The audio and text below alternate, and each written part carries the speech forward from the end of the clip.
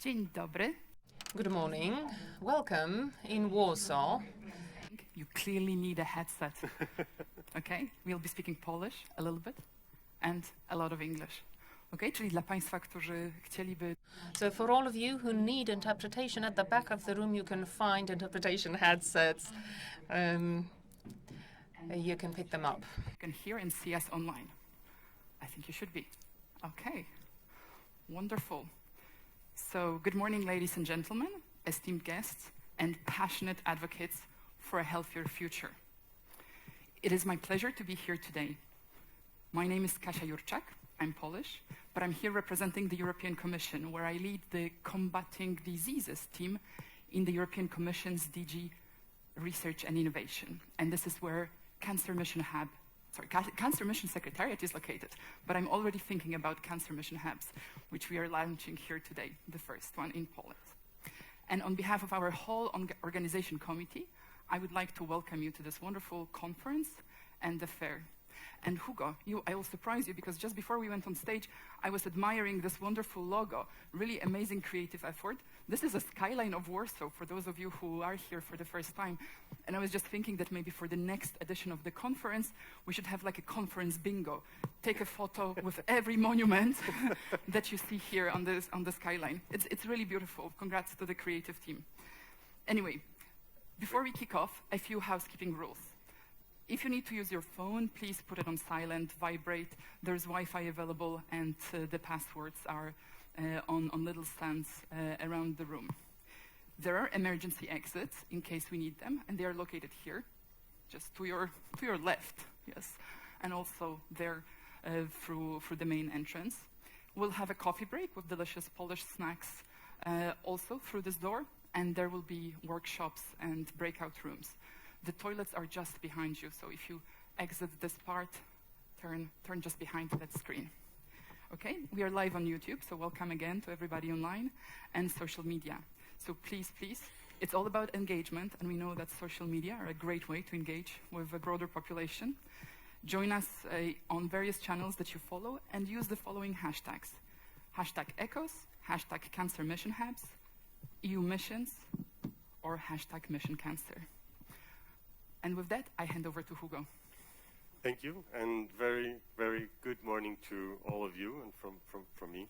I'm Hugo Soares. I'm co-coordinating the ECHOS project, and which is responsible for setting up the National Cancer Mission Hubs. As we heard, we had our first formal launch of the first National Cancer Mission Hub yesterday here in Warsaw, and as part of one of the main objectives of the Cancer Mission Hub is to bring Cancer Mission closer to the communities.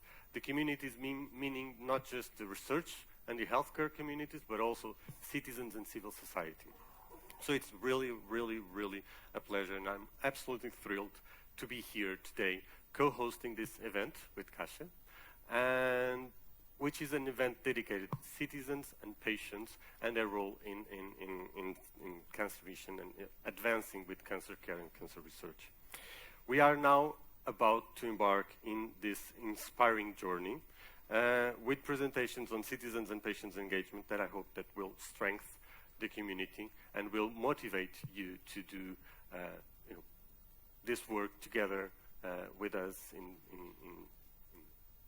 Warsaw, and also in the other member states and associated countries that are here with us today. Yeah, absolutely. So we are in Warsaw for the launch of the first ever hub during the Polish presidency of the EU Council, so also a very symbolic event.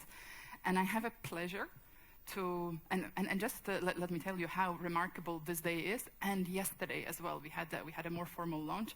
And I'd like to invite to the stage the woman behind the engine behind this event, Professor Iwona Ługowska, Plenipotentiary Director of International Affairs at the Maria Skłodowska-Curie National Research Institute of Oncology and head of the Polish National Cancer Mission Hub. And I have to say, in the last couple of days, I saw that there is so much fantastic female science leadership in Poland, and I'm very proud to see that. So, Iwona, the floor is yours. Yes, thank you very much for a very kind introduction. And indeed, my team it's a great female, so I need to think about gender balance, just to be honest. Okay, but I've got 2 months. So, nevertheless, yesterday was a very important moment for Polish oncology. We launched our Cancer Mission Hub, and it was very moving also for us because we work and we strongly convinced that it make change our reality as well. It was important also because we were able to see our representative of policymakers, representative from Ministry of Health, from Ministry of Science, our national contact point, and we also discussed that indeed it's important to have this players as a part of our hub, which is very important. And also we're able to interact with our patients organization. Right now, also very important partners of our Polish Cancer Mission hubs. And representatives from industry, from small biotech from Poland, and big company international, also present in our country to have different perspective. And last but not least, our healthcare providers. So our hub was designed to have all those pentahelix partners, and yesterday it was possible to do. And with the introduction to the National Cancer Mission Hub, we are able to hear excellent presentation, introduction of Anna Drake, Adam Jarubas, Christine Chomien. Thank you also, Arabella, for introduction of the what is the ECOS project and why we are doing that. And also, I've got the pleasure to say a little bit more about Poland, and I would like to say also hello. Indeed, this is a Warsaw, but in Poland we have 40 million people, and unfortunately we still have 170,000 new cancer patients. So it's why we've got a lot to do. And because we are not starting to tackle with oncology today, but at least 100 years ago, when we established our National Cancer Institute, responsible for leading Cancer Mission Hub, we have in Poland National Cancer Strategy, when we need to invest in our resources for education, for prevention, also educate our young colleagues, and of course to improve oncological care system. And we have 5 billion Polish zloty to do it. This is a 10-year program. And we have our National Cancer Network, and it's also with the same funds. We need to integrate cancer centers with regional healthcare providers, and also we are responsible for quality monitoring and to introduce innovation into cancer treatment. And in the same time, we have funding bodies for different projects and increasing innovation. And one of them is Medical Research Agency. And this organization is extremely important because we can do the academic studies in Poland now. And we can apply for these grants. And we right now have completely different landscape.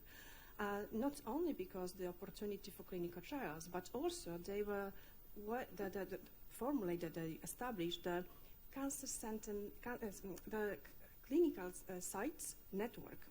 And right now this network, it's fully operated, and now we can also have there not only those academic studies, but of course commercial.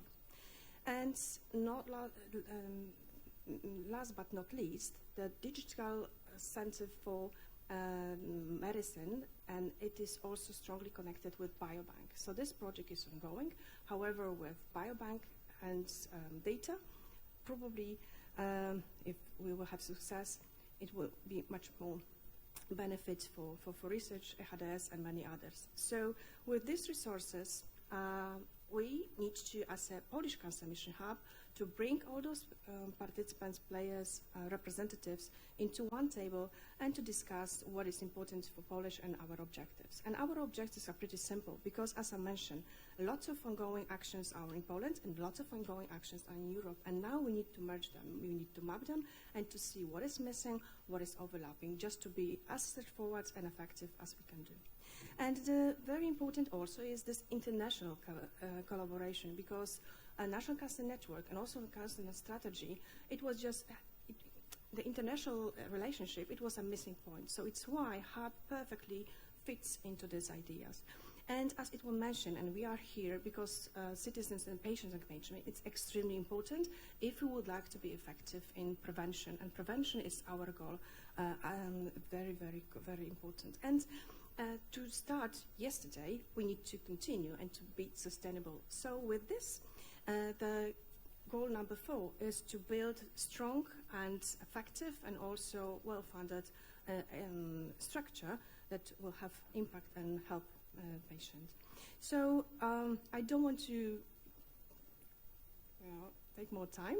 If you have more questions, I'm available here today with you. And indeed, yesterday was lunch, today is work. So happy to be here, be active, and to have also lots of inspiration how we can, adapt our hub. And what is important also, that this is a first, but we will have more. And ECOS 2 project, it's also our very huge opportunity, how we can continue, how we can make this network stronger and make it also sustainable. So, first, but network is our goal. Thank you.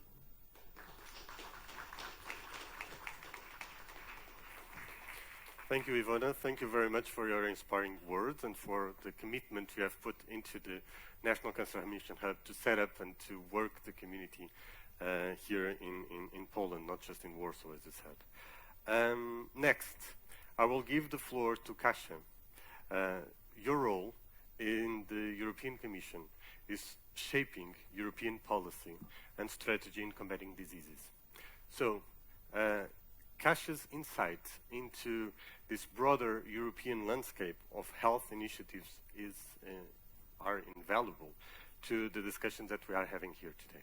It is important that we align our activities, our strategies in the different member states with those of the European, and we together fight this disease, which we know all how devastating it is.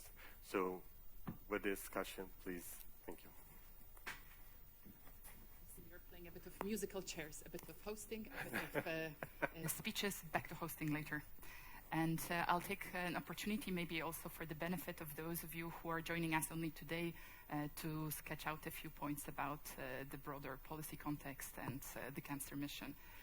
So, as we all know here, cancer is a societal challenge for EU citizens, and I am sure that in this room, it touched every one of us in our families, communities, and healthcare systems. Each year, 2.7 million Europeans are diagnosed, and 1.3 million lose their lives. And by 2040, cases are expected to surpass 3.2 million. But there is hope, because as we heard and saw yesterday, so much has been achieved. And we also have heard that so much more needs to be done. And that's why in 2021, the European Commission launched 2 interlinked initiatives. On the one hand, Europe's Beating Cancer Plan, which is our policy arm, and EU Cancer Mission, that comes from a research framework program, Horizon Europe, but that brings together all of the instruments in the Commission, so the public health framework, such as the Beating Cancer Plan, our structural investments, the ways of financing, digital policy. So when we work on initiatives like European Health Data Space, we keep cancer in mind and cancer patients. How can we collect their data in a more effective way? How can we use AI and data models to help diagnose in a quicker, most effective way?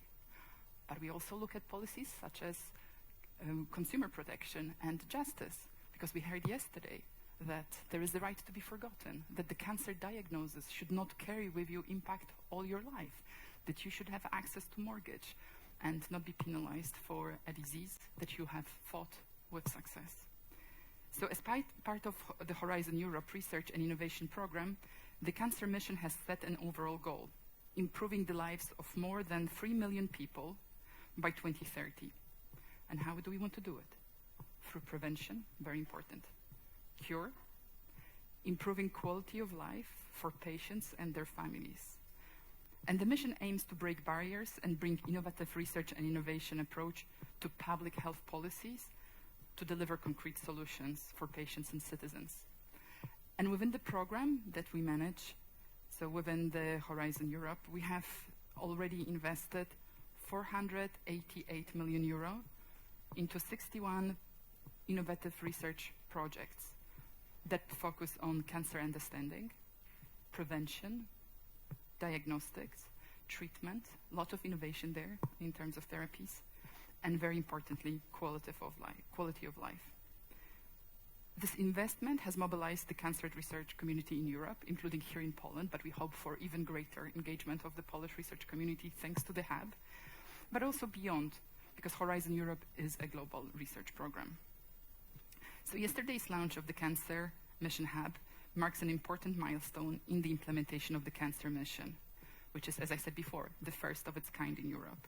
And we are very excited to see other hubs that will open later this year in Malta, Portugal, and Greece. And these mission hubs will be crucial platforms for bringing together researchers, very importantly, patients and advocates, policymakers, civil society at all levels, national, regional, and local, and making this critical hub between what happens at the European level, which I agree can be confusing. There is a lot of things, we speak sometimes a very different language, and bringing it into a very understandable, reachable messages and implementable concepts at the national level. And the topic that we are addressing today, the citizen engagement activity, it's a novelty that mission approach brings. And Rowan will speak about it in more detail later in her keynote speech. And as a policymaker, I can say it is a very exciting way to work together. And I said it already yesterday, it's also very challenging because it pushes us to do things in a different way, to go outside of our comfort zone, to do things differently within our organizations and engage really properly with a broader community. So I think this is a challenge, but also a recipe for success. And with this, I end my introductory speech. Thank you.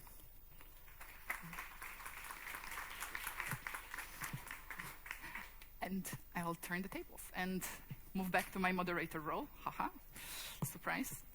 And only to swap places with Hugo, my co-moderator for today, and co-coordinator of the ECOS project. So ECOS project is funded by the EU and is a beacon for the implementation of the cancer mission in every European country. So making that crucial link between the European level and the national level. So let's hear now from Hugo about the project. Thank you, Kasia. And I'm sorry about this changing, but I think it's important also to, again, align and setting the stage here for those that are less familiar with not just the Cancer Mission, the National Cancer Mission Hub concept, and all these initiatives that are now ongoing. And it's really good. You know, we see a lot of things. Sometimes we get confused, but this means that the European Commission and member states are committed with this goal to fight cancer and to improve cancer care, cancer research, and cancer policy in all member states. So, as we just heard, the European Commission is deeply committed with to improve the fight against cancer, and for that, they issued in 2021 these two very important documents which set up the strategy for the next years, which are the Europe's Beating Cancer Plan and the European Cancer Mission. Together, both documents set a comprehensive series of 13 recommendations and 10 flagships, so these fancy words to say we really need to get this done and try to achieve by 2030. Beyond this crucial blueprints and documents, the European Commission is also supporting member states to create these other structures of support to EU mission and to EBCP. There are several. You have the cancer data nodes for cancer research data on cancer. You have a federated image infrastructures, and you have the network of national cancer mission hubs. This national and the reason why the European Commission is setting up all these structures is because, as we all recognize, genuine and impactful change must occur at the local level, meaning this local, regional, national. It happens at the community level, not in the office. And that's why we are now here, and both EBCP and Mission on Cancer, so the European Commission, is so committed with getting things done through the communities. It is thus with immense pride that we are partnering with the European Commission in this endeavor, assisting the establishment of structures of support, like the National Cancer Mission Hub yesterday. Among their many responsibilities, as I said, the National Cancer Mission Hubs are tasked with significantly enhancing the participation of stakeholders throughout different sectors, with a high focus on citizens and patients in the actions against cancer. This spans from involving research and innovation projects right through the identifying priority actions and shaping cancer policies. So please note, ECHO's project is not merely creating these foundational structures. It's not our aim to create, it's created, wash our hands and move on, but we are also cultivating a community of practice, fostering this body of knowledge in stakeholders and citizens engagement, and seeking to boost this national and transnational collaboration, because we all have to learn with each other. We are all doing different things in different settings, but complementary to each other. So this collective effort, we believe, will empower Europe and the member states to unite in the fight against cancer. Today, starting yesterday, we are witnessing this first, what will be an annual event of ECHOS. It will be a series of events dedicated to citizens' engagement and to the implementation of Cancer Mission, which is the Cancer Mission Fair. It is a genuine honor to share this significant landmark with you, the inaugural Cancer Mission Fair. I sincerely hope you have an enjoyable and insightful day, and once again, thank you very much for your unwavering support. Thank you.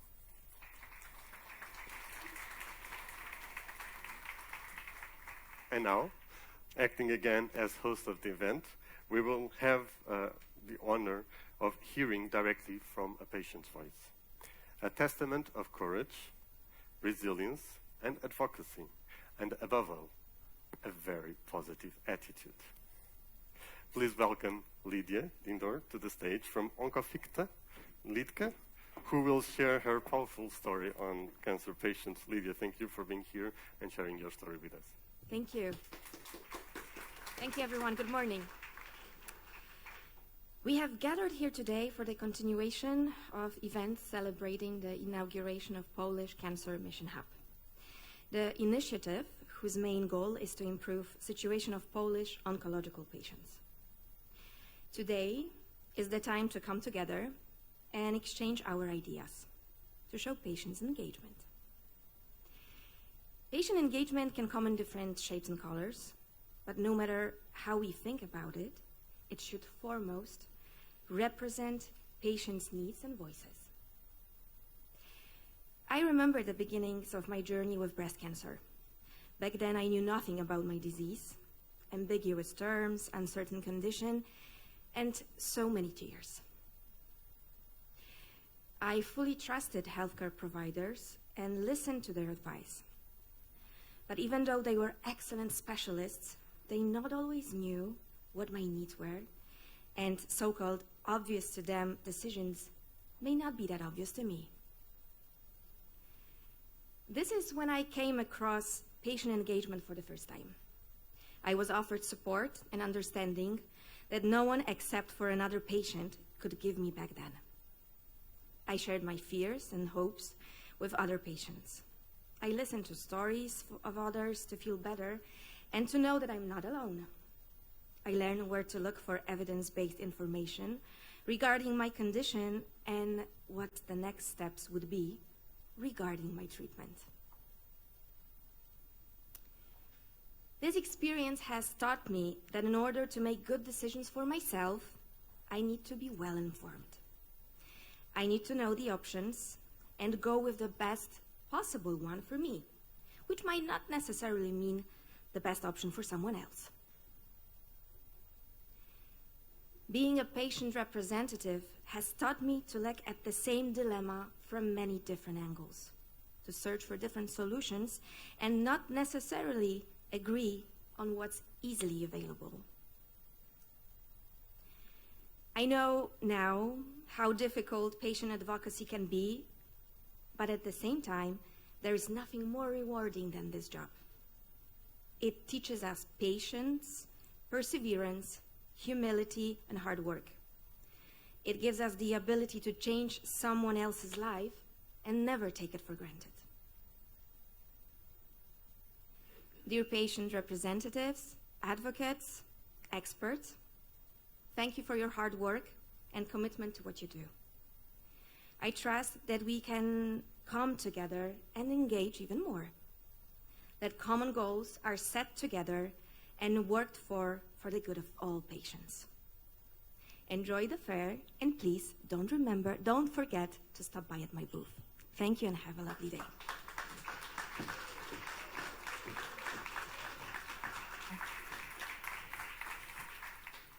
Dziękuję, Lydia. Thank you, Lydia. Just like yesterday, a wonderful speech. Segment of introductions, and I will definitely visit your booth, and I will definitely follow your channel, right?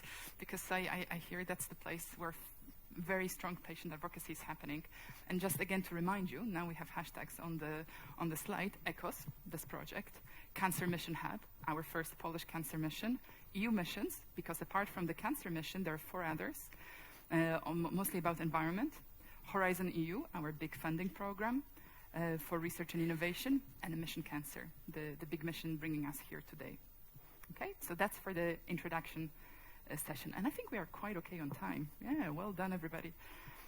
So our next session delves into a topic that is foundational to all European missions. Yes, as I mentioned, EU missions. And it's citizens' engagement. And that's what really distinguishes our way of working from our usual way of working. And the citizens' engagement is about empowering communities and individuals to become active participants in shaping their own health outcomes. And to guide us through this crucial subject, I have a pleasure to introduce Rowan Conway. Rowan, please come to stage. Rowan is a policy fellow and visiting professor of strategic design, leading the Transformation by Design and University College London Institute for Innovation and Public Purpose. Rowan, the floor is yours, and I see you come prepared with a fantastic clock. Thank you so much, and there we go. It is, the tech here is fabulous. I'm so delighted. Thank you so much for having me. I was invited to come to talk about the promise of citizen engagement for the EU missions. But given my experience and background knowledge of engagement, I also wanted to talk about the perils, which means things that are challenging as well as the things that are wonderful about engagement. So let's see if I can use this. A little bit about me, but before I talk about me, I want to know a little bit about you. How many of you are actually involved directly in the EU missions, the Horizon 2020 process? Excellent. How many of you are working on cancer here in Poland? Okay, and how many of you are from wider outside of Poland working in this area? Lots of you. Excellent. So you are a broad church. That's good to know. It's always important for me to situate where am I talking, especially when working with the European Commission or in the European Union. Largely because that challenge that Hugo pointed out earlier, which is one of alignment between the regional or the European Union, the national, the regional and the local, is even longer.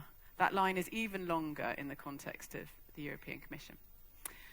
My experience, I have lots of hats. I currently work at the London School of Economics as the Deputy Director of the Just Transition Finance Lab at the Grantham Institute for Climate Change and the Environment at the LSE, which is a very, very long title. And my work there is largely about engagement with a broad array of stakeholders around the concept of just transition finance. So it's a different part of the suite of mission areas that the European Commission is looking at with these EU missions. As was mentioned, I am a visiting professor at the Institute of Innovation and Public Purpose at UCL. I work very closely with Mariana Mazzucato, who was very much part of the design, if you like, of the EU missions function back when they were published in 2018. And I, most importantly for this presentation, over the last 2 years, so finishing last year, I was the independent chair of the mutual learning exercise for the EU missions for the application at the national level for the EU missions. So really looking at the implementation challenges. And it's from this experience that I'll largely draw my thoughts today. However, I think it's important to say that my background originally is I a strategic designer and social entrepreneur, if you like, but I also worked in stakeholder engagement for my whole life. So I led the community engagement for the London 2012 Olympic Park co-design phase, which was extremely challenging. And I also played a role in a program called NHS Citizen, which was a deliberative democracy process trying to engage around 5 thematic areas, one of which was cancer. I was not on the cancer. I did mental health, which is quite a broad church, where we were trying to work with the public and patients to think about what does it look like to do engagement in health. So a lot of my background and why I was appointed as the subject matter expert for this program was actually situated in community and citizen engagement over the last 25 years. But this process, and this is the report, you can download it, that I authored for the MLE, the Mutual Learning Exercise. But we were really looking at the EU missions implementation at a national level. Because I think this, it's an interesting stage of where things are. I mean, this is an example of the maturity, if you like, of the EU missions. You've now organised, you have a lot of things to talk about, and you have a lot of infrastructure that's now been developed. And living up to this promise that mission-oriented innovation policy is a cross-sectoral, cross-policy approach to achieve ambitious and clearly formulated goals via the generation and application of knowledge and innovation addressing pressing societal challenges, of which cancer is one of the 5 missions. That sounds wonderful, but actually in practice is incredibly hard to do and takes an enormous amount of, if you like, emotional literacy, emotional intelligence, not just the intelligence of being able to coordinate or to set governance agenda. The mutual learning exercise, while we were bringing expertise into the room, was fundamentally a peer learning journey. It was about people learning from each other and with each other from across the spectrum of the EU member states. And I think that that's really also important. A lot of what I learned taking people around, and we went to Czechia, Austria, Sweden, and Brussels, and Belgium, Flanders. And in order for us to kind of understand how do people do it in these different contexts, do deep dives into these contexts.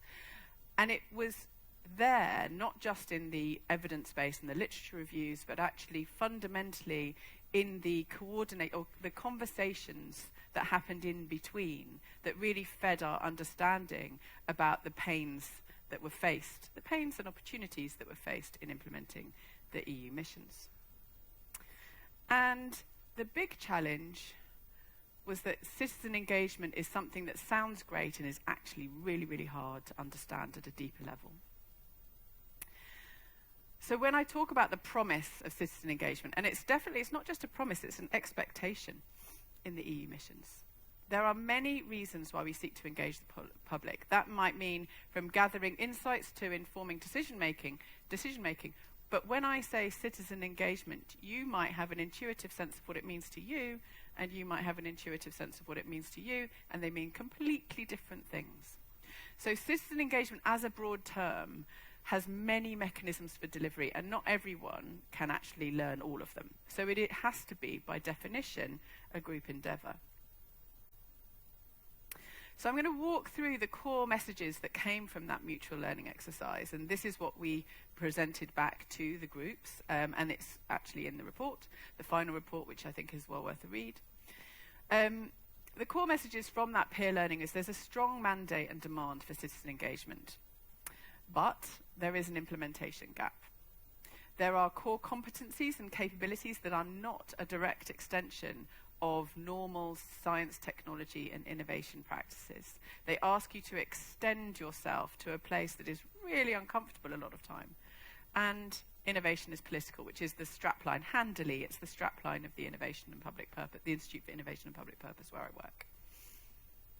So I'm going to break these down into two broad areas. Now, that's not. This is a, I'm doing that in a relatively experimental way. They're not all the promise and all the perils. They don't fall neatly into these buckets. But the promise. So I'm going to go through some of these things and think about these, how we can live up to the promise of citizen engagement, but then how we can be mindful of the perils. So let's start with the promise. There is this strong mandate and demand for citizen engagement. Would you agree? Put your hand up if you agree. There is a strong demand and mandate for citizen engagement. Yay! You probably all came here because of that, so it's not necessarily the most. I need a counterfactual somewhere. And theoretically, when done well, citizen engagement can improve the quality, effectiveness, and trust of society in research and innovation. It's therefore been recognised as a key element for the EU missions, both to engage the public in the design of mission projects and as a mechanism to ensure the societal uptake required to achieve the goals of the EU missions. Sometimes that can feel like a mandate that has been given to you, and you have to rise to the challenge, and it feels really uncomfortable. And sometimes it feels like a mandate that just sets you free. And I certainly saw that in our different, and I won't say which parts of our different engagement showed which, but we would go to some universities and say, how's it going in the EU missions? They say, oh, there's so much stakeholder engagement, it's a nightmare. They didn't say it like that, by the way, that's my interpretation. And you'd go to other places and they would be on fire. They would be like, this is how we should always have done science. We should always think like this. So there are different biases towards how you come to the question. And that largely comes down from, I've been told to do it, or you are unlocking the potential that was already latent. I think the missing thing was actually how do you do it? And going back to that onion, that was the welcome trust onion that I showed you earlier of all of the different mechanisms. Citizen engagement means different things. This is a beautiful green fair, and I love that you are so on brand with your outfit. It's amazing.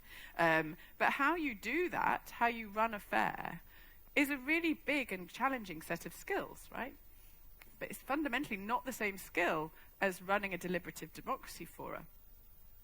Running sortition processes requires a different kind of facilitative skill. So the same with citizen science, right? If you're doing citizen science and you're trying to really understand how do I learn from this and actually bring this into the research envelope, you have to have a set of skills. Again, emotional literacy is a really important one. This idea, and I really loved what Lydia said, was this idea that there's an expert in the room, but they don't understand me and my experience. So how do you bridge those two things?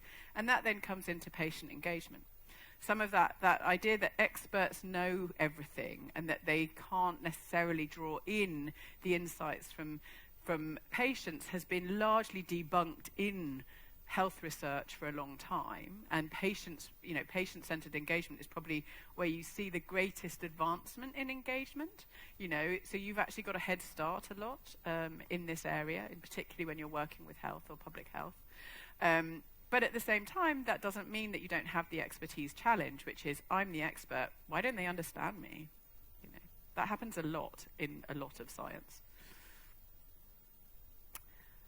Now, this is the vision set out with, what we want to see. And actually, when listening to the work that's been going on here in Poland, this definitely, a pentahelix environment is what this is.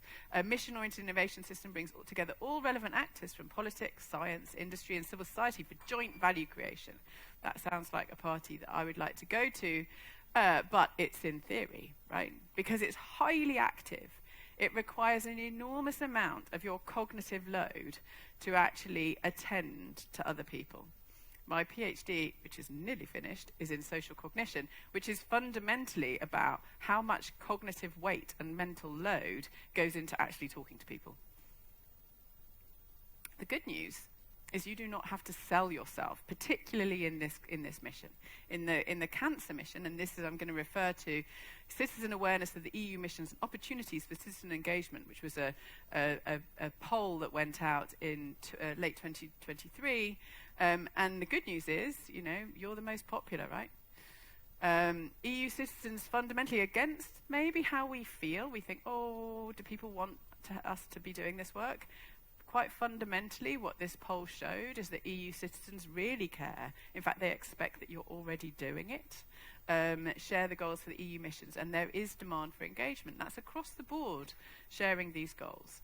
So against this kind of concern that actually, should we be doing these normative things, these things that are maybe getting outside of an efficiency mode, and how should we be pursuing these public goals?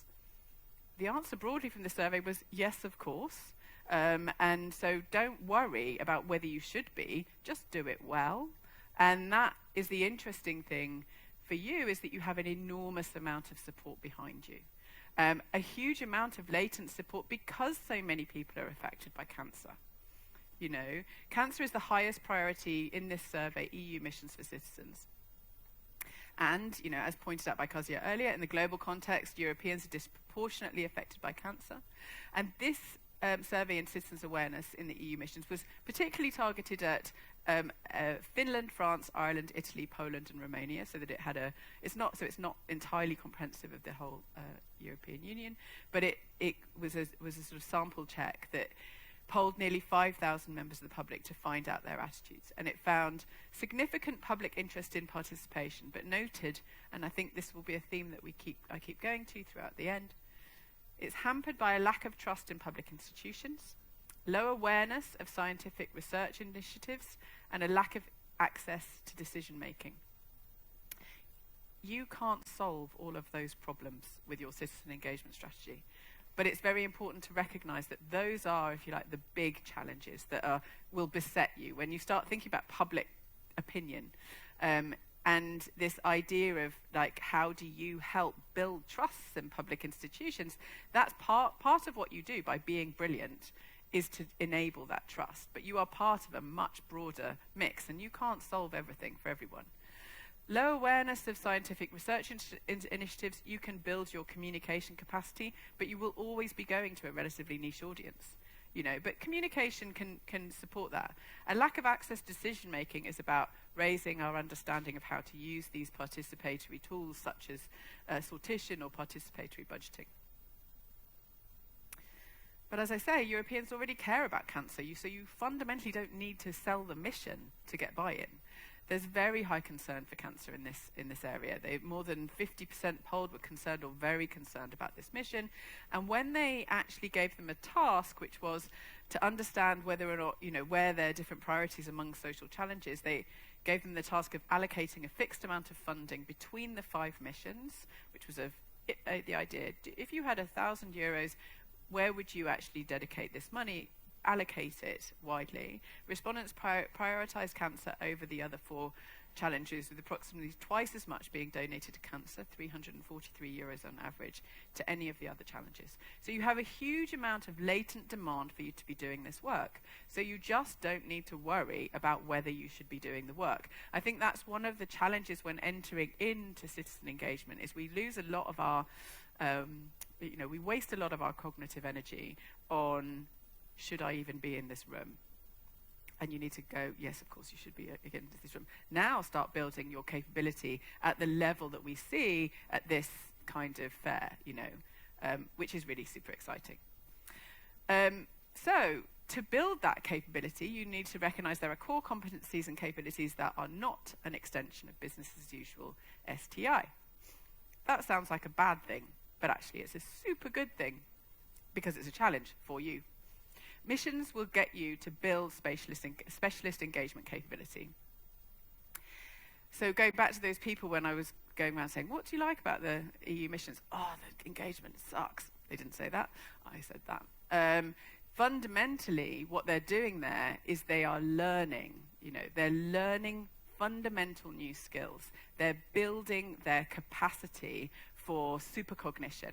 In an era of AI, that's where the core skills are going to have to be. Everyone is going to need to become more human, and that's amazing that missions are going to allow you to build that capability. If in 10 years, when I look back on, my life and how effective it was, if we haven't built on that capability in the European Union, I'll be very sad.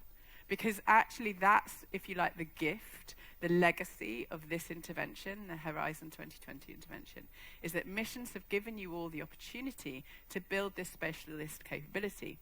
But it's painful. All real learning is painful, right? And maybe you didn't do real learning except when you were back at university, and it's asking you to do some of that now. So it'll be very confronting. Engagement skills are specialist skills. Working with diversity is specialist skills. This is a program that I did for London 2012, actually, so it's really, really old. But actually working on how do you engage people in a non-tokenistic way? How do you take people through a journey? How do you actually listen? How do you not just try and communicate what you're saying, but actually spend time really absorbing and experiencing what's happening in that room? That's why pentahelix work is amazing, because actually you get to know each other over a period of time, and it's quite relational. This is a specialist skill. Because participation is a spectrum. This is the IAPT spectrum. If you probably are all very familiar with it, so I won't insult you by just going back to the fundamentals of but it's based on the Arnstein ladder of participation, which is also worth looking at, by Cherry Arnstein from 1969. But the way that IAPT have done it, and I think this is always useful, is to recognize this is a kind of maturity model, right? You have to get some fundamental foundations right, and the fundamental foundations right in your public participation goal is to provide the public with balanced and objective information to assist them in understanding the problem. Fundamentally, that's about communication. We will keep you informed. Then there is an obligation to consult, so you're not just standing on a plinth and saying, this is the way things are, get on with it, people, but you're actually understanding and obtaining public feedback to analyze alternatives or understand how that might inform a decision. So that's a promise that you're making, and this is about building trusted institutions, that you'll be informed, listen to, and acknowledge your concerns. This is where things start going badly. I see this across government all the time, is that consultation is rubbish. It's largely rubbish because you've been given 6 weeks to do it. It's a survey. People don't really want to do it. They just have to do it. And so they receive things and then they go through it, redact what they don't want to do, and then say, yeah, we did that. That's terrible consultation. If you're doing that, stop doing it. Consultation should be about how you understand what's happening with your users or the people that you want to engage with, that then can start informing involvement. So involvement is how you work directly with the public throughout the process to ensure that public concerns and aspirations are consistently understood and considered. This is where that kind of very, very high level skills that I'm talking about come in. Because you have to be able to, you work to ensure that your concerns and aspirations are reflected and the alternatives developed are part of the sort of public input into decision making. There's a huge amount of interpretation here as well, because it brings in, as I say, emotional literacy. That's why it's quite interesting why patient engagement has been a kind of forerunner in actually how you do involvement well, largely because to a degree, and this is an assumption, if you are doing patient interface work, you have to have some level of bedside manner, if you like. And so you have something that's already some latent skills in engagement because you've had to involve people in understanding their diagnosis. You've had to listen to people. Whether you've done it well is different, is a question. Oh, hello. There we go. But ultimately, you've got some capacity to do this. This stuff here is where it gets really, really hard. When you start working into collaboration, and that's where you have your multi-helix examples, where you're partnering with the public in every area of decision-making as well as other actors. This is really hard because it's where you start having to devolve or divest of power.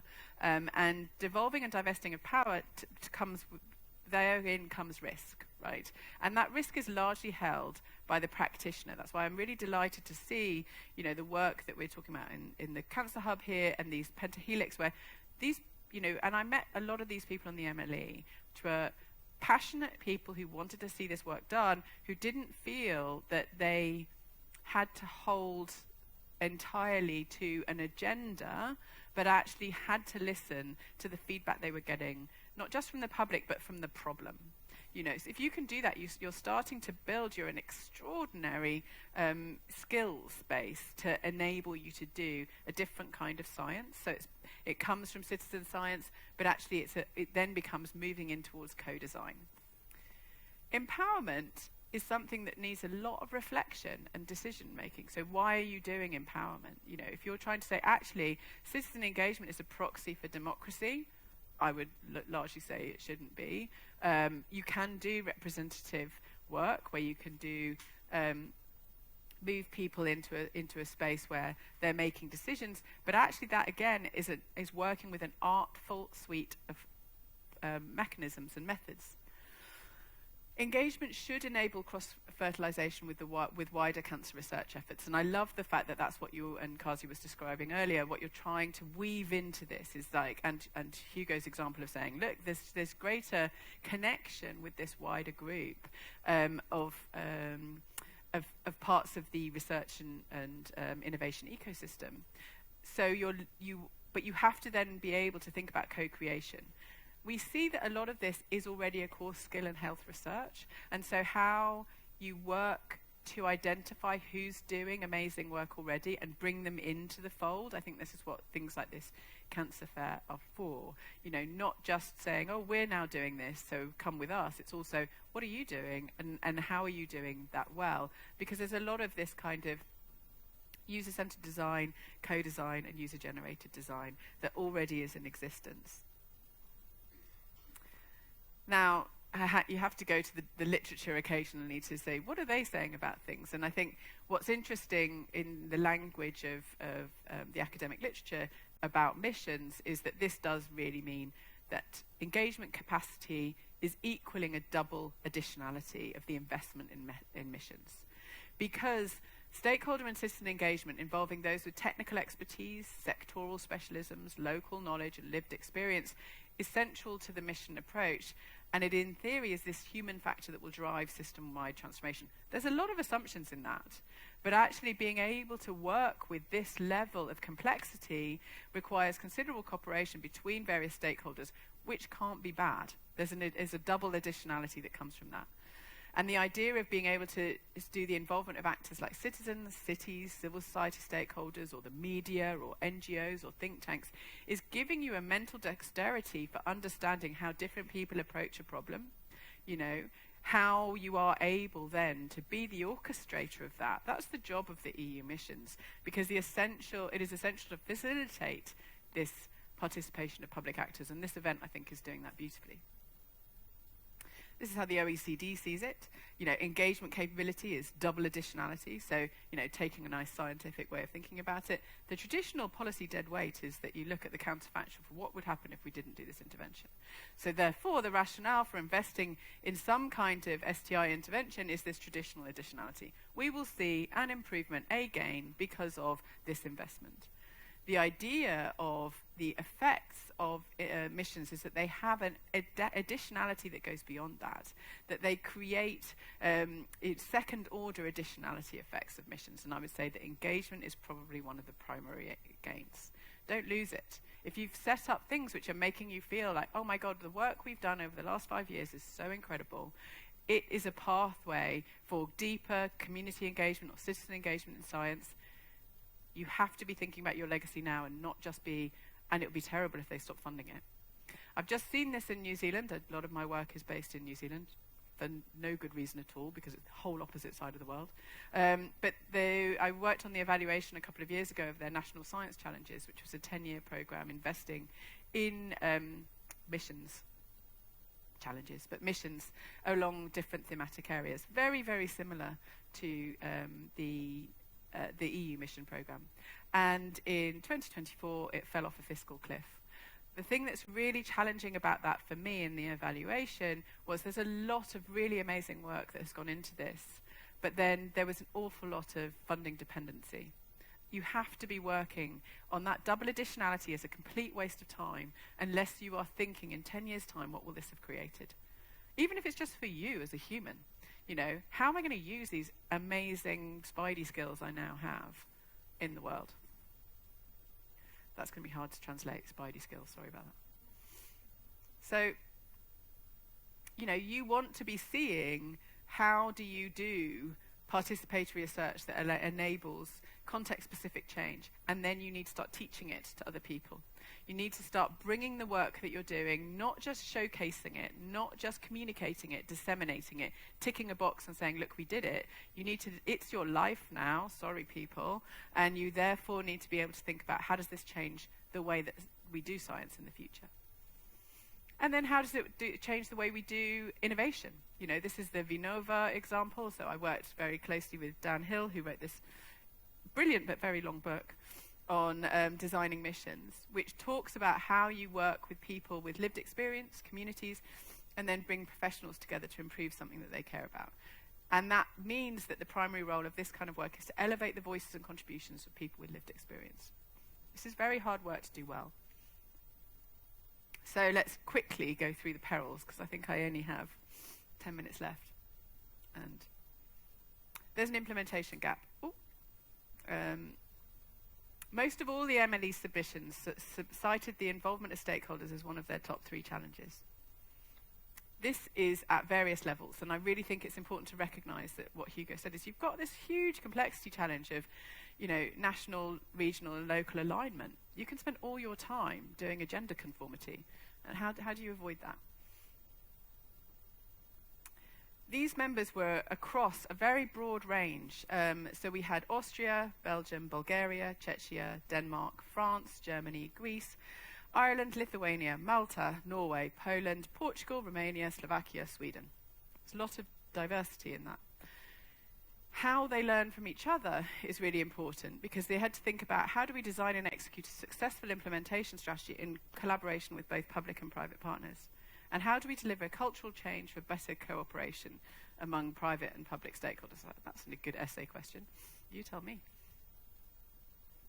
First thing they told me, and this is the just among them, was that actually just they don't have very much experience in doing it. So which stakeholder engagement methods have you used? Well, they're very good at stakeholder management. They've got communication. This is communication. They know how to do formal consultations, they know how to facilitate workshops, and they've got digital and social media. That should be expected. You should absolutely have that. But how do you use digital democracy platforms? How do you use deliberative fora, participatory budgeting, civic innovation labs or living labs? And I know you've got some living labs here today, so that's exciting. Participatory foresight or socio-technological imaginaries. You know, action learning, action research, participatory action research. Very low. And that shows a little bit in then the next thing, which is, you know, that assumption, that question that they were asking was, how do we enable cultural change? That's a massive question. And Mariana Mazzucato will always say, innovation is political, which is, you know, a broad thing to say.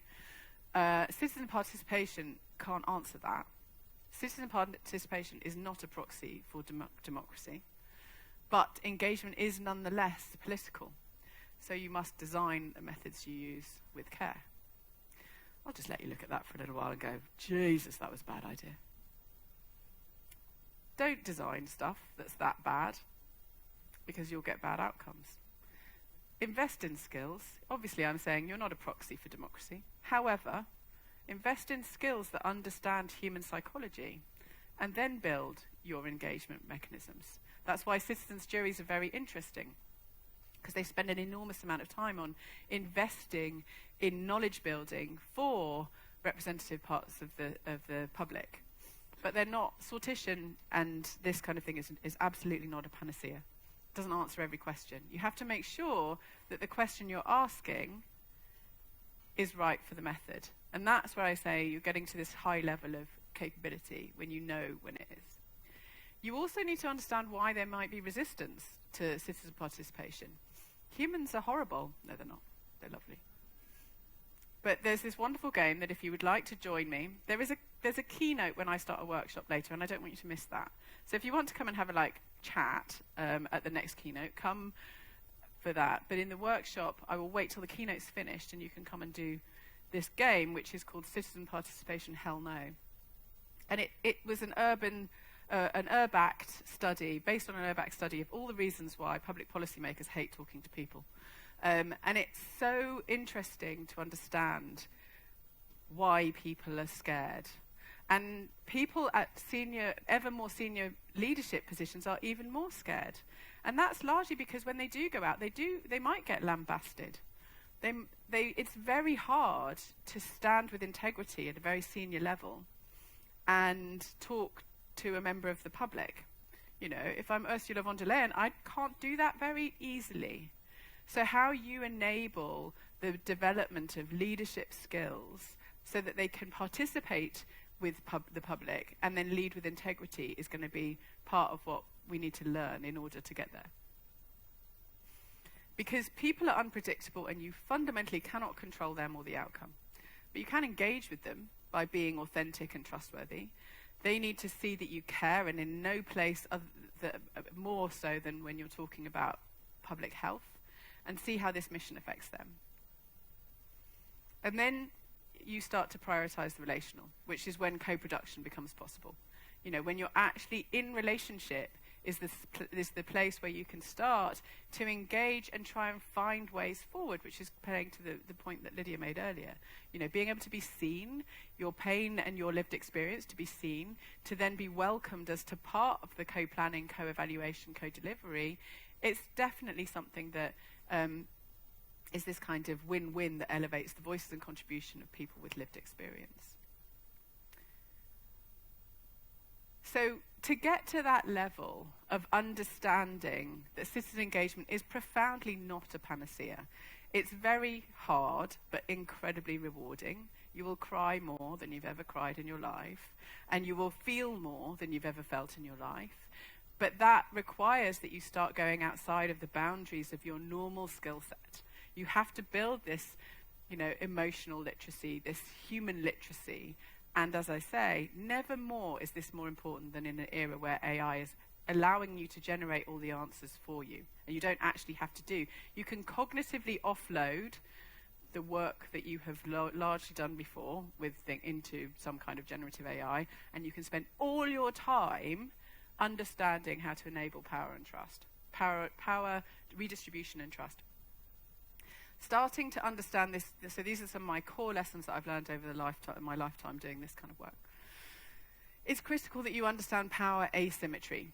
You know, when differences in power are unacknowledged, the people with the most power have the most influence over decisions, regardless of the quality of their knowledge and ideas. I currently work with the finance community talking about just transition. That is really fascinating because this comes up a lot. There's a lot of assumed power that people don't even understand is actually hugely asymmetrical. So getting them to understand their power is a big part of that. Because you want to move away from placation, tokenism, and into something where you can actually play with actually addressing power asymmetry. You can't come in and say, there's a lot of power dynamics in this room. Oh well. You have to start thinking, how does that play out over the lifetime of this project? Trust paves the way for conversations where we confront metaphorical elephants in the room, and there are always elephants in the room. How you facilitate that, again, is part of your amazing skill set that you're going to build. You can't buy trust, you can earn it through facilitative power, and also thinking about what happens at the end of this project. You have to think about, what am I leaving? What legacy am I leaving with this? And what you have the benefits of your funding to do now is you build your inclusive capacities. Use inclusive means, learn about participatory approaches, facilitate self-discovery and move people from participants to active partners. If you do that with this project, you will have friends for life, but you'll also have built some kind of ecosystem that can actually be mobilized in the future. And the idea is that you must build capability and provide support and adopt and encourage new ways of being and doing and learn from others. That is where your leaders have to have your back. You know, if you have permission from leaders who are running this thing to do this work, all of this trust and power symmetries can be addressed. Leadership is absolutely core within this. So in the workshop that I do later, I will take us through this idea of having a think about what is our shared power spectrum? How far can we go in our project? So if you'd like to join me in that, I will take you through. But otherwise, I want to say thank you. I think I'm bang on time, or maybe I'm a little bit under, so you get extra coffee. Amazing. To say thank you, I want you to think about the promise and the perils when you're undertaking citizen engagement, and good luck to you all in your endeavours. Thank you.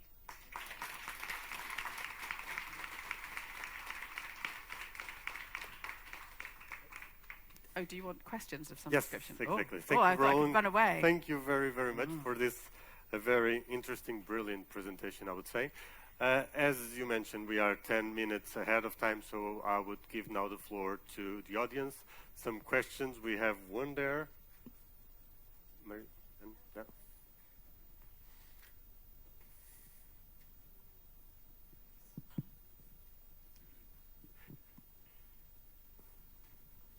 Thank you. Thank you very much for the talk. I'm here on behalf of WeCan, which is the umbrella organization of cancer umbrella organizations in Europe. One thing, I mean, all of this makes sense.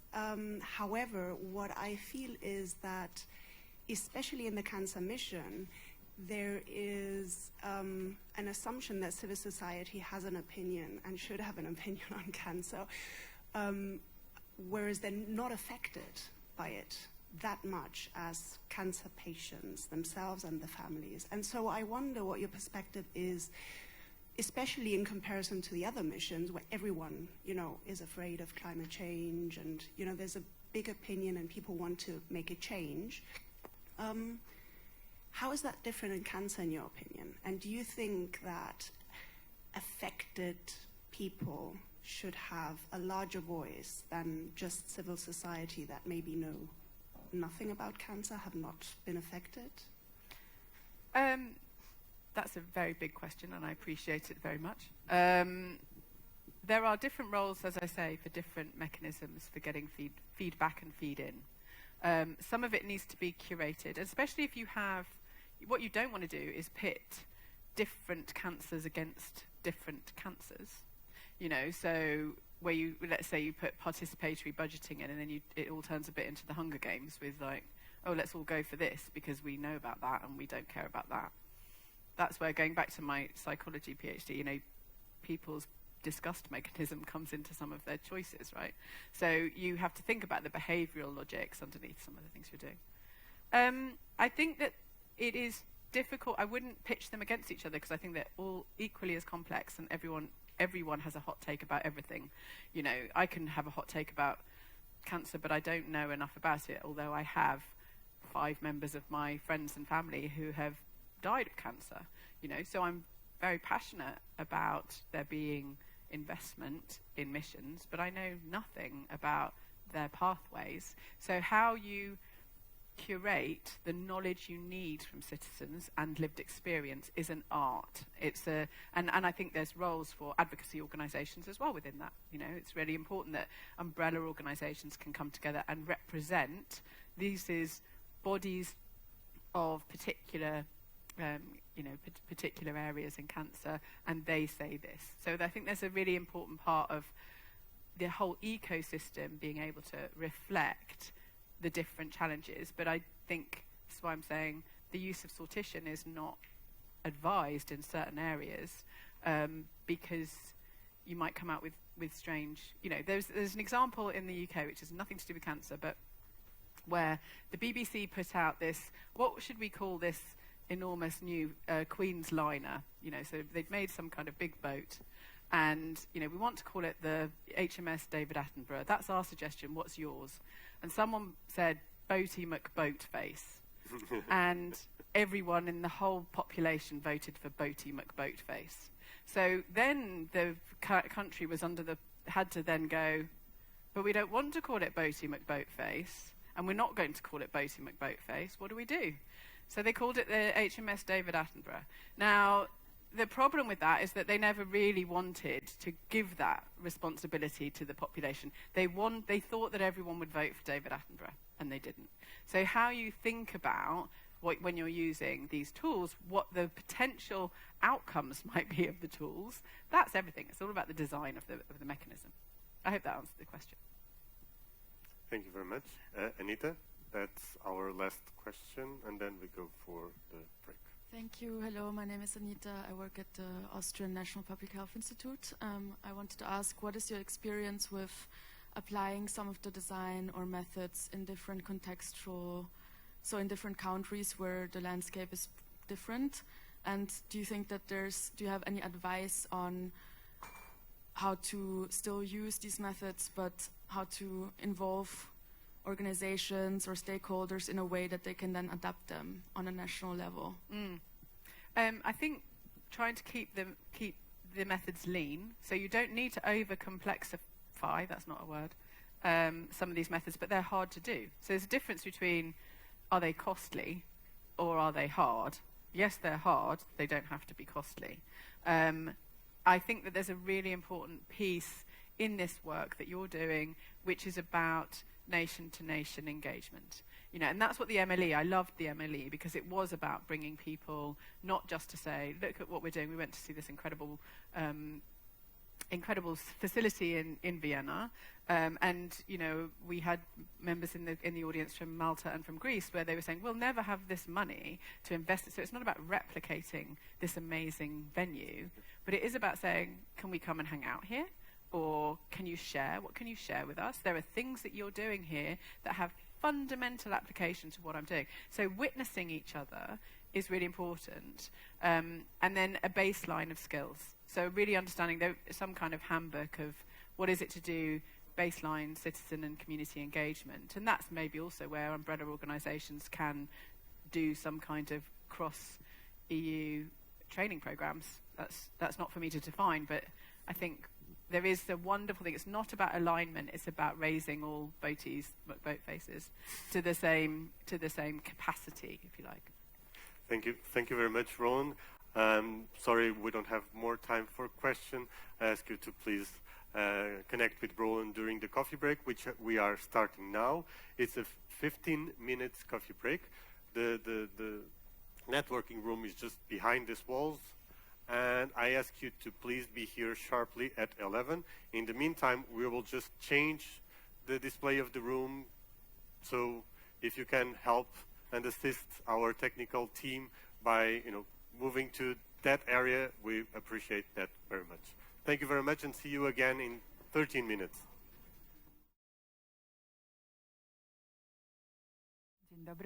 Welcome back. Welcome, everyone. And we are split into 3 groups, right? So you're in a plenary session. So if you wanted to be here, you're in the right place. And you remember this morning I was joking about the Warsaw skyline and the beautiful logo that the conference put together. So just to see if you had enough coffee, who has seen that building there? The one, I'll come closer. Have you seen this building? Okay. What about the other people? I'll ask this question again. Have you seen this building? Yes.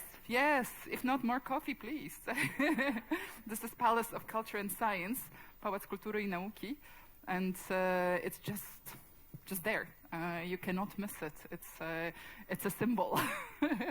And I just remembered when I was a little girl and I went there with my mom, and we went, I think, to a show, and the audience was very loud. And I told my mom, oh, look, there might be science here, but there is no culture.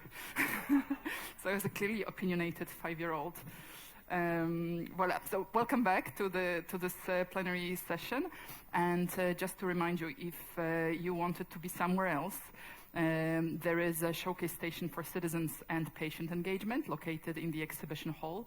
Lots of opportunities to see real-world examples of innovative projects and initiatives, and lots of patient representatives there. Also happening in parallel in workshop room 1, there is a pitch session of examples of citizens and patient engagement, and in workshop 2, photo voice method in citizen and patient engagement. And you can split your time between all these places. But for here is our big launch of the report, and I'll invite Hugo to give you more details about this session. Thank you, Kasia. Thank you, Kasia.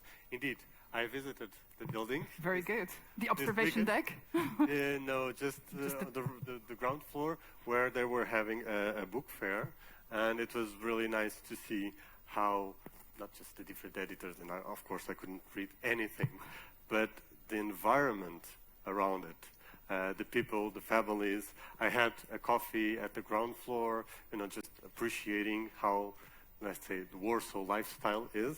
And it's a very, very beautiful building, as the entire city, which I had the opportunity to visit. So now moving back to the script, thank you very much. We are now starting a highly anticipated moment in our program, which is the formal launch of the ECO European Cancer Pulse Country Report for Poland. As you know, setting the scene is the first step, and I would say crucial step, to develop meaningful actions. This report that we are hearing here today for the first time offers a comprehensive overview of the current landscape of cancer care right here in Poland, making it a vital tool for cancer management and policy making, and of course for the action of the National Cancer Mission Hub that is now starting. In this session, we will delve into the Polish Cancer Plan, learn about the implementation of a national lung cancer screening program, and hear about the resolution to establish 2025 as the year for health, education, and prevention.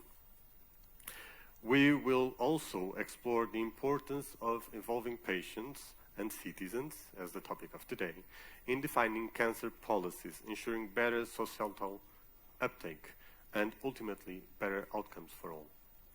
To moderate this session, I have the pleasure to call on stage Florian Thiele from the European Observatory for Health Systems and Policies, a partnership hosted by WHO. Florian, please, the floor is yours.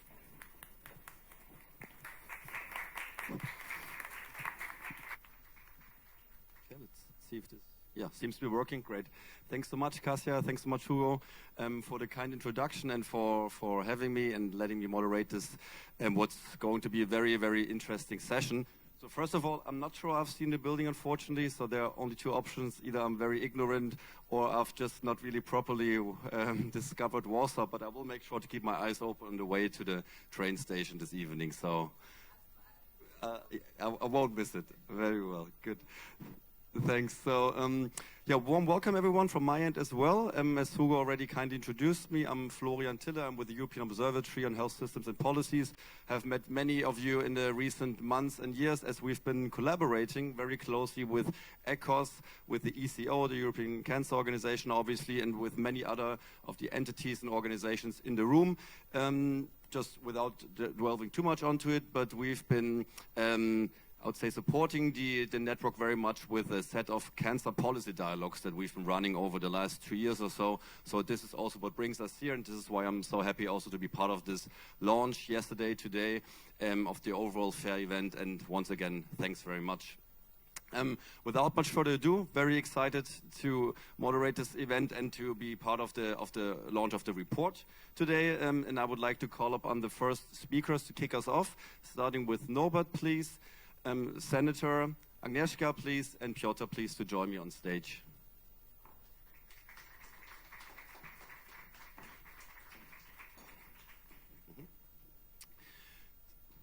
So, yeah, there you go.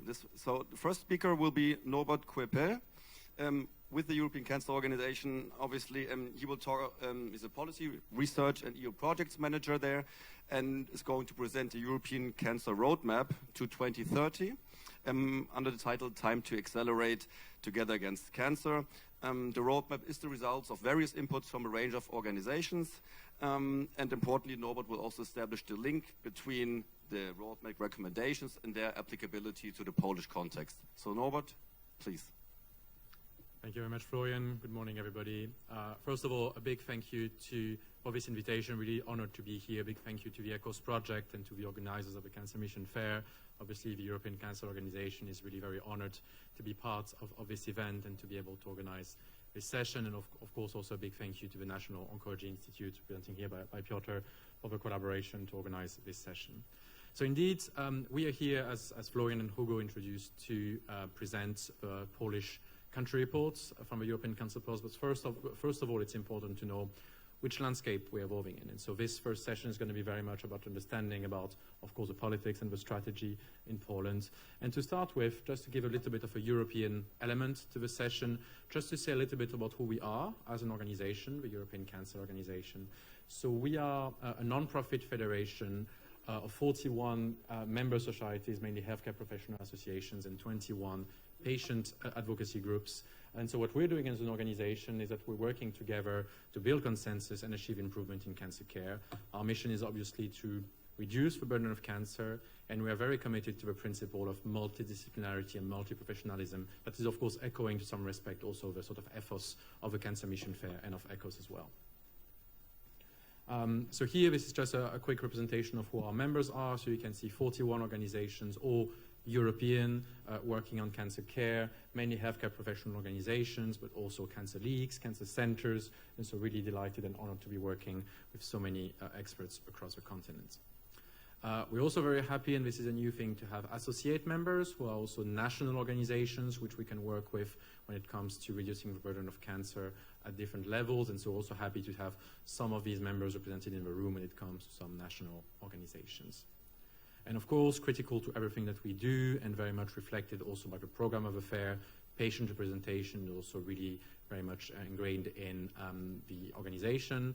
And so we have these 21 patient advocacy groups, part of what we call our patient advisory committee. And of course, many colleagues from these groups are also here today.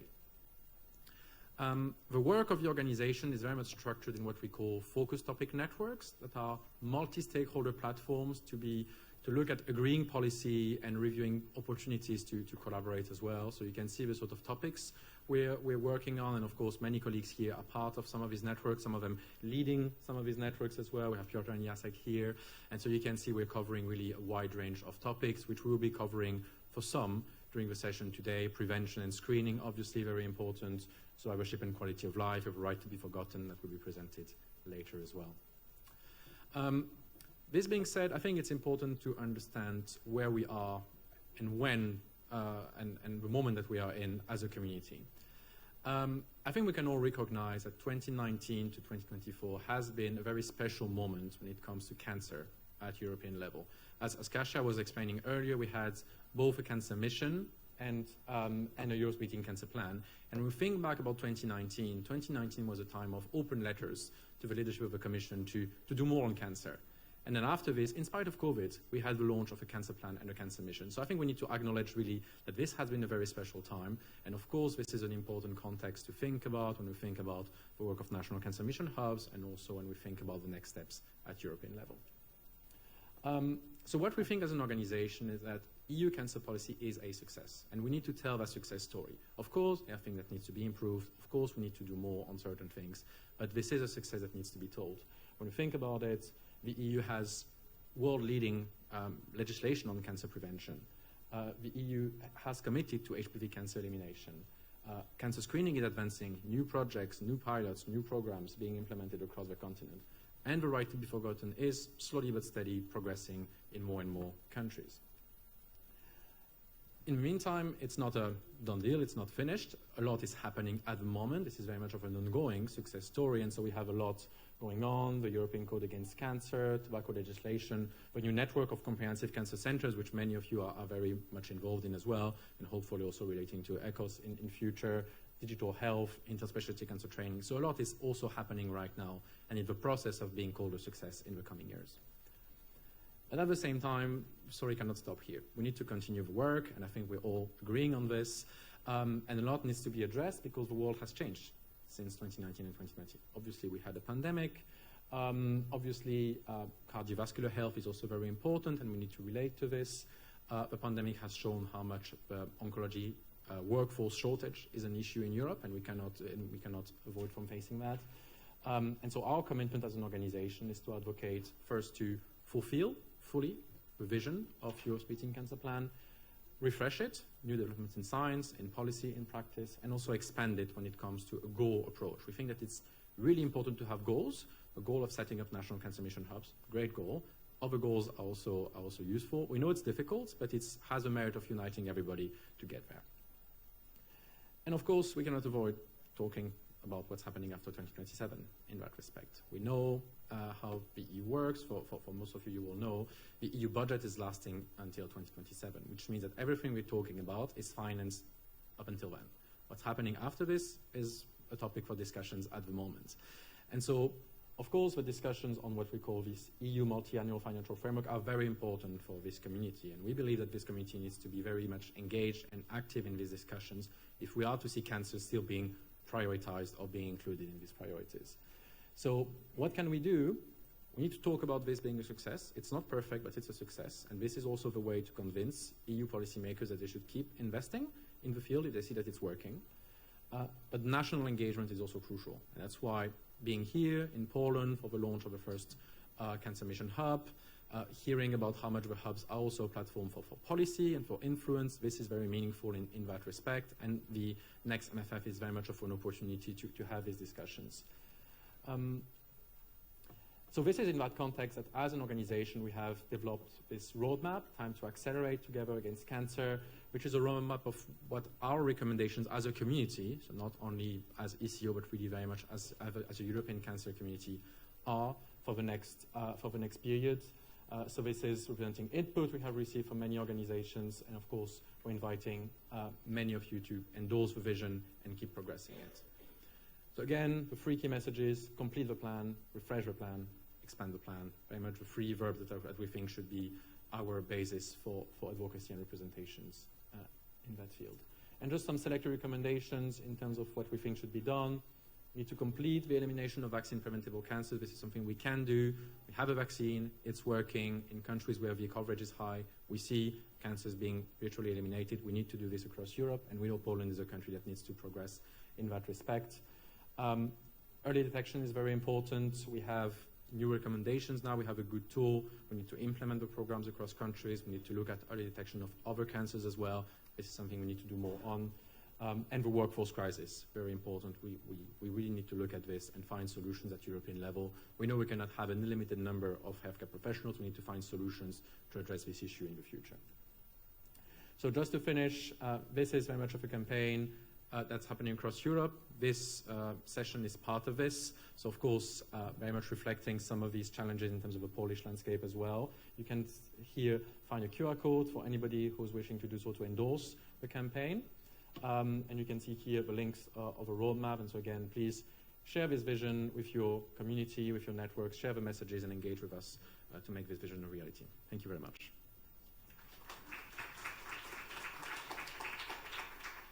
Excellent. Thank you very much, Norbert, for kicking us off and for setting the scene. You already alluded to the Polish context, of course, and I mean, this is very natural now to learn more about the hosting country that we're in. So I'm very excited to invite now Senator Agnieszka Gogonje-Komor to please tell us about Poland's commitment. I've practiced to EU and national cancer policy, please.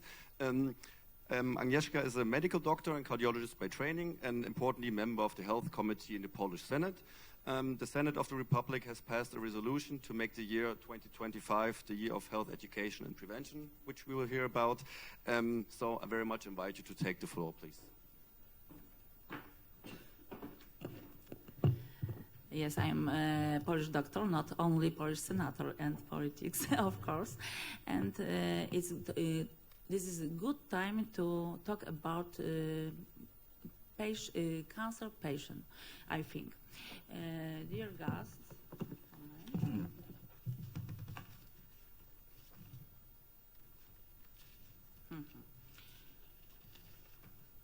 okay. Thank you for inviting me for this for an important conference.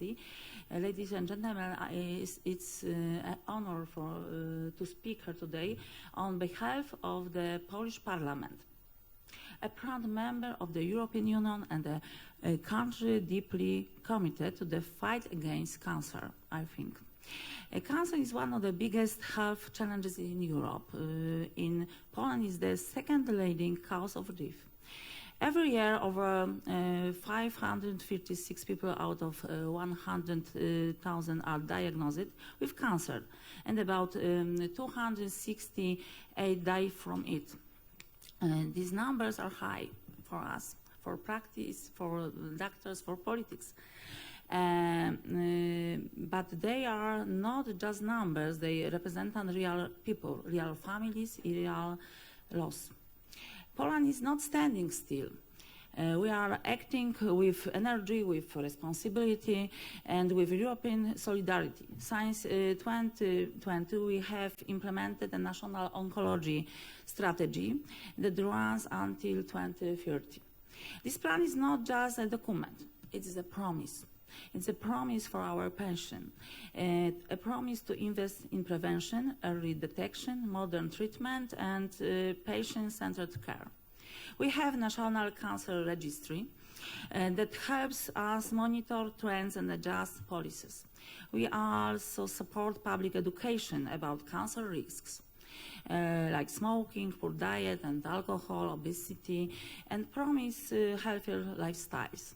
Still, we face challenges. Too many cancers are diagnosed too late. Waiting times for diagnosis and treatment are still too long. And access to care can depend too much of where you live. To change this, Poland has created a national oncology network. This network connects the cancer centers across the country and improves coordination of care. But we know where we must go further. Our goal is simple. Equal access to quality cancer care, no matter where you live or who you are. We are proud to say that Poland has improved access to new cancer treatments and modern technologies. For example, we have 5.4 radiotherapy machines per 100,000 people, still below the European average, but improving. We are training more medical professionals and investing in oncology research. Prevention is key. We have launched national programs for lung cancer prevention, colorectal cancer screening, yet coverage rates for breast, cervical, and colorectal screening are still too low, between 11% and 54%. We are determined to raise these numbers. In closing, let me say this. Europe stands stronger when we fight together. Poland is proud to be part of the European fight against cancer. Our commitment is real, our work is ongoing, and our belief is clear, that together we can save lives. Thank you very much. Thank you very much, Senator Agnieszka, for some very powerful messages that I think were well received across the room. I'm now excited to announce that we will hear about a concrete case study of citizen participation here in Poland. And for this, I invite Piotr Rutkowski, the head of the Department of Soft Tissue, Bone Sarcoma and Melanoma at the Marii Sklodowska Institute here in Warsaw. And he will present the upcoming National Oncology Portal as an example of citizen participation, and will also discuss the National Cancer Strategy 2020 through 2030. So, Piotr, I invite you, please. Thank you for this kind invitation and introduction. Good morning, ladies and gentlemen. First of all, I would like to thank you, European Cancer Organization, for preparing this European Cancer Pulse Polish report, because it's super important to compare the data, to compare where we are in oncological healthcare. We know how much we did recently about the quality assessment and to improvement, and also the involvement on citizens is super important. So I will present these 2 points regarding National Cancer Strategy and new tool for our citizens using National Oncology Portal, which will be launched officially in next Tuesday in Poland. So this is really a very good timing for discuss it. So overview of Poland National Cancer Strategy. Senator Gorgon Komor told a little bit about it. Of course, the reduced cancer incidence, and we had the recent data from National Cancer Registry. It has been started in Poland, that we had some decrease among males in the number of the cancer. We did a lot of enhanced early detection and treatment. I will tell about it. You will find, of course, in the report. development of healthcare system, ensure equitable access, and promote research and innovation. So we have some target value.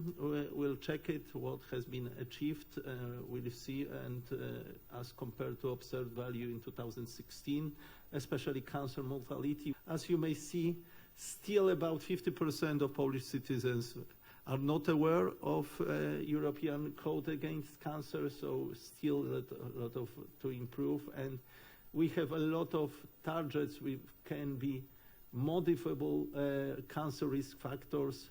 If this, I don't know, is it working?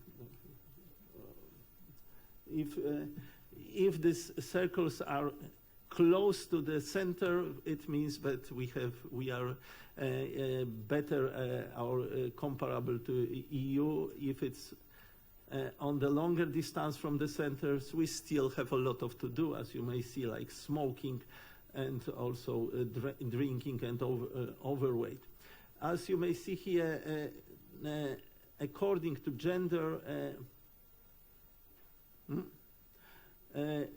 we have official data which are in the report about a level of 17%, but when we calculate also using the new tools, so it's about 26% in Poland using smoking. And especially this is very bad that in younger age we have still about 20%. Overweight is also, let's say, an average of the European Union. However, percentage of men is above the European Union. And also we introduced the fiscal tool, sugar tax.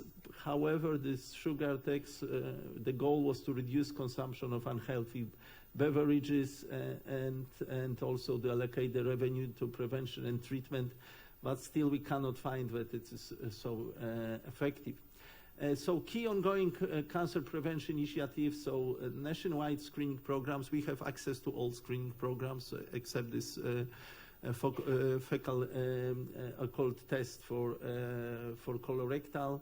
National quit line for smokers. HPV vaccination is broadly accessible, but still not used by children, adolescents, and public awareness campaigns.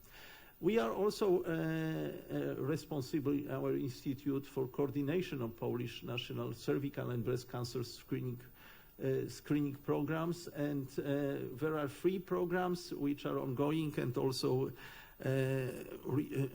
started lung cancer program, which probably will be reintroduced again very soon. So mammography, cytology, and colonoscopy are fully available according to WHO recommendations, also the age limits. However, you see that the percentage of using these screening programs has been decreased because after 2016 the individual invitation has been quitted, and this means that still we didn't regain the good results. However, we hope that now we have digital mammographies and also this new HPV DNA testing, so we have a lot of potential how to increase the population coverage for that. This is for cervical cancer. We are monitoring this. The problem with cervical cancer is also that several women are using the private cytology or HPV DNA testing, which are not calculated officially. So our calculation, according to our reports, are about 50%, but of course we have to report what is only in the official screening programs. And colorectal prevention, colonoscopy is fully available. However, now we are working on implementation of FIT tests for colorectal prevention because it's much better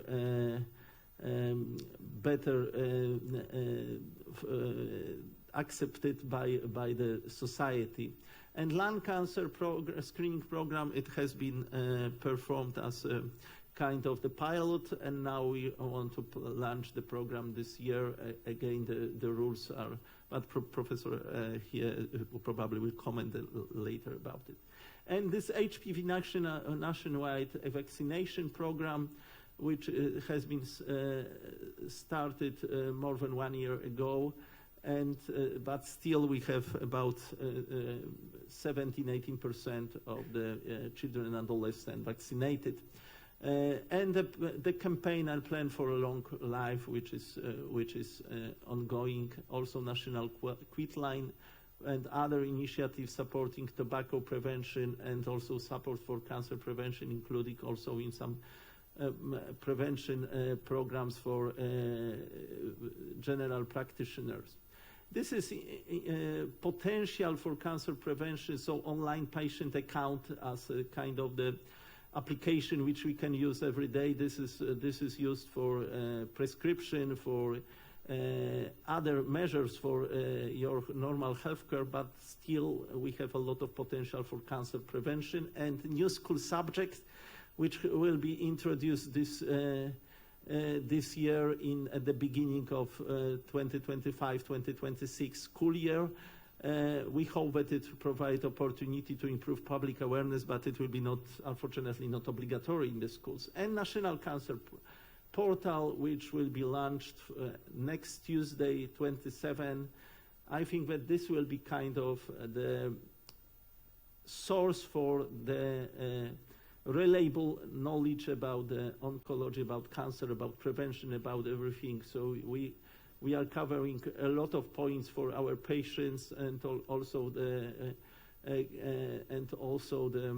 information about the patient organization. However, everything is collected in one place, so we have some intuitive interface, up-to-date information, and patient support, and including national oncological strategy, the system, and of course the targets are cancer patients, but also the normal citizens and medical professionals. So there are several parts for this portal. So including the national oncological strategy, the cancer compendium for the patients, and here is for professionals, diagnostic and therapeutic guidelines, and reports, patient and their relatives. So there are some podcasts, and the structure about the suspecting cancer, diagnosis, treatment, palliative care, psychological assistance, and also the social welfare and legal aid. And of course prevention, which is one of the most important parts, including what is covered in prevention in Poland, and also how to improve your lifestyle, and clinical trials in terms of the research and innovation. And you see some podcasts, some animations here, how to talk about cancer with family and friends, and future directions. From our side, first, expanding prevention programs, including anti-tobacco initiatives, which should be also strengthened on the European Union level, strengthening UV-related cancer prevention program, HPV vaccination, screening efforts, low-dose CT for lung cancer, and also this FIT for colorectal, and also more accessible screening options, including mobile screening units for rural areas, addressing regional disparities, focusing on research and innovation, which improved a lot during last years in Poland. We are one of the leading countries in the clinical trials, and also some in digital technologies, and strengthening public awareness, including new tools for targeting younger demographics, minority groups, and of course broader education programs in the school and digital platforms. And at the end, I would like to invite you. It's Polish presidency in EU, so the next Tuesday also, together with launching National Oncological Portal, we have first European Summit on Cancer Prevention and Control, organized together with Ministry of Health of Republic of Poland, but also the honorary patronage of Royal Danish Embassy, and also with Ministry of Health of Cyprus, because Denmark and Cyprus will be the next presidency. So thank you very much for your attention, and thank you, ECHO. Thank you very much, Piotr, for walking us through those slides and really giving, I think, an excellent insight into the cancer landscape in Poland. Much appreciated. And thanks to all three speakers for, I think, really good keynotes, kicking us off, and also for keeping to time. That's much appreciated. So another round of applause, please, to the speakers. And now I'd like to invite the second panel to join me on stage. So Juliana, please.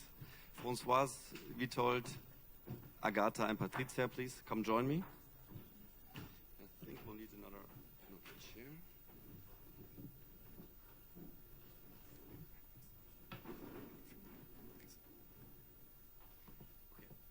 Yeah, thanks everyone. Just a quick note on housekeeping in case you haven't been able to see in the agenda. So we will leave time towards the end of the panel for questions. Right now we'll have 5 quick interventions, and then there will be time for the audience to come in with questions. First of all, for now, it's my pleasure to invite Juliana Dessart from the European Cancer Organization to launch the European Cancer Pulse Country Report Poland. Juliana, the floor is all yours. Thank you so much, Florian. Good morning, everyone.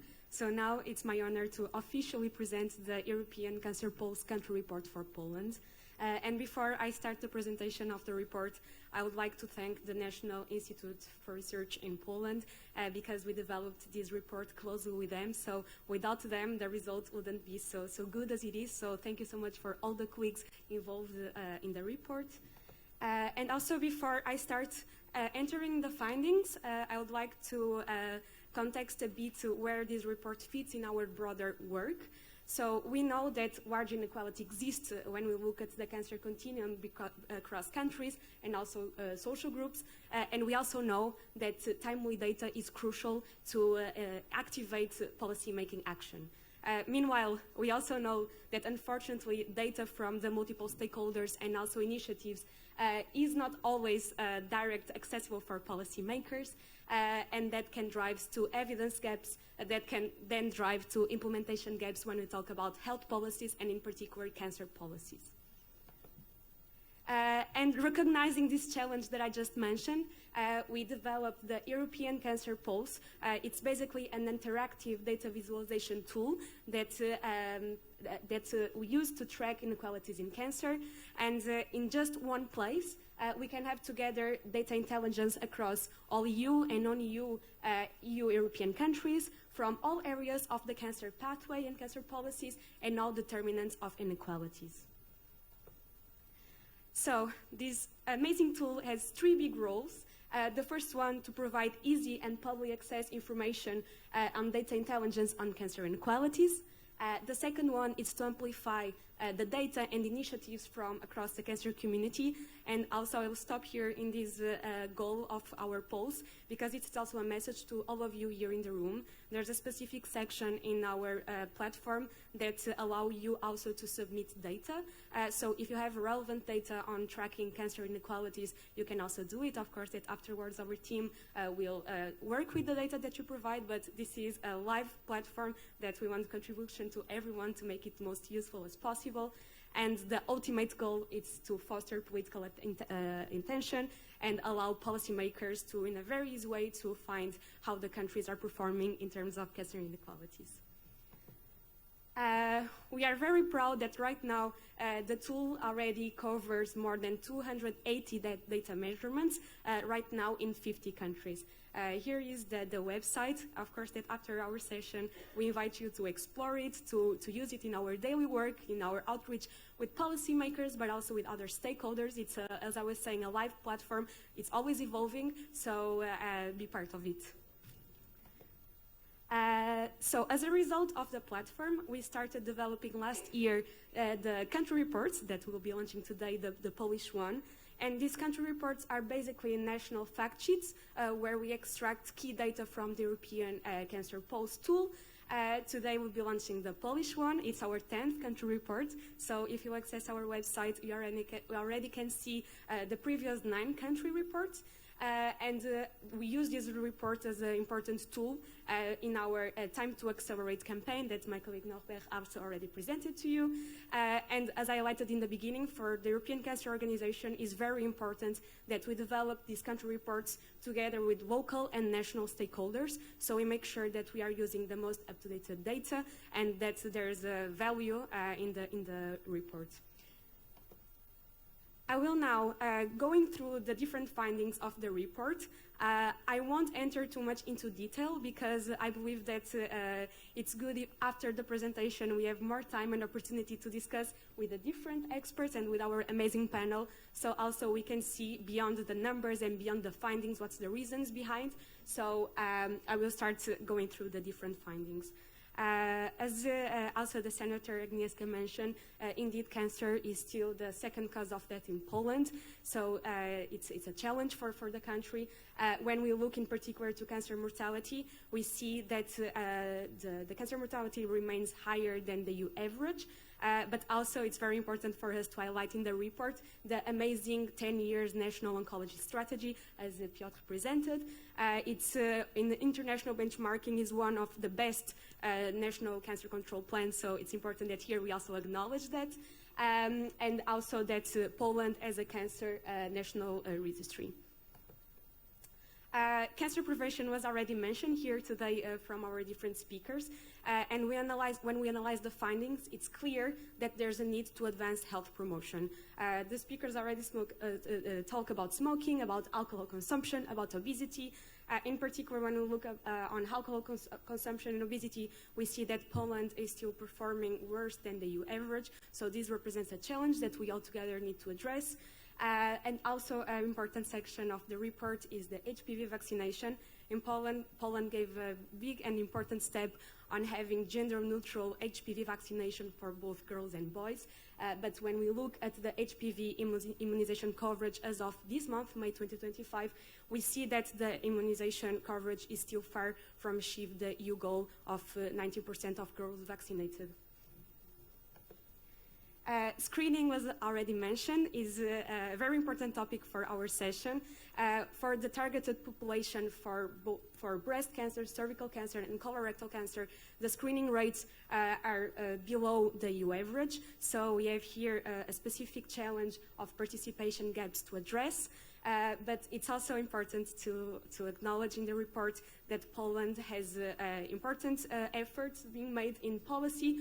We'll have the opportunity also to discuss with our speaker, Professor Wiltord, but Poland is one of the few countries in Europe that indeed has a lung cancer national program. So we should also acknowledge that effort. When we talk about workforce, this is also a specific one relevant for our national context here in Poland, because Poland is indeed one of the countries with the lowest density of healthcare professionals. So this also represents a big challenge for us to address.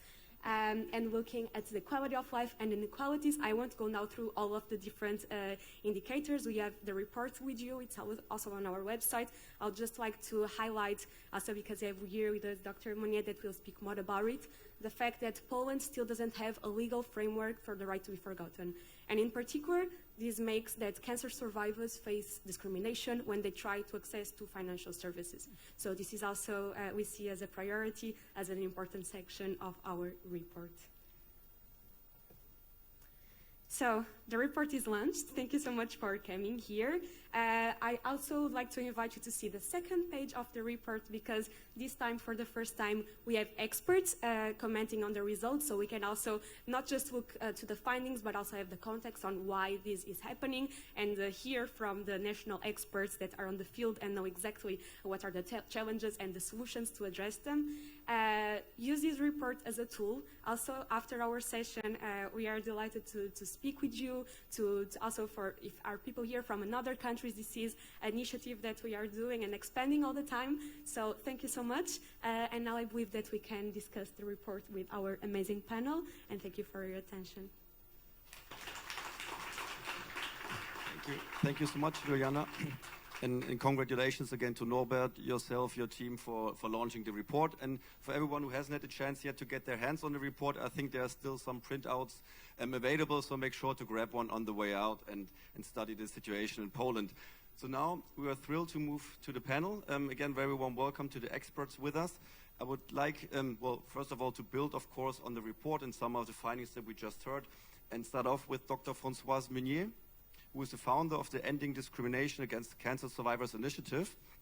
And Dr. Françoise, we've just heard that in Poland, unfortunately, the legal framework for the right to be forgotten for cancer survivors is lacking at the moment.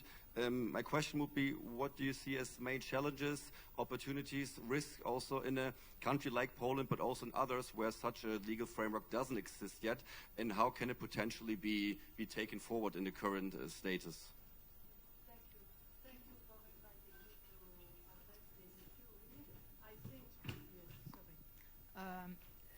I think it's an important step forward with having this cancer pulse, which can stimulate the solution. And this problem of access to financial service is a challenge because there are more and more cancer survivors. We have made tremendous progress in the last 20 years. And so those people to whom we say you are cured are coming back facing challenge and difficulty to get a loan, a mortgage, to buy their apartment, and so on. And it's a problem, but it's something that can be quickly fixed with an easy solution, because we have the right to be forgotten existing in 9 member states. So you don't have to reinvent the wheel. You just have to have the political will to create this legal framework, just mimicking what is currently existing in France since 2016, so it's almost 10 years. And this system is effective and working and can benefit. And it's important, particularly for the young, when you have had childhood cancer or testis cancer or small breast cancer when you are very young. That is really the targeted population. We do not target with the right to be forgotten people who are more than 60, because it's not after 60-year-old that you buy your apartment and so on. It's really the young, the child and young adults which are targeted by this right to be forgotten. And we know it's effective. And we also stress the importance of having exception. In the general framework, we aim at 5 years after the end of treatment.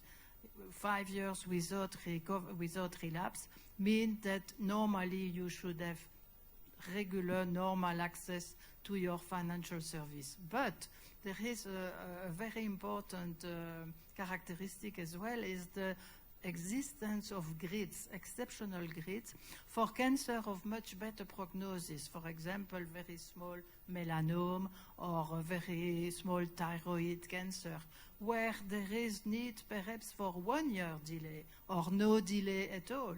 In France, for some cancer, particularly breast cancer, there is no more a delay after the end of treatment for early stage cancer.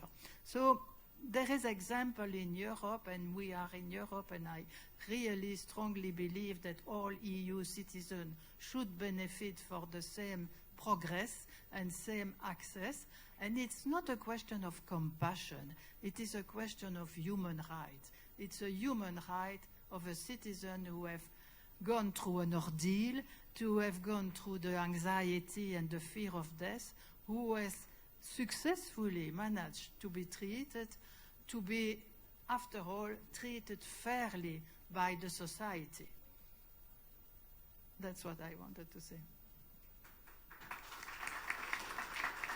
Thank you. Thank you very much, Françoise. And I really like those points about, well, the cross-country learning, obviously. And I mean, it sounds like a platitude sometimes, not having about to reinvent the wheel, but it's very true. So why not leverage on what other countries have been doing well, or maybe not so well, and learn from that, and also really highlighting again what the main target groups are. So thank you very much for those introducing words. I'd now like to move over to Professor Witold Gyman. head of thoracic surgery at the Medical University of Gdansk. And referring to another point that Juliana introduced us to during the presentation, namely the National Lung Cancer Program that we've heard is running in Poland, and you were an essential part in supporting it or making sure that it is there where we can see it already. So my question would be now, can you elaborate a little bit on the process, please, on what you've been experiencing in Poland, where we are with the program, what the challenges are, and some outlooks as well? First, thank you very much for inviting me. Congratulations for pronouncing my name properly. It's very rare. Thank you for that. First of all, I'm very happy that we are no longer discussing if it's worse to implement lung cancer screening, but we are talking how to implement it, and this is the most important thing. What happened since 2008? Because in Poland we started to lung cancer screening already in 2008, and between 2008 and 2018, 70,000 people were screened in 4 independent sites in Poland. And what is important, one of the first who started was the former Speaker of Senate, Professor Grodzki, who started in Szczecin the first actually lung cancer screening program. But based on this experience, we gathered the people from multidisciplinary team of all specialties that are dealing with lung cancer, and we edited the consensus statement of lung cancer screening, so how to implement lung cancer screening in Poland in our situation. And that was the basis, of course, to start negotiations, or actually negotiations with Ministry of Health, how to implement lung cancer screening. That was in 2018, and we decided that we will do it stepwise. So first we'll introduce the pilot program to make a basis for the nationwide implementation. So this pilot program started in 2020 and ended up in 2023 in December. Together 19,500 people were screened with 3 rounds of screening. This program was addressed to the population of heavy smokers with a history of more than 20 years, and in the age of 55 to 74. This program covered out Poland. The Poland is divided into 6 macro regions. In each macro region, the 1 leading institution was chosen. Each leading institutions had to sign a contract with several radiological departments to cover the whole macro region, and with family doctors, and that was very important, of course. The idea was as such that you can perform the CT anywhere in any radiological department, but decision-making concerning the invasive treatment or invasive diagnostics were undertaken in these leading institutions. In these leading institutions, because they had multidisciplinary teams. So finally, as I told you, nearly 20,000 people were screened, 1.8% the detection rate, and there was more than 350 individuals with lung cancer, 66% of them in very early stage. So the next step should be the nationwide implementation that was scheduled for 2025, the January. But what we've learned from the pilot program were 2 most important things. The first one, that we cannot implement the successful lung cancer screening program without strong participation of the primary care physicians. This is most important rule, because if we want to have uptake more than 50% of eligible population that guarantee the success means the reduction of mortality, then they have be the part of this program. And the second one was that we have used the standardized method of assessment of radiological images, and that we did through the software that was obligatory in all sites. And that was 2 important learnings, and now we have to implement it. As I told you, it was scheduled for the beginning of 2025. Due to several issues, it was postponed a little bit, but the program is ready under the auspices of the National Cancer Institute in Poland. We prepared the project, and the project was sent to Ministry of Health some time ago, I think 3 months ago. Now it's in the Agency of Technology Assessment. So I hope it will go very fast, because also Ministry of Health is also strongly they wanted strongly to implement it. So I hope it will come within a few months. This is it. Thank you very much, Professor Witold. And I would reckon that similarly to what we talked about, the right to be forgotten, once you have lessons to share from Poland internationally, there will be great interest also to hear how things have been taken up in Poland and how the program was implemented, and learn from the success.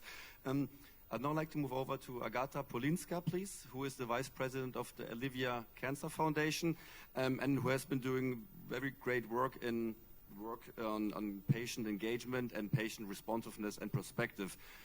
Agata, would you be able to share a little bit on your work, on your main findings, and also on what are the main priorities when it comes to patient engagement in Poland at the moment? Thank you very much for inviting me and giving me a chance to speak to such a great auditory. Let me comment in few sentences the report that was presented, because I think it will be a good start. There was a lot said already, but maybe I will start with the fact that we have a lower incidence in Poland and higher mortality, which clearly shows that we have some problems with cancer prevention and care, and therefore we have many challenges. For example, this problem with gathering comprehensive data about cervical screening, I think this is a challenge to be addressed. We need to have comprehensive data from public and private sector to be able to plan a strategy to increase the screening rates. Without proper data, it's difficult to plan proper movements. So probably it's one of the challenges. For sure, we also need better health education, and preferably since the early childhood. And Olivia Cancer Foundation was engaged in the campaign to force health lessons in schools, but unfortunately, due to some political reasons, it will not be compulsory. It will be, it will be obligatory and will start next year. We hope with time maybe it can change, because when we educate society from early childhood about healthy lifestyles, probably we will have more healthy society. As I said, our prevention efforts, they need strategy, clear and effective strategy, because it doesn't exist till now, such strategy in Poland, and responsibility for this area is dissolved among many stakeholders, which is problematic when it comes to assessing the results and planning forward movements. The European Cancer Pulse country report underlines prevention and early detection, but final outcomes come also from diagnostic and treatment process, which is mentioned in the report as a number of radiotherapy equipment and workforce. I want to refer to this process of diagnostic and treatment from patient's perspective. In February this year, we published a report on cancer diagnostic and treatment with special attention to waiting times. The report was based on surveys made with more than 600 patients. 1/3 of surveyed patients waited more than 3 months for the diagnosis since reporting first the symptoms to the doctors. 20% of the responders were waiting between 3 and 6 months, and 18% more than 6 months. Moreover, access to treatment is also too much delayed. 36% of surveyed patients diagnosed in 2024, which means that it was after pandemic time, waited for the treatment more than 3 months since the diagnosis was made. So if you cumulate those waiting times, it becomes really scary. I'm cancer patient since 2007, and I know how it feels to wait in such situation. It's really terrifying. It's really scary because your cancer is growing every day. It's not waiting. It's like going further and further in your body, and it may appear that those waiting times moved you from the early stage to the late stage of your disease, which is incurable. Also, access to modern therapies is not sufficient. Alivia Cancer Foundation, since 7 years, is constantly monitoring access to therapies recommended by ESMO and registered by EMA in the last 15 years. We do this through our project, which is called OncoIndex. You may Google it. It's available in English. I encourage you. And currently in Poland, the OncoIndex is 15 points. It's much better than when we started in 2017, when it was 27 points. On the scale from 0 to 100, when 100 means that all therapies mentioned in ESMO guidelines are reimbursed in the public system. As for today, out of 158 analyzed therapies, 49 are not reimbursed and 55 are reimbursed with restrictions in comparison to ESMO guidelines. So timely and up-to-date and monitored cancer care should be a priority for decision makers. It's important to notice that this year the National Cancer Network was launched in Poland, but some tools like electronic cancer medical records are still not implemented, and without them, the proper monitoring of the diagnostic and treatment process is impossible. We hope that those challenges will be met soon. Thank you very much. Thank you very much, Agata, and also for very clearly pointing out what some of the problems are, but also what some opportunities and solutions could be going forward. We still have a little bit of time, so it's my pleasure now to introduce Patricia Giudicio-Zayons. There was a difficult one. She's advisor at the Institute of Patient Rights and Health Education here in Warsaw. And with you, I would like to talk about HPV vaccination, cervical cancer here in Poland, on which we also learned a little bit in the country report. So we've heard that Poland has made really good success, really good steps forward when it comes to implementing a national cervical cancer screening program, when it comes to gender-neutral HPV vaccination. At the same time, we've just seen that the rates are still pretty much below EU average and what the country is aiming for. So could you elaborate just a little bit, please, on what some reasons for this below average might be, and also what some approaches are to increase the rates? Thank you. Yes, I think, the hot topic, because there's many information about HPV today, so I try to do not repeat the same information. But when we're talking about HPV, I would like to share one insight that we thought in our survey we conducted last year. The survey was Poland and Disease and Health, and we asked Poles which disease they fear the most. And cancer was the #1 of health worry. 62% of people naming cancer, this is their top fear. what's more, this fear was consistent across gender, age group, and places of residence. This fear is real. Cancer is still second killer in Poland, so it's not very surprised. And this is why we started to think in institution of patient rights and ask for key question. Why there is such gap between fears of cancer and actual prevention, VCR, for example, of HPV. So we prepared a second survey.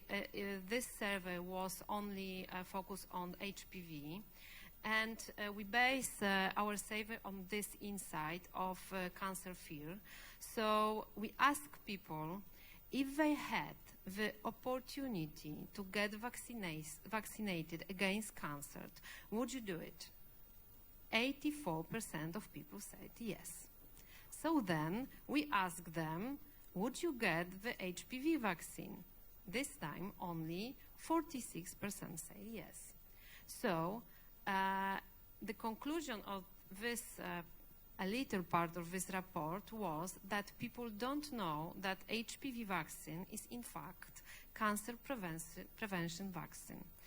They don't understand, they have a very basic awareness about vaccine, about HPV, and prevention of cervical cancer and other cancer which can be connected with HPV.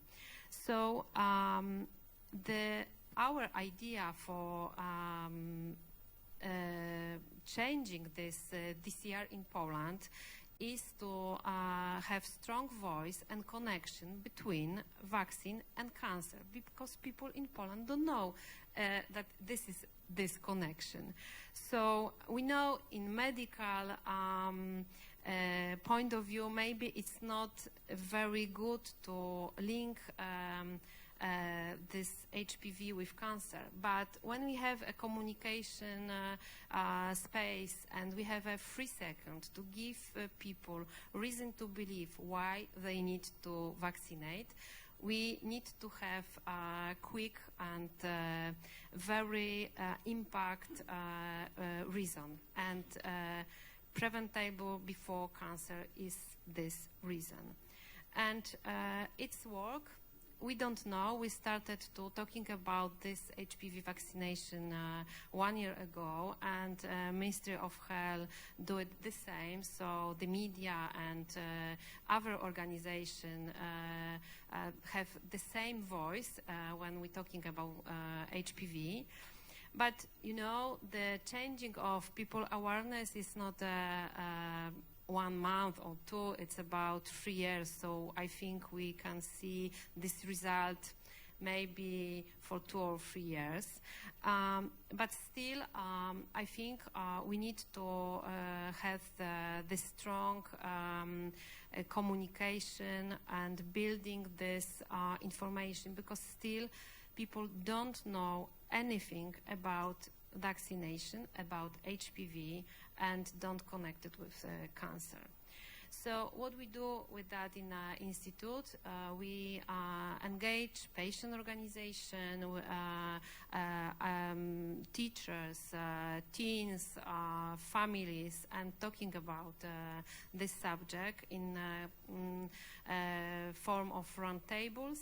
Now we're finishing a roadmap for Poland, where you can find, I hope so, in other month, some our conclusion and recommendation how to provide HPV in next few years.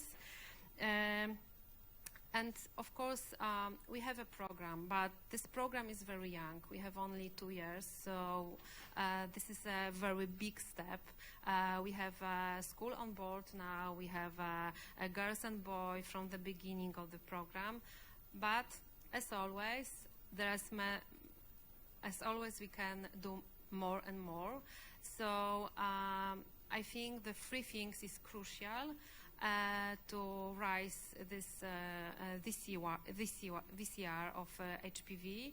First is education, of course, because everybody know people who never heard anything about HPV still in Poland. And maybe it's a surprise for us because we're thinking that there's many information in mass media about it, but only maybe we are thinking about it in this way. The second is border access to vaccinate, and our recommendation and recommendation of many experts is to border a program for other ages to all teenagers from 9 to 18. And there was told here, access to data, which is crucial for prepare proper activities for other person and people. So thank you. Thank you very much, Patricia. So very much a question about health messaging, health education, health literacy. Well, looking forward to your roadmap as well that you're developing. So now, thanks very much again for those really good interventions. I would like to open the floor to questions from the group. So if anyone would like to raise a point to the panel here, would like to make a statement, please, now it's the time to come in. I'm trying to see if there are any hands up. Or if everyone is a bit shy at the moment. Hugo, you would have like some, please. You even have a microphone already. I can start just to break the ice. Really impressed me, and I will include also the panelists from the first half of the session, the educational program that was created on health, not just health literacy, health prevention, they call it. But unfortunately, it's just optional and not mandatory. What would be needed to make it more, mandatory? Is this more like a pilot and maybe think about it, evidence-based? What could be done to make it? And this, I think it would also be a very good example for other countries to do it. So we know that the success where prevention is usually related to the education. We strongly believe of physicians are the persons involved in the cancer programs that it should be obligatory, because some actions which has been done on the schools works. I'm, for example, involved in melanoma, and we worked for years with the sanitary inspectorate from Poland, and they learned. They have connected with the teachers, and more than 1 million pupils were educated about melanoma, and we see the results.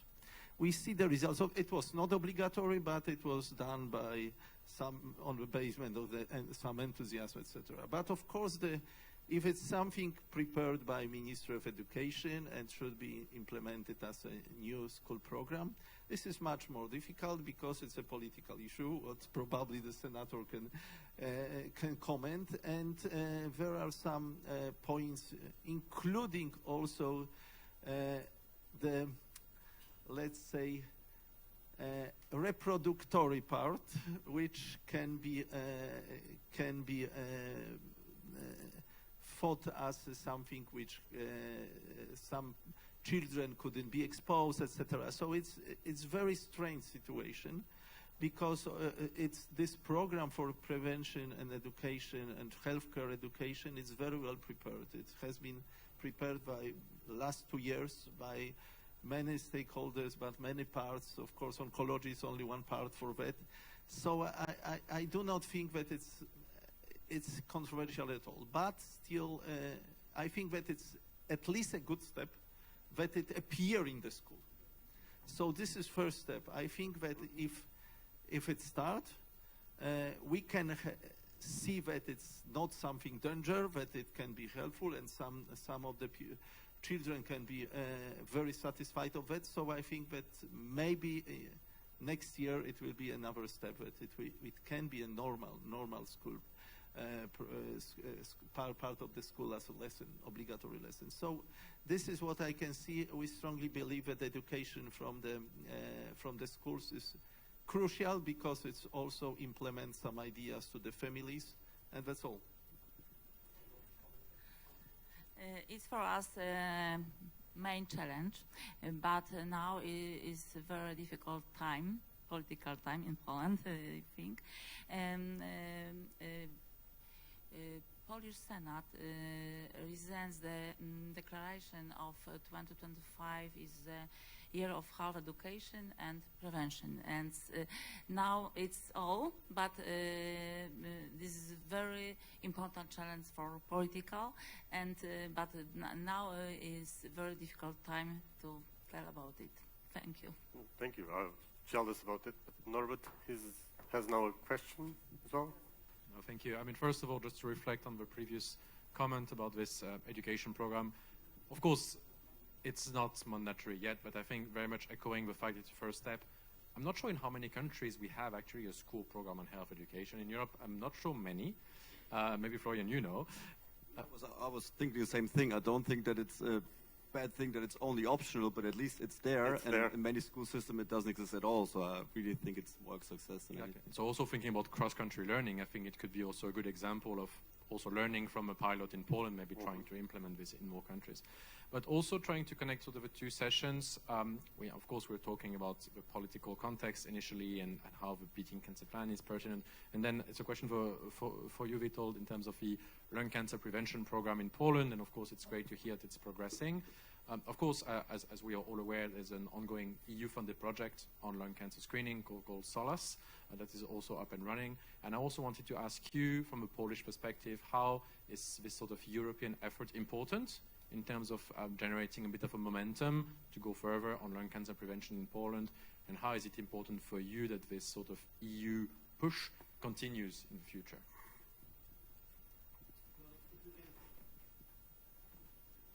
If we look backward to 2023, we waited, I mean all people involved in lung cancer screening, we waited for EU Commission statement that finally came, and we were disappointed, but finally, after 2 years, we appreciated that it was released anyhow. That was a very important issue. In Poland, when we started to talk about lung cancer screening, one of the most important remark of in the Ministry of Health was the question, so why should we start lung cancer screening when WHO has not released any statement about that, has not released any guidelines, anything. And it happens now, because we started to prepare WHO statement, now Handbook of Lung Cancer Screening, just 2 months ago, but that's too late. I mean, we needed it very much before. So I think also the other countries that are thinking about implementing, they are waiting for such initiatives. But when I want to just also address a few things about that, what you were talking about, of course it should be started in the very young childhood. I mean, from 10 probably, such a intervention should be proposed, to intelligent intervention from the school, in the school. And we have to think about one thing. When we are talking about smoking, this is the main reason of lung cancer, but not only of lung cancer. There's also the reason of a number of other diseases, number of other cancers, of all most important diseases. I mean, the main killers in the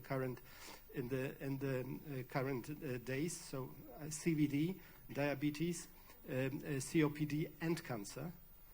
And actually, if you start the education about smoking, for example, also obesity, also lack of movement, about alcohol, then you actually act on the several most important diseases in the world. Very important point there as well. I think there is a question in the room. Perfect. So we have time for one more. I'm not seeing who it is, but please do. Here we go. Yeah. Hi, my name is Rachel Giles. I'm a cancer patient advocate. My question is really that with regard to the HPV and the smoking interventions, which were fascinating, I'm curious what the attack is or what the approach is for stigma in with regard to these cancers. Is that a substantial problem in Poland, and how are there creative ways to go about that?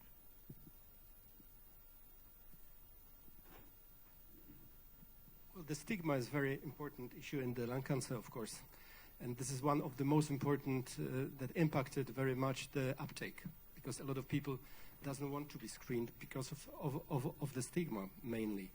So this is an important issue, not resolved in any country up to now. They are working hard, especially in the United States, to reduce it, but it's still present. So there are different options that you can use. For example, in Great Britain, they started with a lung cancer screening program, just naming it lung health check, just not talking about cancer. And they thought that it will influence also on the uptake, because the people will not be so stigmatized in this way, and so on and so on. But we don't have really good tools to fight the stigma. Maybe I add a little about HPV. Yes, in Poland we have a problem with sex generally. So every time when we're talking about this kind of HPV connection with sexual transmission, we have a problem with connection with this taboo.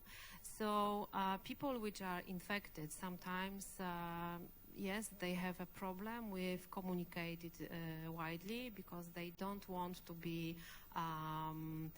thinking about they do something wrong. But we're trying again in Institute to build real faces of this disease and talking about other possibility of transmission of infection. And one of the projects we would like to change this stigma problem is face of HPV. The testimonials of real patient who has cervical cancer and other cancer connection with HPV. We have planned to launch it in maybe September or October, because we would like to show the public awareness, public opinion to people who are stand with this problem. So yes, we have problem, but I hope that when we will talking about it in empathy, with a proper way, we can manage with that. Thank you very much, Patricia, for those concluding words. I think they were really just spot on. Unfortunately, we do need to close now. I think it was an excellent panel. Thank you very much for being with us today. So another round of applause. I invite Kasia to close the session. One more minute, please. And the panel, please stay here. We take a group photo. Thank you so much. Thank you to the two panels, rich sessions, so two in one. And if you allow me just to comment maybe from the Commission perspective that I agree the cancer recommendation that you referred to from 2002 was really a groundbreaking, was a great example of the work in the mission, because it combined the research results, brought it to the policy level, and then provided funding to fund innovative screening therapies, innovative screening methods, and also public health campaigns to bring both the research and public health instruments that we have. So we were a lot talking about the social acceptance of certain measures, right? That's the key point you made there at the end, but also for colorectal and colorectal cancer screening. This is a huge issue, and always when we fund research, the excellence in science, we also encourage to combine it with social science and humanities research, right? Because you can have the most amazing invention, but if it does not land well in the target population, it will not be money well invested. So also thanks from me for this very insightful sets of presentations. I've learned a lot, and I will take it with me back to Brussels, as I'll be leaving this afternoon. But my colleague Kay from the Cancer Mission Secretariat is staying here until the end of the conference tomorrow. And now we'll be breaking for lunch, but after your photo, Florian, right? Okay, so we are meeting here again at 1:30. Smacznego.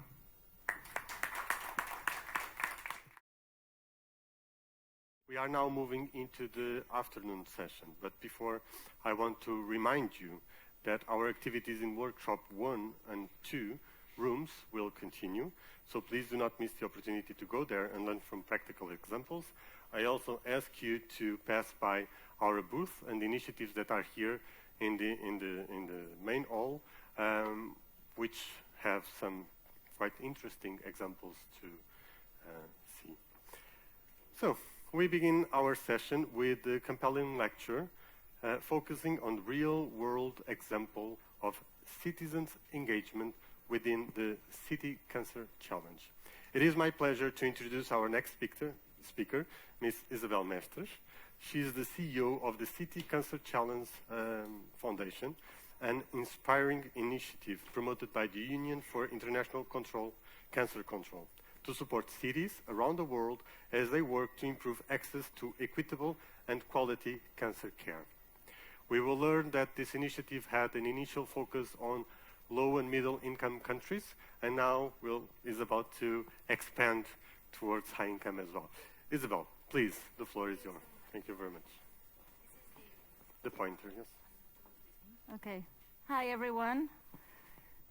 Can you hear me? That's always the fear. Okay, so I'm Isabel Mestres, and I would like to first of all thank ECOS and the team for inviting me here to share our experience.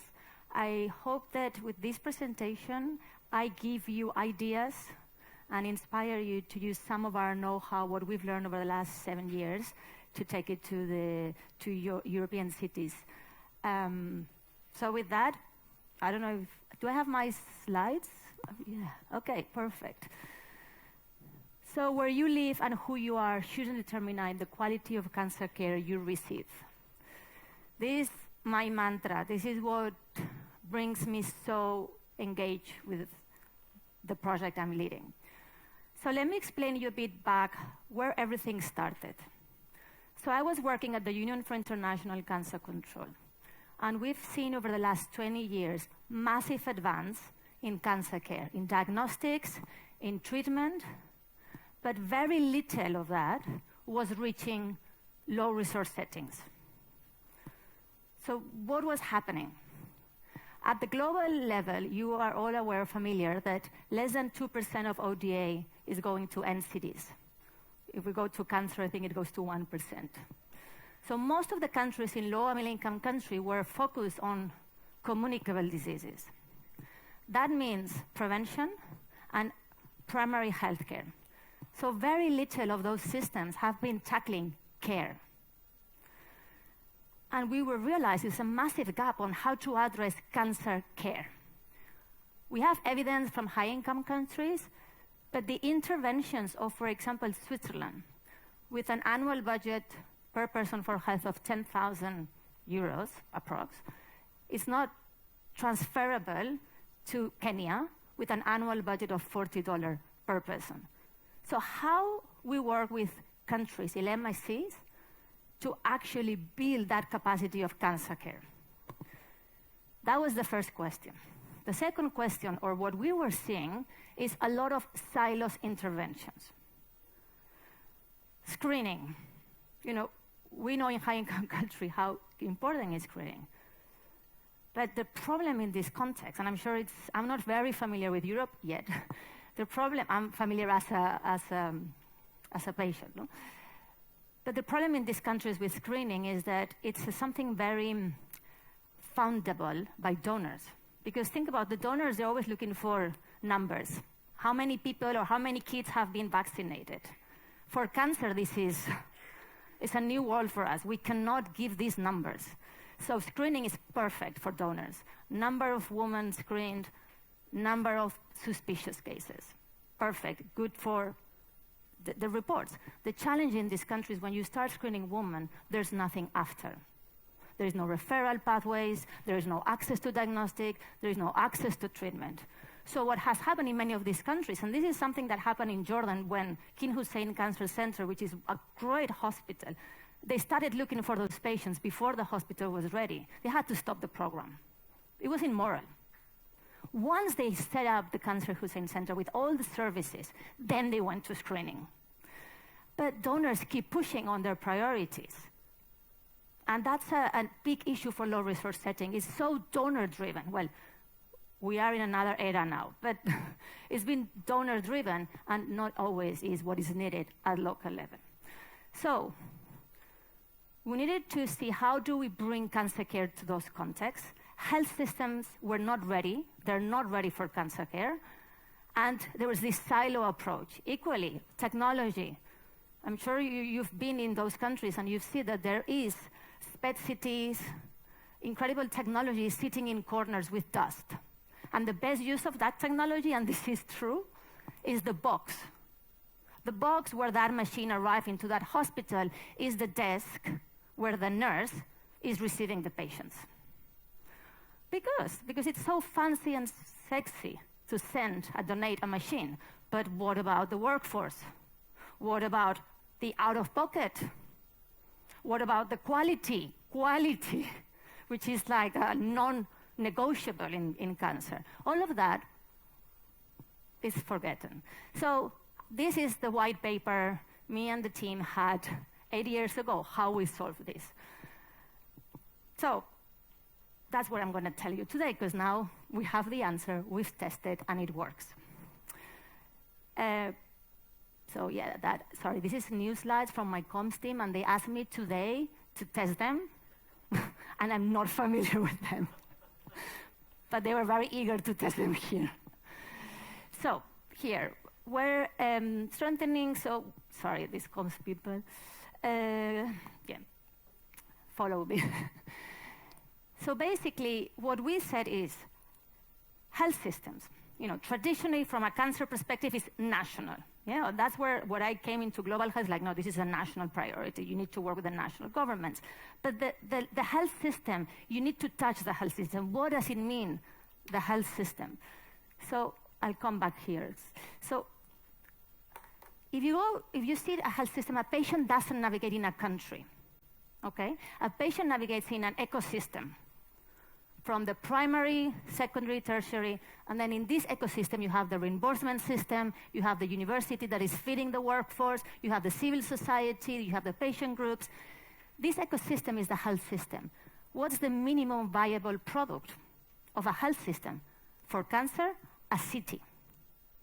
In a city, you see everything in a smaller scale. Because let me tell you, traditional approach of reaching one institution, because we're talking about very fragmented systems, where a patient doesn't navigate in a comprehensive cancer center. So what happens when you go to one institution, and this is true. In one institution you go, and based on the data, they said, oh, we have a massive problem with blood. There is no blood. So then you are reacting. I say, perfect, let's run a campaign. Let's call the mayor, let's call the institution and start looking for blood donations. And that's funding in a resource setting with no other funding. I went back to this city. I went to another hospital, and of course I had this in mind. I've already reached Barcelona Blood Center because they're really good, also New York, to find capacity building for them. I went to the other hospital and I said to the director, what's your blood situation? And he's like, well, blood situation? Actually, we're throwing blood. So if you zoom out, the answer was not a campaign, was putting those hospitals together. Less resources, more efficiency. I come from World Health Assembly. The message is clear. Ministers of health are asking for more funding. Ministers of finance are asking for efficiency. So our model, working at city level, is not that the city is the cool place. It is. Yeah, they're cool, they're innovative, they move things. It's the health system in a smaller scale that allows us to generate evidence, get the data across all institutions, bring together stakeholders. It's manageable. It's around 300 maybe stakeholders, but you can do it. step by step, bring them together, understand the data, the facts, and come up with solutions. Those solutions then scale up at national level with evidence. And we are actually changing national policy from practice to policy. And we don't do it alone. We work with more than 70 partners, WHO, IEA, many of you, hospitals in Europe, that are helping us to actually bring the international standards to those settings. So it's both directions. Now I'm going to follow a bit the comms people. So what I'm going to present today is the model.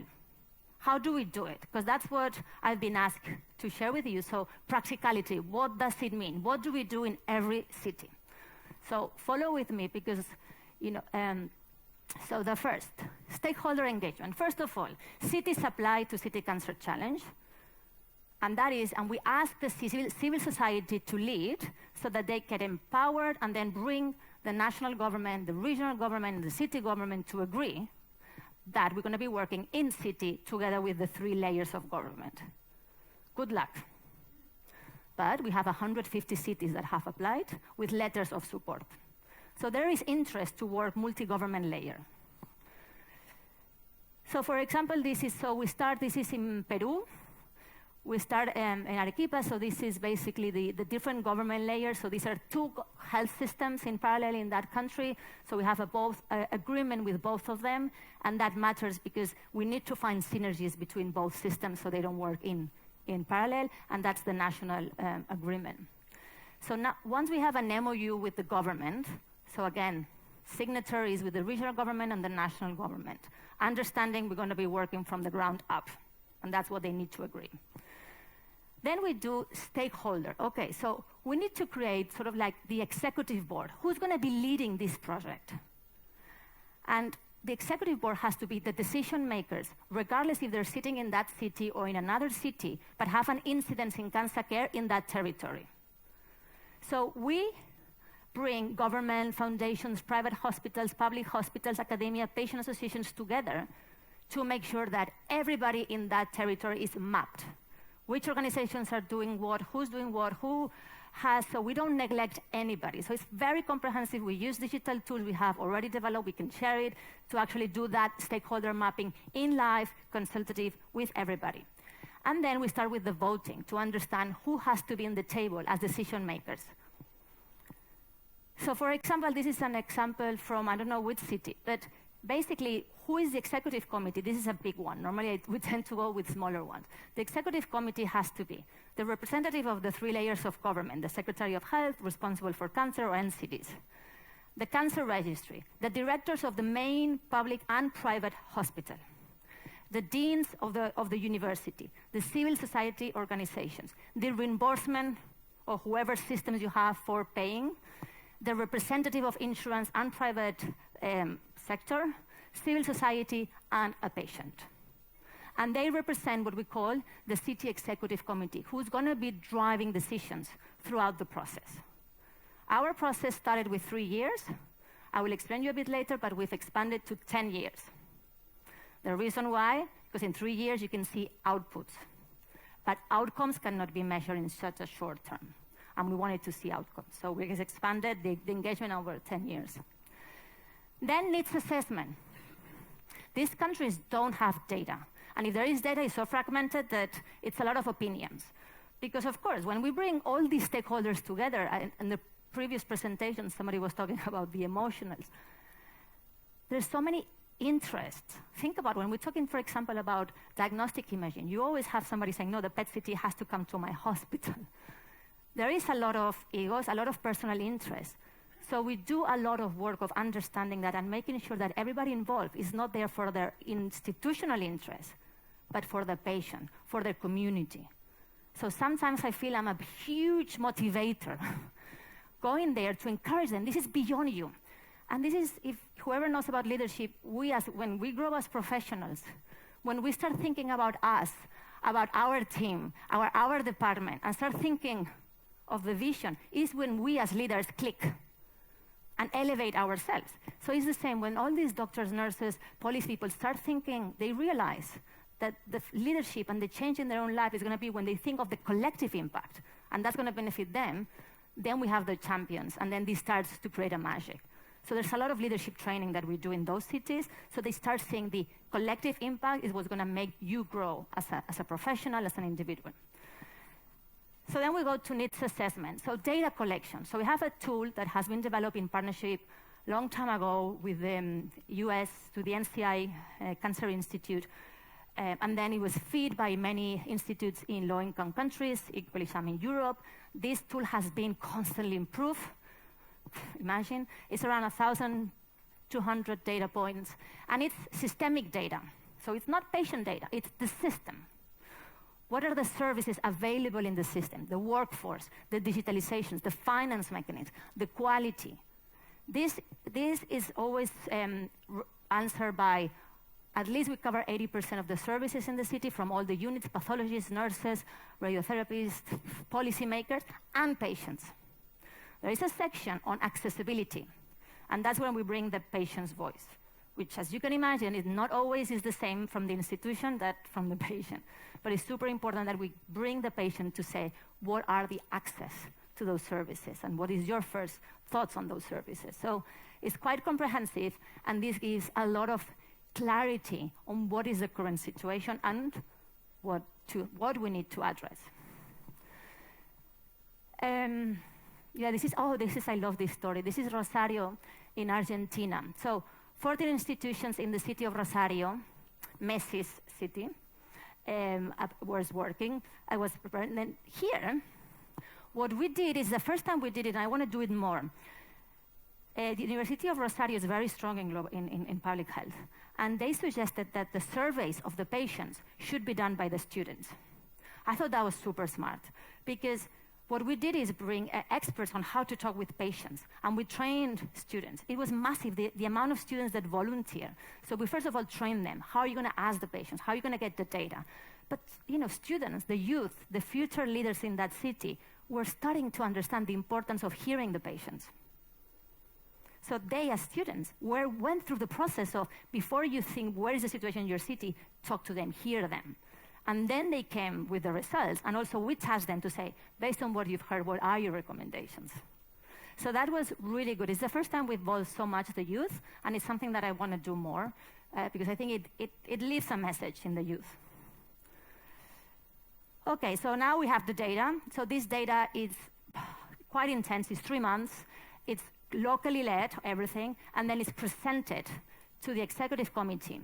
And that's where it starts the meat. And I have to say, this is the typical thing that these countries want to jump. So they all want to avoid data, and they all want to avoid planning. They want to go to implementation.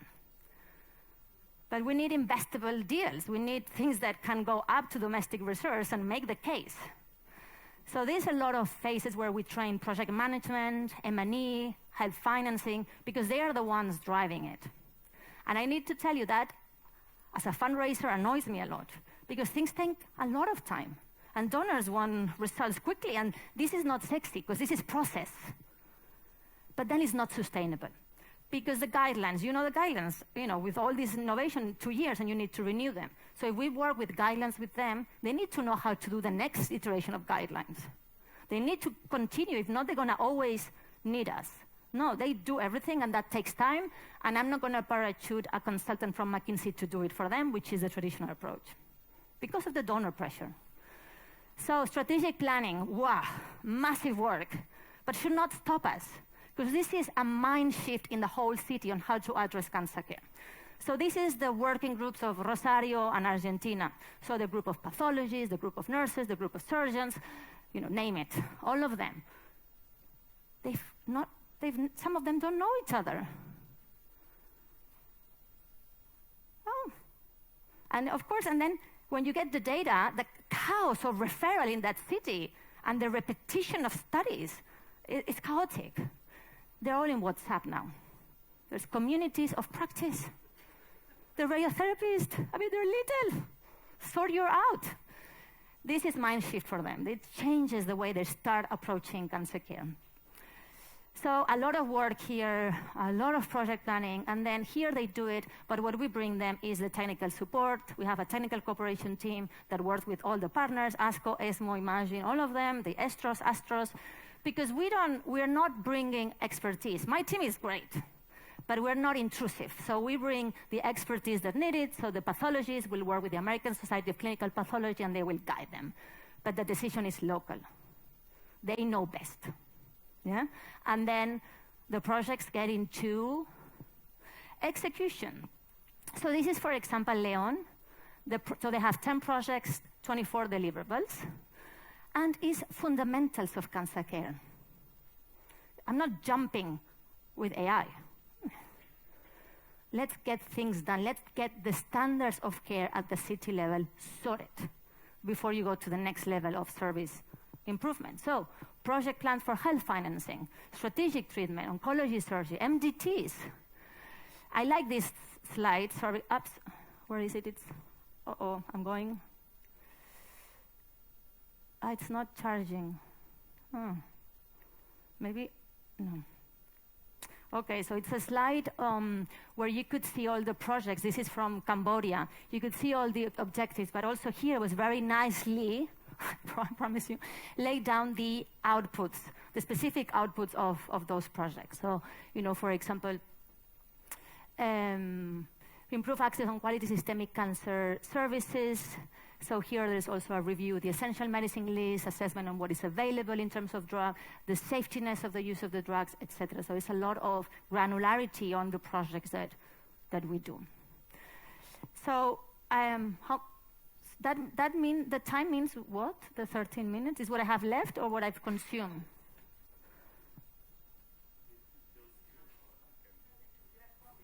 Four minutes. Ah, okay. Okay, so there's a lot of achievements. I'm going to go to Georgia because it's the closest to this context. So we work with Georgia, and we choose Tbilisi. Georgia is one of our best cities. And most of the work we've done it in collaboration with Barcelona. So the Catalan Oncology Institute, Vall d'Hebron, they've been our technical partner with Georgia. And the achievements are amazing, and this was just the first cycle of intervention. So this has been achieved only with 3 years, and we're now going with the next cycle of interventions, which are more service upgrade type of interventions. So there's been the adoption of cancer management guidelines developed locally. And you know what? They are the ones now who responded to WHO requests to support Uzbekistan. So not only Georgia done it, now they're so ready that they're supporting Uzbekistan with the cancer management development. We expanded, we generated evidence. So in Georgia, cancer diagnostic is not under the UHC. So what we've done, we created a whole ecosystem to understand the diagnostics protocols and the current costs and make the case for the government to include cancer diagnostic under UHC, which was approved last year. That was done from the city up.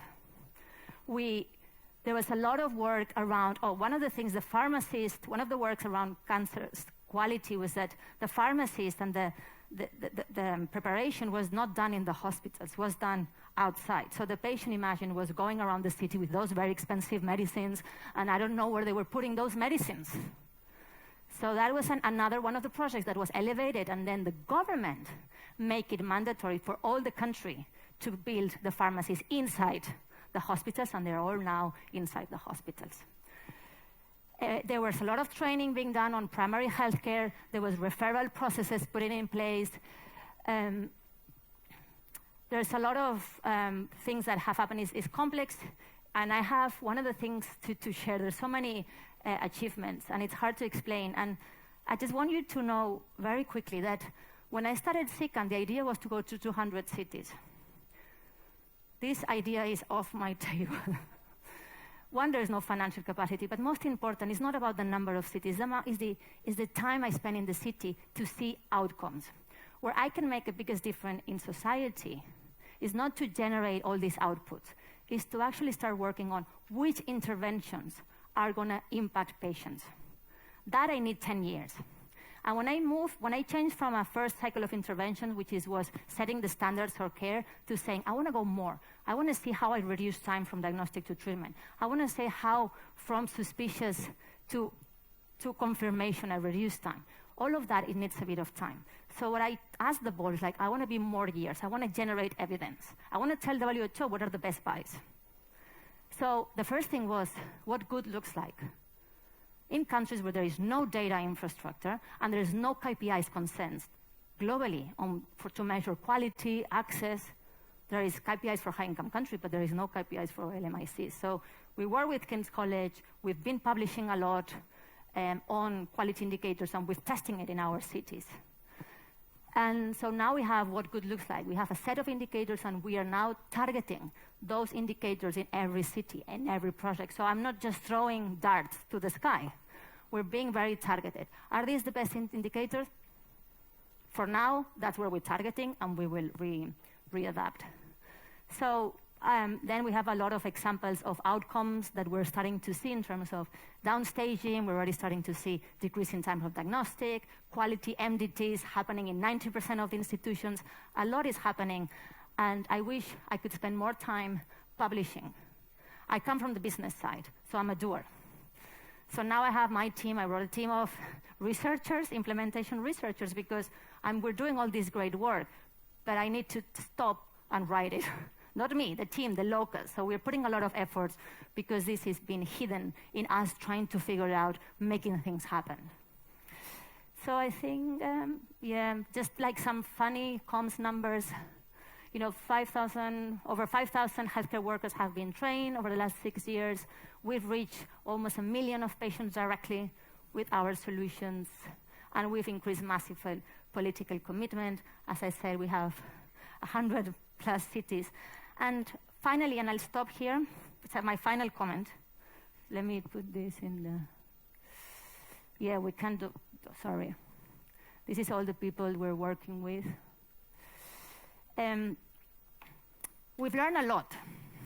Okay? We have a lot of assets, a lot of how-to guides. We have a lot of frameworks. We're now working with WHO to take the Global Breast Action Plan into an operationalization in the countries, and we're working with them hand to hand to make that framework a reality. So what I was telling before is that we're now thinking of how we take all this know-how to other countries beyond LMICs. So I'm setting in the new strategy, we're setting a new unit. It's there. It's now actually already in negotiations with some governments, where we can go as per demand to share that know-how. So we're going to still working with these countries, generating this evidence.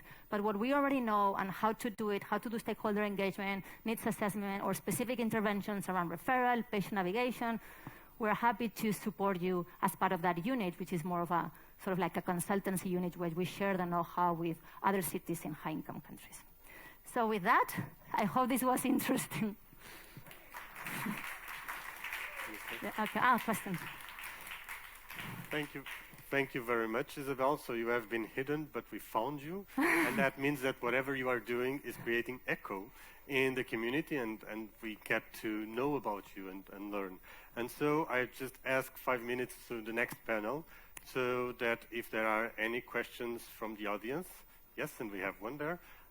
We have this time because I think it's the most precious thing here. And actually, Eva, who's the next panel, she met me at the beginning when I started in Paraguay, and she saw when we didn't know what we were doing. Hello. I will come back to that in a moment. Eleni, please. Do I need to stand up? No. I see you. You see me? Okay, my name is Eleni Tolma, and I represent the Mission and Cancer Board.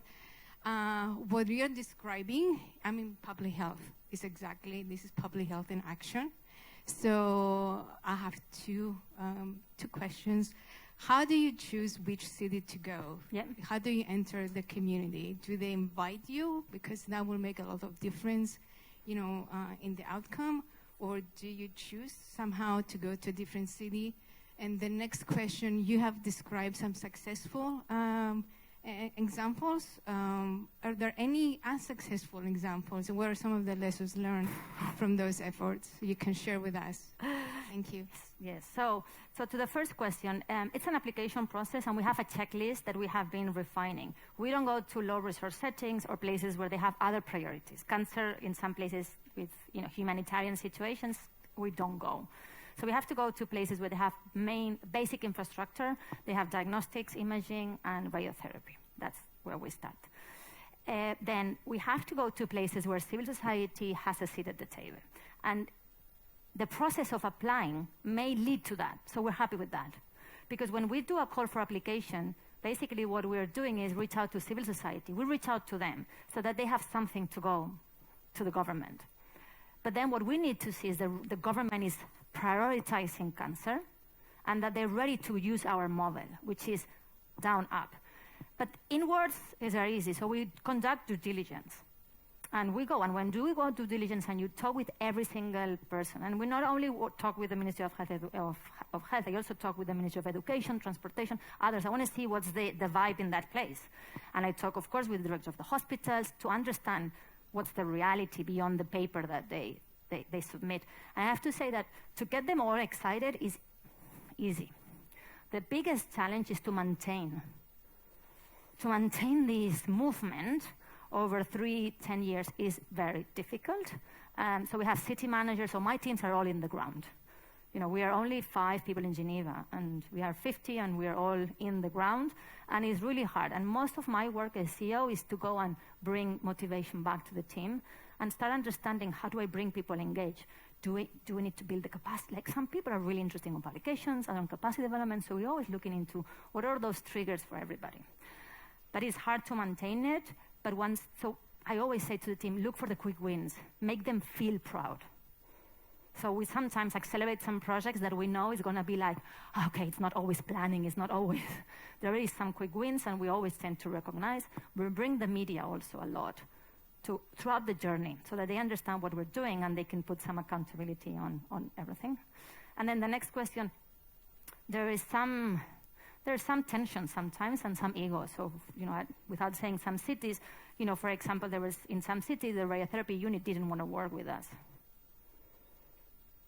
There is, I mean, it's not like suddenly everybody was, and then of course there is some times where, actually, I mean, I have to say that, for example, we didn't expect so much national adoption and law creation, and that's something that in some cities has stayed at regional level. Could be that a failure? But we see a lot of national adoption of most of what we do. So now we are more, more targeted about it. But the failure sometimes is mainly about egos. We haven't been managed to understand that person, bring it on the table. One of the biggest failures we do in global health is duplication of efforts. So suddenly you've been working on the guidelines, and then you realize that CHI, the Clinton Health Initiative, great initiative, they're doing the same. And you're like, so we have to be, when do the stakeholder engagement, we need to be very careful to understand who is doing what. So we don't go there and duplicate, but duplication in some countries, specifically in Africa, is happening. And that's a big mistake. Thank you. Any other burning questions? There is one there from Kasia. Hi, my name is Ananda. I represent, sorry, go ahead. We Can, which is the European cancer patient community. Now. And I have to say, I really didn't expect a lot when I came into this session, but it was really amazing and it resonated a lot. I hope my colleagues agree with me. Me too. One thing that I wanted to say, what you said about the egos and the going beyond what is good and what your own interests are, is something that we see a lot, even in our community. But I think when you adapt or try to adapt this model to the European space, it'd be really interesting to see, because we have huge egos and many people, many stakeholders with interests that are very much focused on their institutions and themselves. And achieving that switch, I'd be really interested to getting your thoughts on that. And maybe this is a piece of work we can do, because it's one of the biggest barriers. It's an interest. This is my personal, and I know this is recorded. I think I'm successful because I studied business. So I have no ego. You know, one of the things that I was laughing because I was discussing with WHO, and they were asking my publications. I'm like, I don't know, I mean, which publications? My team has done 100 of publications. But have I been in any publication? No. Am I intellectual property of that publication? Yes. And now know that that is going to harm me in my future work. But coming from the business side, I didn't thought the publication was important. For me, it was getting things done. So I think that's why I get along very well with oncologists, because I'm not a threat. And I trust them, because I don't know. I'm here to help you what you need to go from here to there. Let's make it happen. And then what I really like, and that's what I was weird to say, is that the childhood cancer community is an interesting community, because they don't get big resources. It's true they get the emotional from the public. But those communities, at least in low-income countries, they sort their lives out. And egos tend to be more of a side. So when you find a pediatric oncologist, that tends to be a good champion to align efforts and be your navigator. That's my experience with the pediatric oncologists.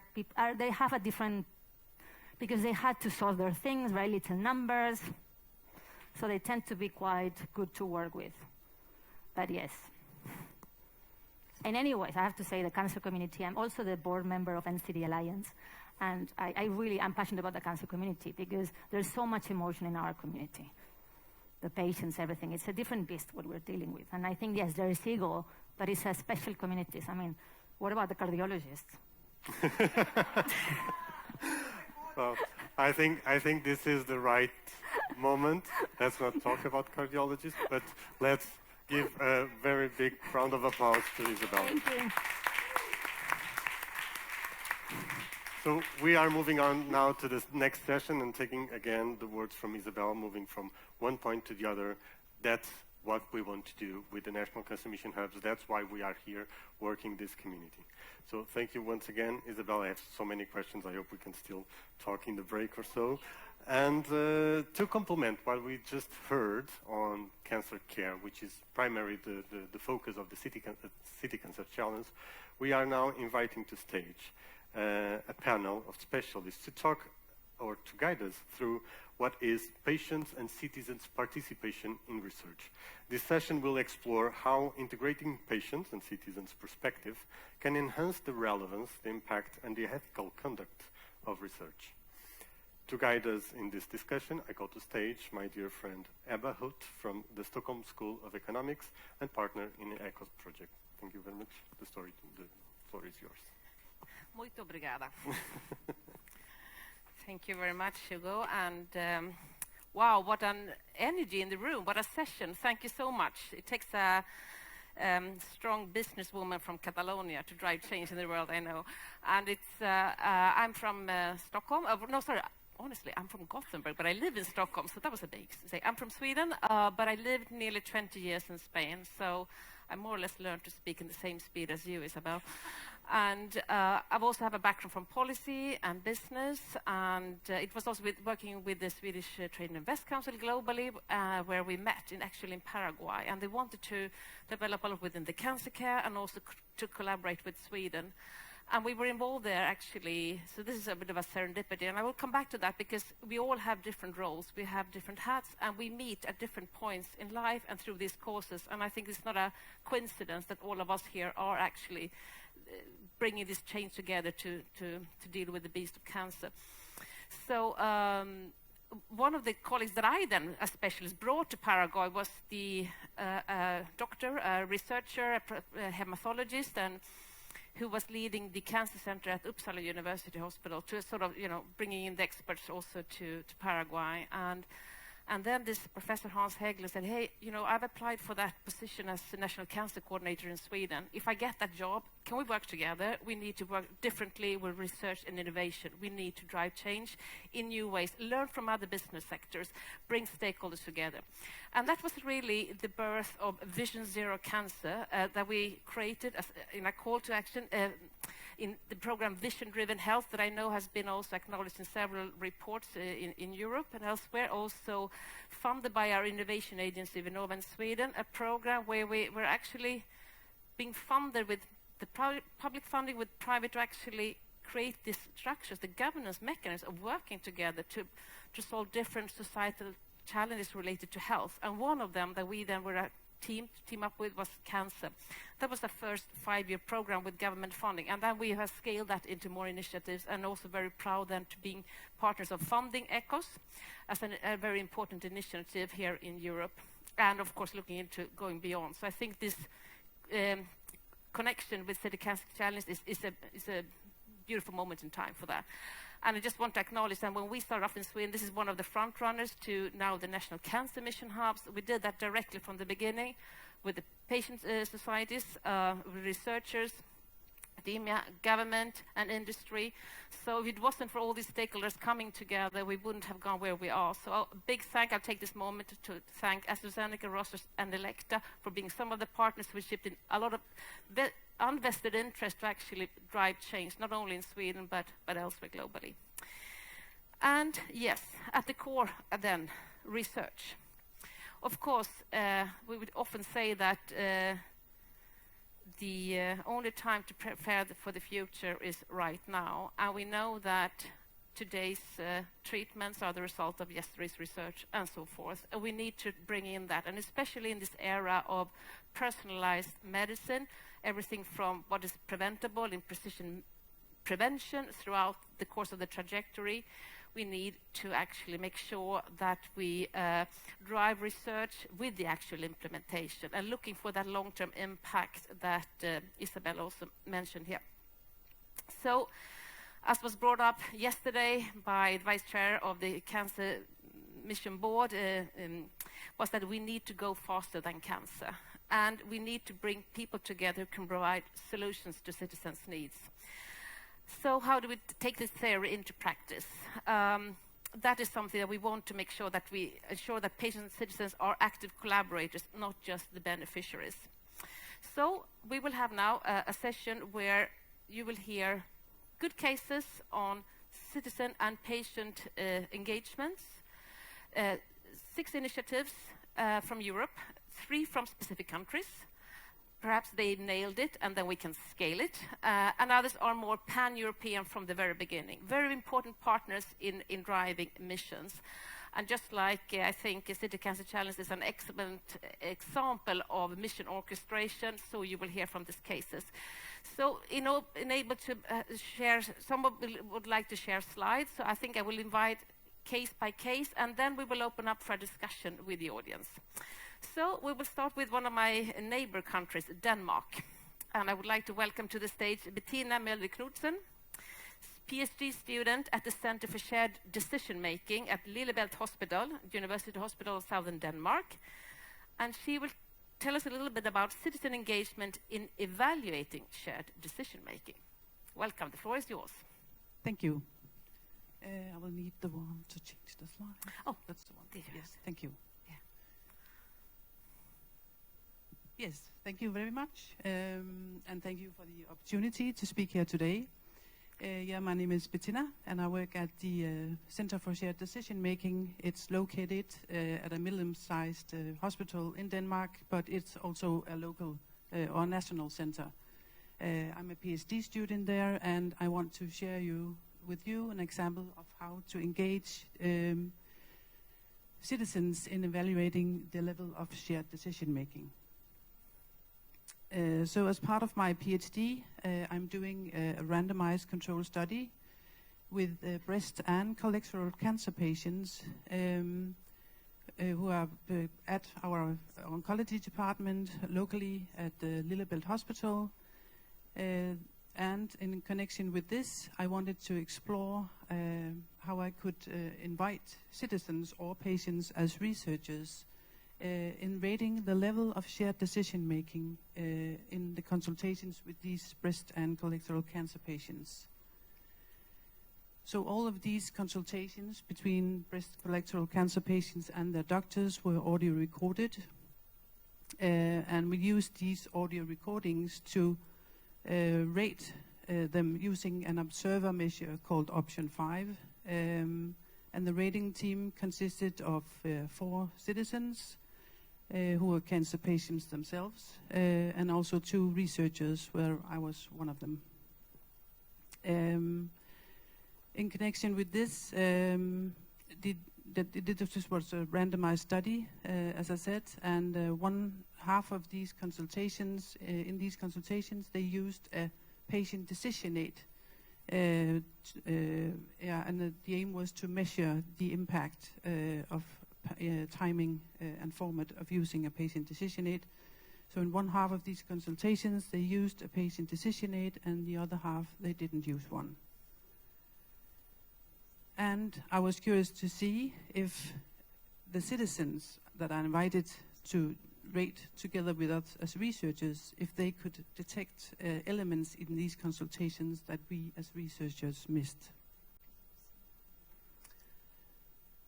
So the findings are still preliminary, but they indicate that the citizens rated the consultations slightly more positively than the researchers, but not more than there was still a good to moderate agreement between the citizens and the researchers in their scores. And just to sum up here, of course there's a lot of lessons learned when you involve the citizens in research. One of them is ethics. You should always do a risk evaluation. In this specific study, I identified information harm and emotional impact as important to address together with the patients before we started listening to all these audio recordings, as they are cancer patients themselves. And of course, there are also a lot of logistics to take care of. I had to invite these citizens to in-person meetings at the hospital due to data security, so I couldn't send these audio recordings around. There's non-disclosure agreements and all sorts of things like that. Thank you.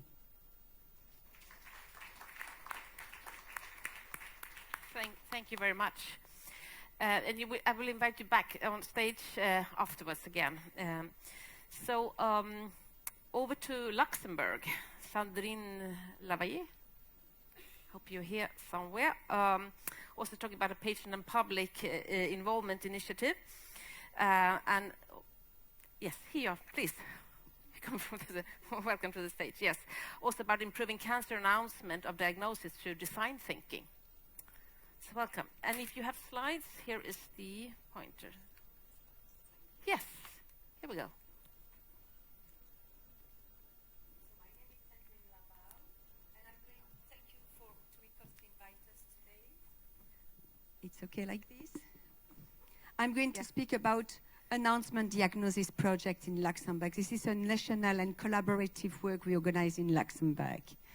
So just a few words about me. So I am doing patient and public involvement initiative in the Luxembourg Institute of Health. This is a very new position and probably the results of my professional and personal life. First, when I really supporting my partner in 2013 in glioblastoma, I realized that the impact factors of the researchers is not really what society means and really wants. And for me, the dialogue and to build really bridges between doctors and researchers and patients was really important. And in my professional life, I am a social science scientist, and I really, for me, the power of dialogue is very important. And this is why now connecting patient and citizen and also clinician is very important.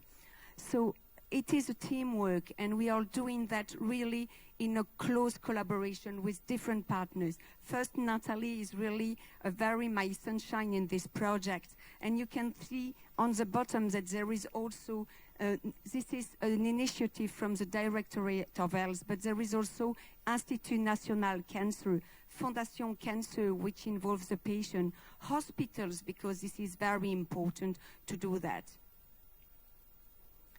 So announcement of diagnosis, probably receiving a cancer diagnosis is one of the most difficult moments in our life. And how we communicate this cancer diagnosis has also an impact in how patient and our loved one will cope with this information. So this is why this project, Announcement Diagnosis, come up. It was really ideas coming from the patient but also health professional that it was very important to do and improve the way it was announced. To do that, we really want to use a methodology, a design thinking methodology. What is design thinking? Design thinking is really just a human-centered approach and collaborative approach. And we try really through this methodology to listen the perspective of the different partners in this announcement of diagnosis, the patient, the health professional, but also the carer's voice, in order to all together find solution. We really focus on the real experience of the different person involved in the announcement of diagnosis. So what we do through this methodology is really encouraging empathy and creativity, but also teamwork. So we really emphasize this is the first stage, is really to listen the experience and the needs of the patient. We organize 25 interviews with patients and carers in order to listen their experience with the analysis of diagnosis. And after that, we also interview 17 health professionals in order to listen to the voice of health professionals, to get the different perspective around of the tables. Because patient and public involvement, I think it is all together that we can really create really concrete improvement all together. It has to take the perspective of the different persons around of the table. After that, when we listen to them, we could identify the real problem from each person. And we went to the ideation collaboration. We invite health professionals, patients, and carers all together to co-think to the problems and to find solutions that could be a real common solution, not a patient perspective solution or a health professional solution, but really a common solution that we combat. And from this really involvement meeting, we go to the prototypes. Prototypes is really to find solution, to test this solution, and to ask feedbacks to this person involved on it. This is where we are now, and we really want. We are doing that through a research center, of course, but the idea is really to be very concrete and to do not really base things on publication, but on really concrete solutions that can be delivered on the ground. It is very important that it is a win-win tool. A win-win tool, it is really a solution for all the partners around of the announcement of diagnostic. Thank you very much. Thank you so much, Sandrine.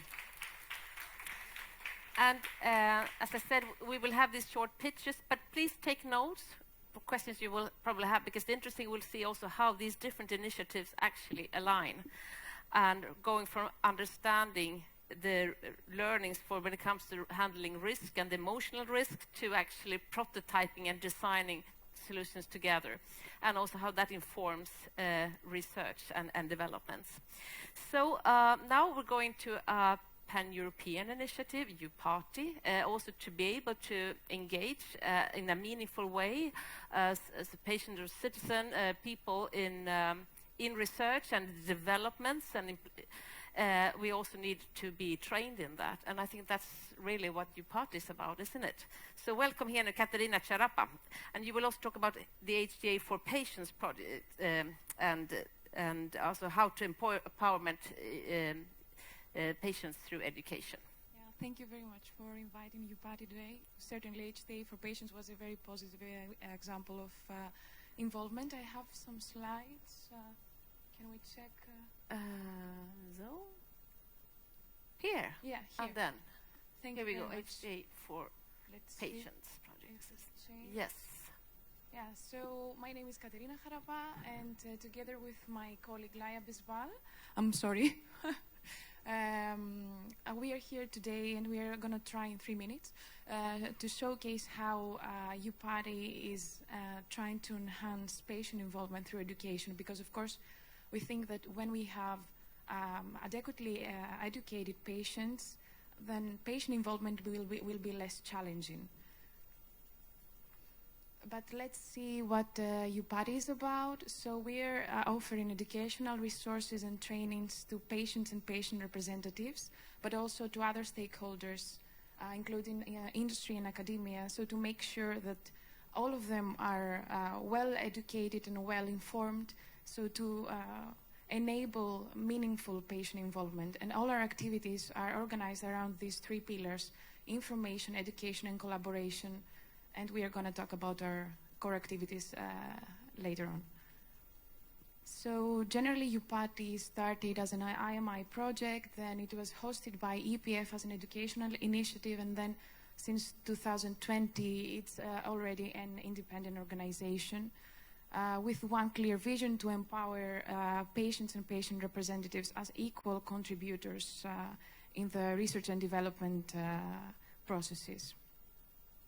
So why UPATI had to step in?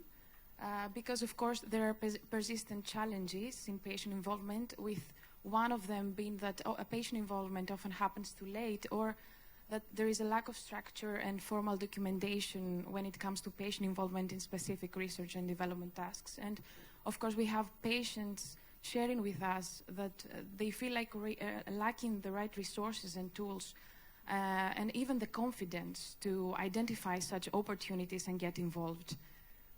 So this is why UPATI co-created this patient engagement roadmap, allowing the patients and patient representatives to identify the right moments along this research and development life cycle, and also support the industry and academia efforts to kind of know where they should enhance their efforts in patient involvement. So here you can see our core activities, where we start with comprehensive information through our online library, the UPATI Toolbox, been available in 14 languages already, and including articles, case studies, in R&D, patient involvement, many different topics. And then we move on to a more structured approach through our UPATI Open Classroom platform, where we offer whole modules in different topics, from clinical trials, regulatory affairs, HTA, digital health, and many more.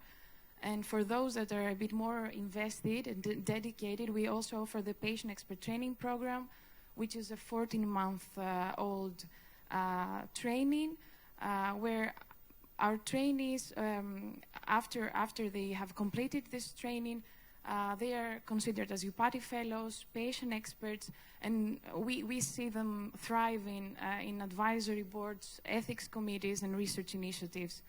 And then we also have some training initiatives for industry and academia members through our learning lab, where, based on the needs, we try to tailor the training material so that they enhance somehow their patient involvement efforts.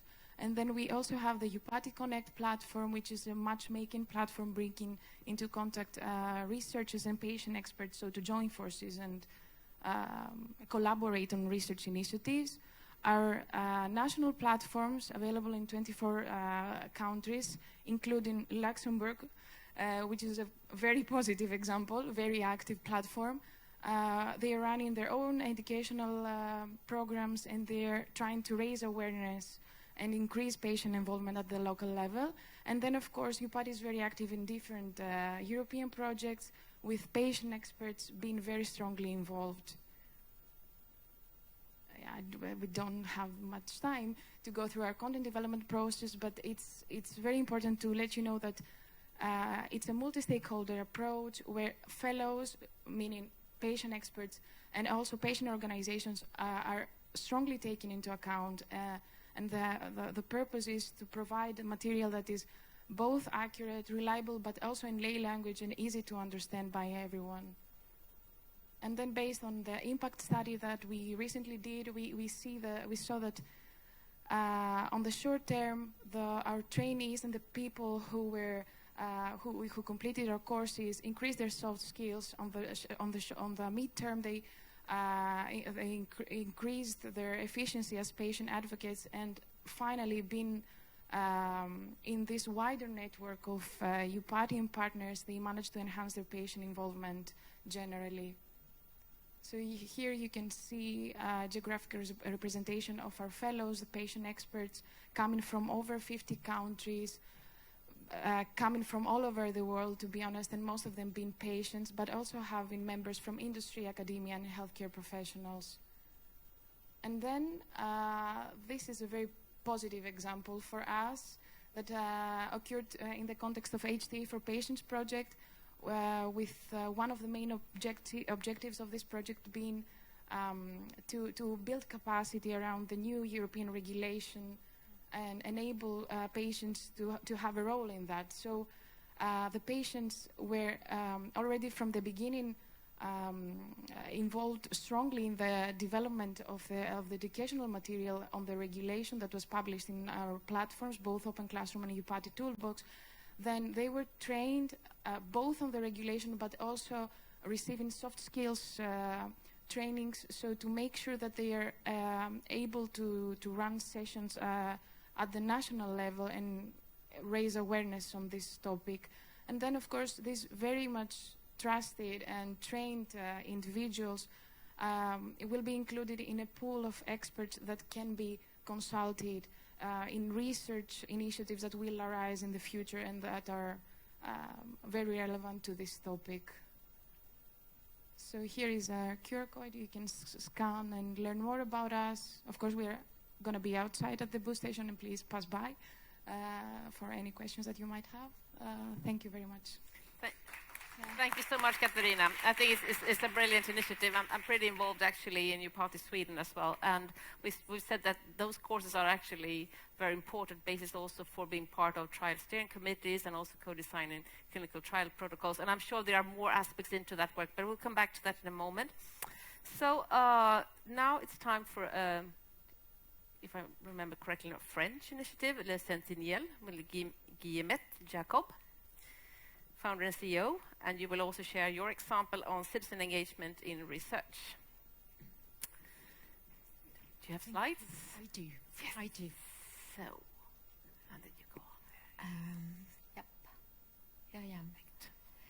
So yes, I am Guillemette Jacob. I am a BC survivor, and I'm coming from a marketing background, which I believe you'll see from the tool I'm going to present to you now.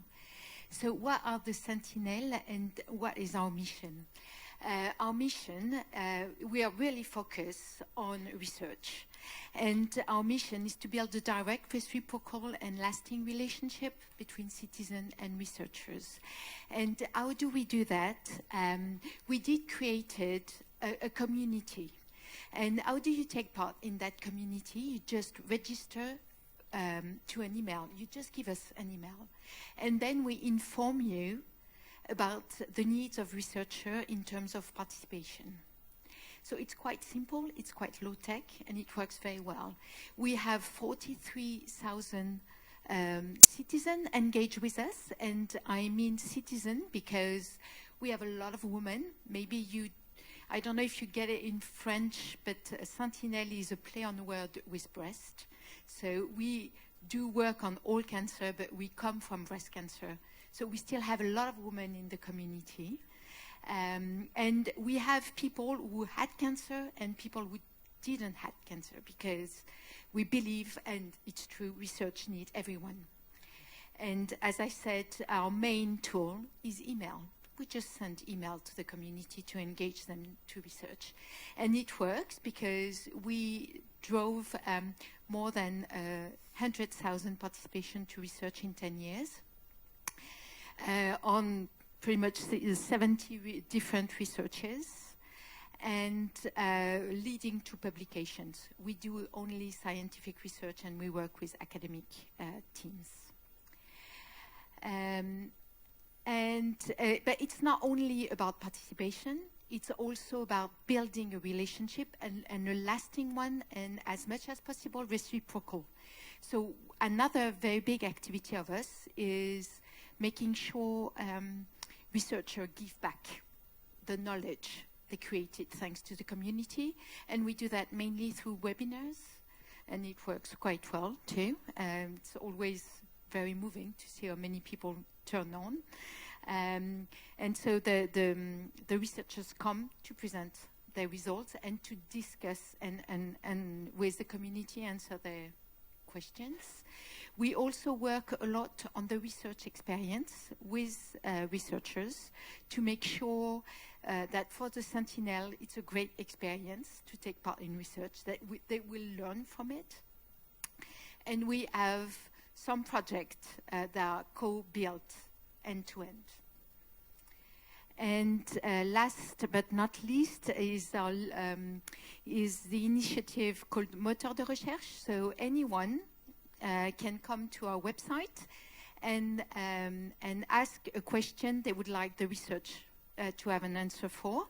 And so we collected more than 2,000 questions, and we share those questions with both researchers so they can take inspiration from those questions, and also fundraisers for cancer research, so they can also orientate differently their fundraising. And I just put here a few verbatims coming from the community, because that's one of the things we are very happy with, that they are so proud of being part and of research. Thank you. And I'm just outside if you have questions. Merci beaucoup, Guillemette. Thank you. And we will certainly also direct some questions within here. Wow, it's so many amazing and so important initiatives. And I think one of the key questions is also to discuss later is also how we now leverage this also within the cancer mission hubs across Europe. Gilly Spreer Research Partnership Canvas is one of the tools that the Melanoma Patient Network Europe has developed. Actually, one of Gilly's co-founders of the Melanoma Patient Network Europe is my colleague Bettina Ryll as well. And what I've learned through when it comes to patient engagement is through Bettina, actually, who couldn't be here today, but driving these initiatives. And as she's often said, that we started working as a mission-oriented hub without even knowing that we were a mission. And I can't believe you will come back to that. Hi, yes, thanks for that. We didn't realize that we were entirely mission-driven as an organization. So I'm going to put this next one up. Good. Yes. Okay. So I'm going to have one slide, but I'm going to talk a lot about it. So MPNE is a mission-driven initiative without realizing it. We're our network. We're not like a traditional patient organization. We're a network working across Europe of people who want to work, basically, not people who are just going to be sitting using the name or something. We don't own members. We don't own anyone in any country. If you want to work together and get things done. Melanoma 10 years ago had death rate for metastatic of everyone, basically. You know, most people were dying. So we have a real interest in making sure that research is working, relevant research is working, because research, you know, nobody's saved by a paper. You know, this has to go into systems as quickly as possible. And we started working with quite a few projects, Horizon 2020 projects and Horizon Europe projects. And there was this disconnect between patients, advocates, and researchers. Basically, they're terrified of each other. They've never really worked together. And with the best of intentions, it just wasn't working. You know, people have different backgrounds, different silos, and that was also a problem from our community. Now, great initiatives like UPATI, the We Can Academy, these are the things that are kind of bringing these stakeholders together in the kind of mission-driven system that we want. So we thought we would just try and work out, using design thinking, like what our colleagues also talked about, and saying, can we actually develop something quick, easy, cheap, that anybody can do, to try and facilitate this discourse between patient advocates and patients and researchers. So we just developed this little tool, which is just a partnership canvas, and we developed some personas, because I think sometimes you can be yourself either side of the table as a patient advocate and a researcher, but sometimes you need a persona to kind of act, to put yourself in somebody else's shoes, but also to act as a little bit of a foil that you don't need to actually be quite as truthful as you ought to be, but you learn to be truthful as you go along, because you actually get a bit of trust built out. So this partnership canvas, we have a little example of it outside. We have example of the personas, and please come and have a look. And we've been doing this. We did this at the French presidency mission event 2-3 years ago now. We've done it at the Champalimaud Foundation in Lisbon. We've iterated it with our community, and most of all, it's actually fun. And people actually realize that researchers are normal and patient advocates are normal, and no one ever tells a patient advocate or a patient that they're wrong. A researcher will not say, like they will to another researcher, you're wrong, I want to critique your research here. They will just say, oh, thanks. And that's a sort of uneven playing field. So in this way, you can even up, and people can actually get the trust between each other to say, you're wrong. And I think come and do the partnership campus, come and have a little look at it outside, and let's do something that's fun and a bit quick and changes research a bit quicker. Thanks. So that could really drive meaningful involvement, definitely. The final initiative, it's now a very formalized initiative. Now it's been created as a foundation across Europe. It's the We Can initiative, bringing the levels of local, regional, national, and European together. So welcome to the stage also Anita Kinesberger, my colleague and friend from Austria. We were on stage together a couple of weeks ago at the occasion of the European Society of Radiation Oncology Conference, and we realized in a symposium that we had that very little actually co-designing or active involvement with the patient community within the radiotherapy community. So maybe that's a field we could do something about. But first of all, we can. First we start with We Can, and then we see what we can do. So we really want to share one very important thing, because a few days ago we became, after 10 years of being a network, from umbrellas, 4 umbrellas, all indications, all age groups, and I think this is something what we achieved. We are, after 10 years, a legal foundation, We Can Foundation. So you will find us. We are very, very proud and excited about this, because it's really something very, very special.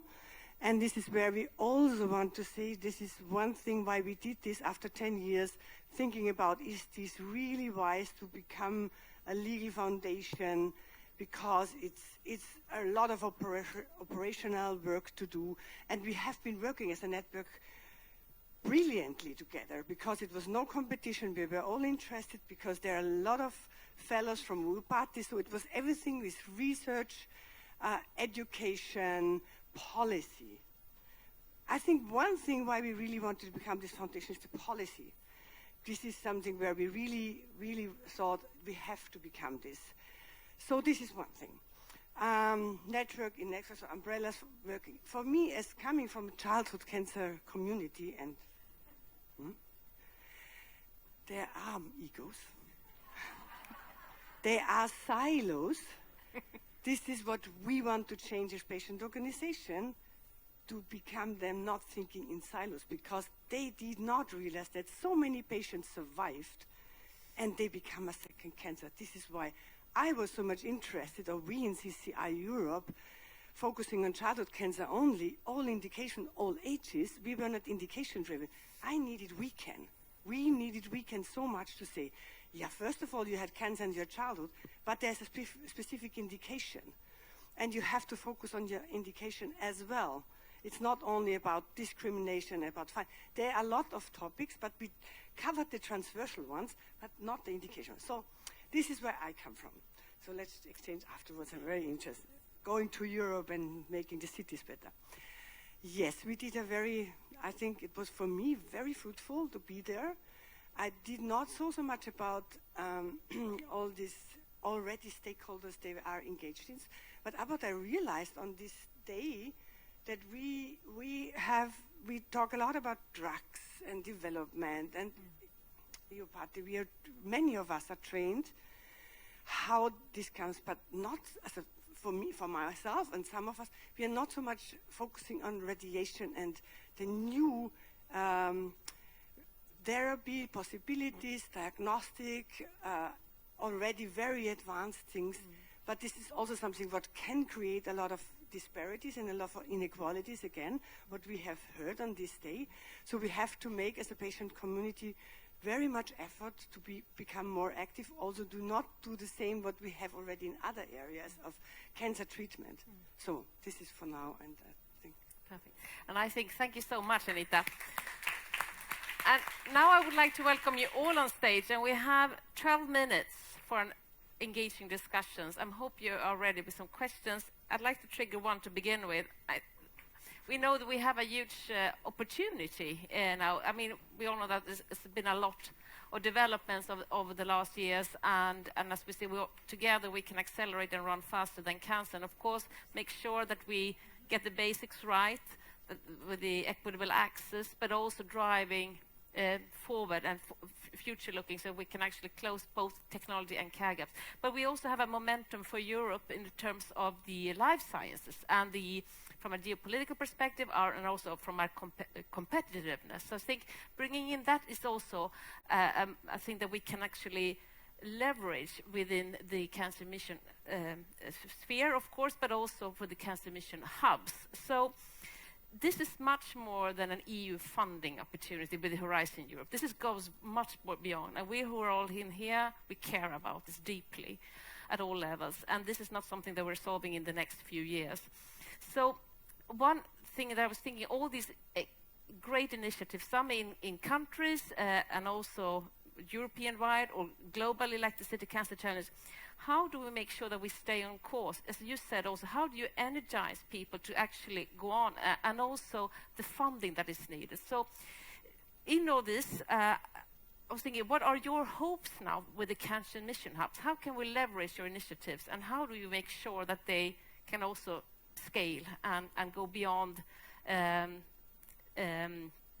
reaching a few, but reaching the greater whole of all of us? Because we have a very important mission.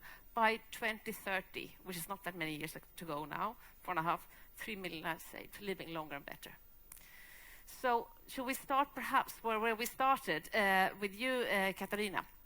And from bringing in this knowledge of the research and shared decision-making, how can that also be leveraged now within the Mission Hub? Well, although... Can you hear me? Yeah. Well, body is mainly disease non-specific. So although we don't solely focus on cancer, we do that through our European projects. We see that it's very important. The focus is there, right, in the European region generally.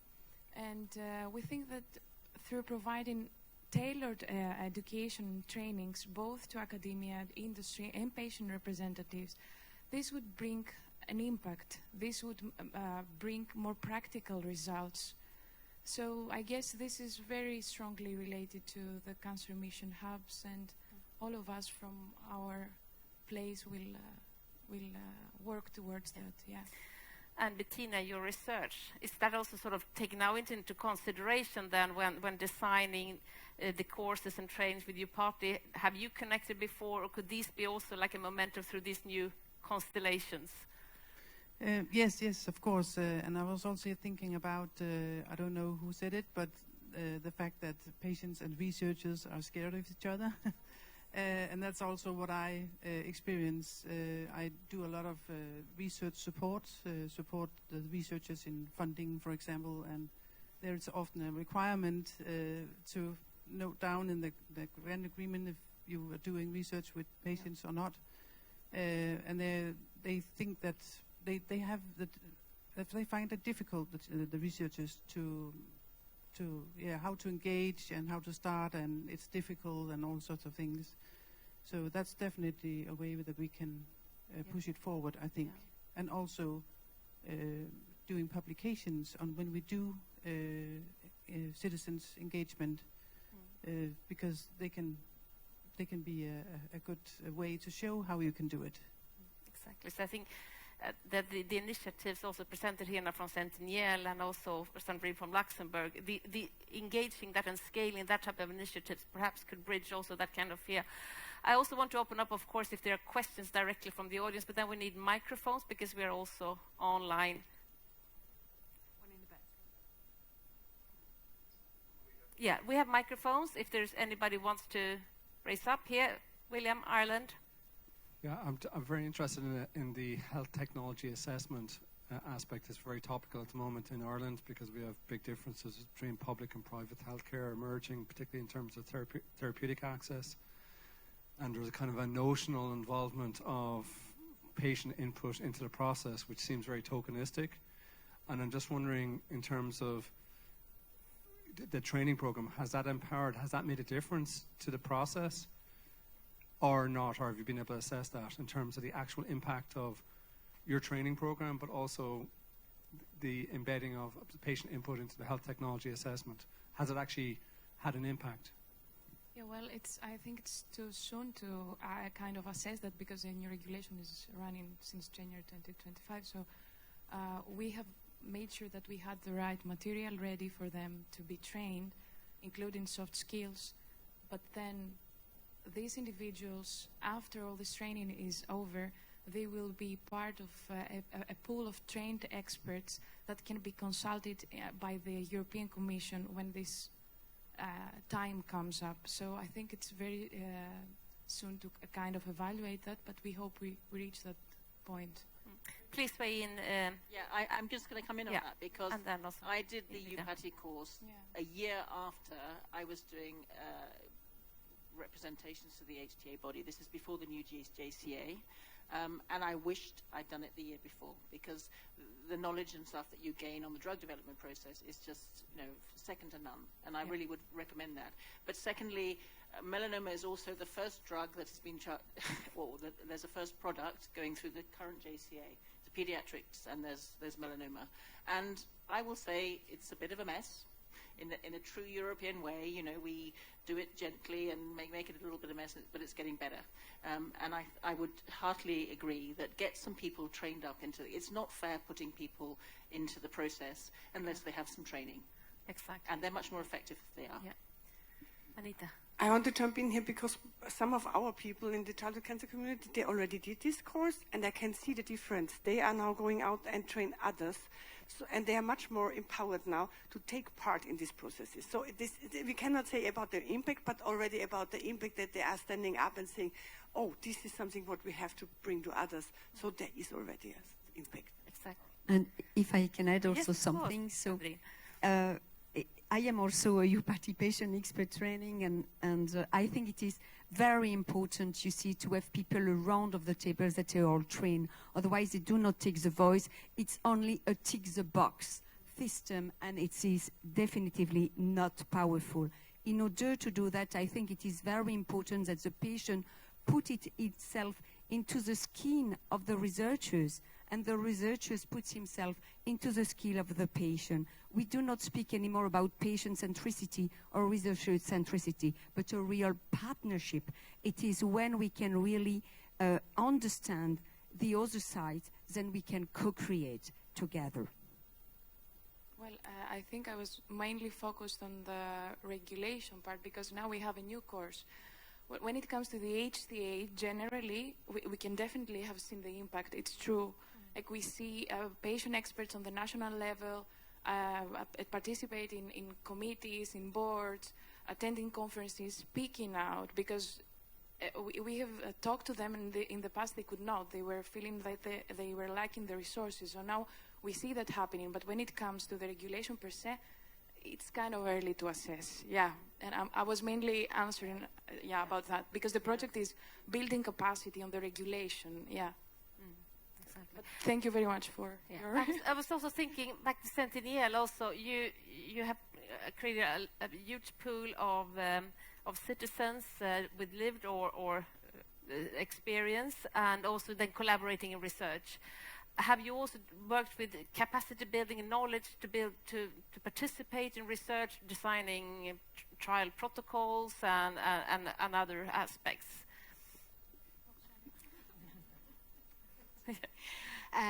We are, but we are learning as walking too. And I was mentioning the co-created project, and in the co-created project, we always start by a co-training session where both researchers and people involved, whether they are former patients or not, co-train each other. Yeah. Some of, patients and citizens on their experience and researchers on their expertise. Yeah, we did. Personally also, we are doing that. And for example, when you have to submit a research project to the ethical committee, in Luxembourg there is no template for submission. And there is a lot of back and forwards from the ethical committee and the research center.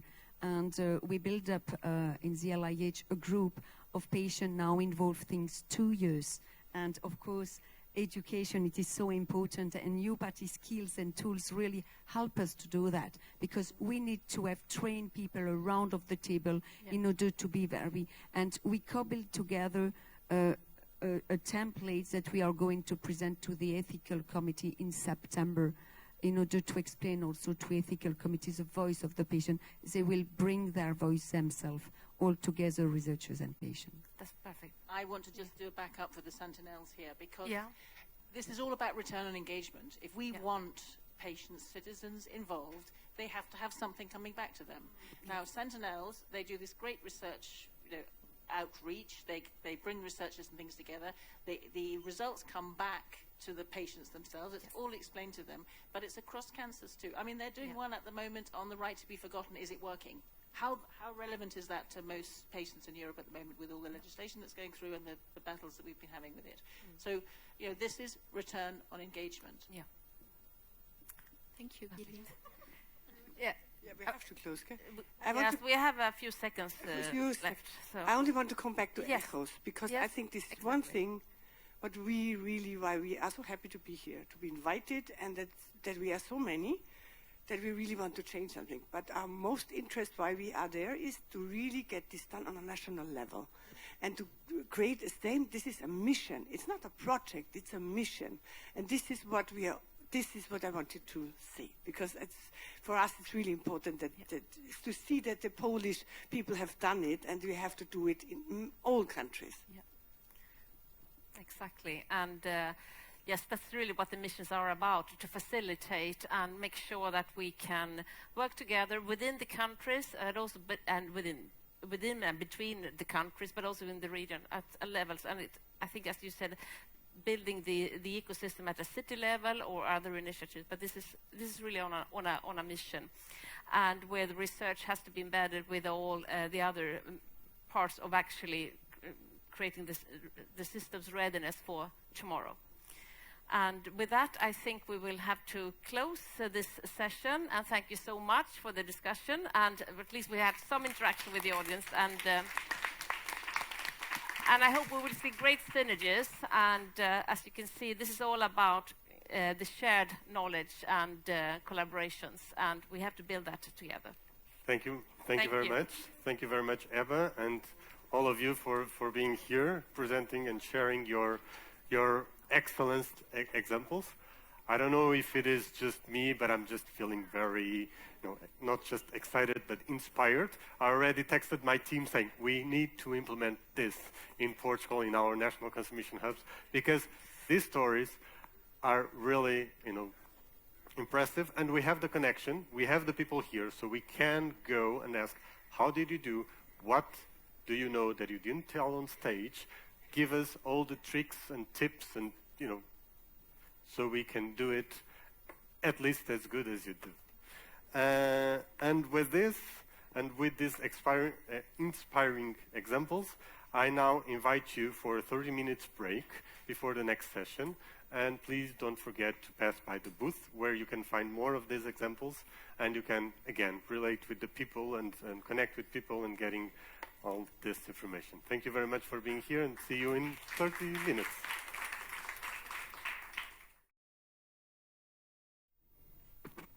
Welcome back, everyone. I hope you still have some energy left for the last part of the day. So before we start this next session, just want to put things here a little bit on context. So today we started with some welcoming from our hosts, the mission, the project, the cancer community here in Warsaw, in Poland. After that, we heard about citizens' engagement overall, not dedicated to cancer, but different perspectives, how citizens' engagement can improve the results, the output of a given initiative. We digged into what is the status of the art of cancer care, cancer research here in Poland. We did the Cancer Pulse. And then we engage into, so once you frame the problem, you engage with the community. And these were the very and priceless examples from the City Cancer Challenge and what they are doing in low and middle income countries. After that, we went to citizens engagement and patient engagement in cancer research. So we had cancer care, cancer research, and now we are closing the cycle with the quality of life. So citizens participation, status of the art, community engagement, research, and now quality of life. So it's my pleasure to invite Gili from the Melanoma Patient Europe Network to take the stage and to guide us into this very, very interesting panel that is now starting. Thank you very much. Thanks, Hugo. So as you can see, you were expecting Bettina Ruhl. Unfortunately, she's had to go due to a family emergency. So you have a very poor second, but I will do my best in this session. So thanks to all for being here at the end. This is, of course, as a melanoma patient carer, is absolutely a vital situation. I mean, life is more than survival. So this is an expert panel that we're going to have. We know how much people suffer during treatment, but prepared to put a lot up.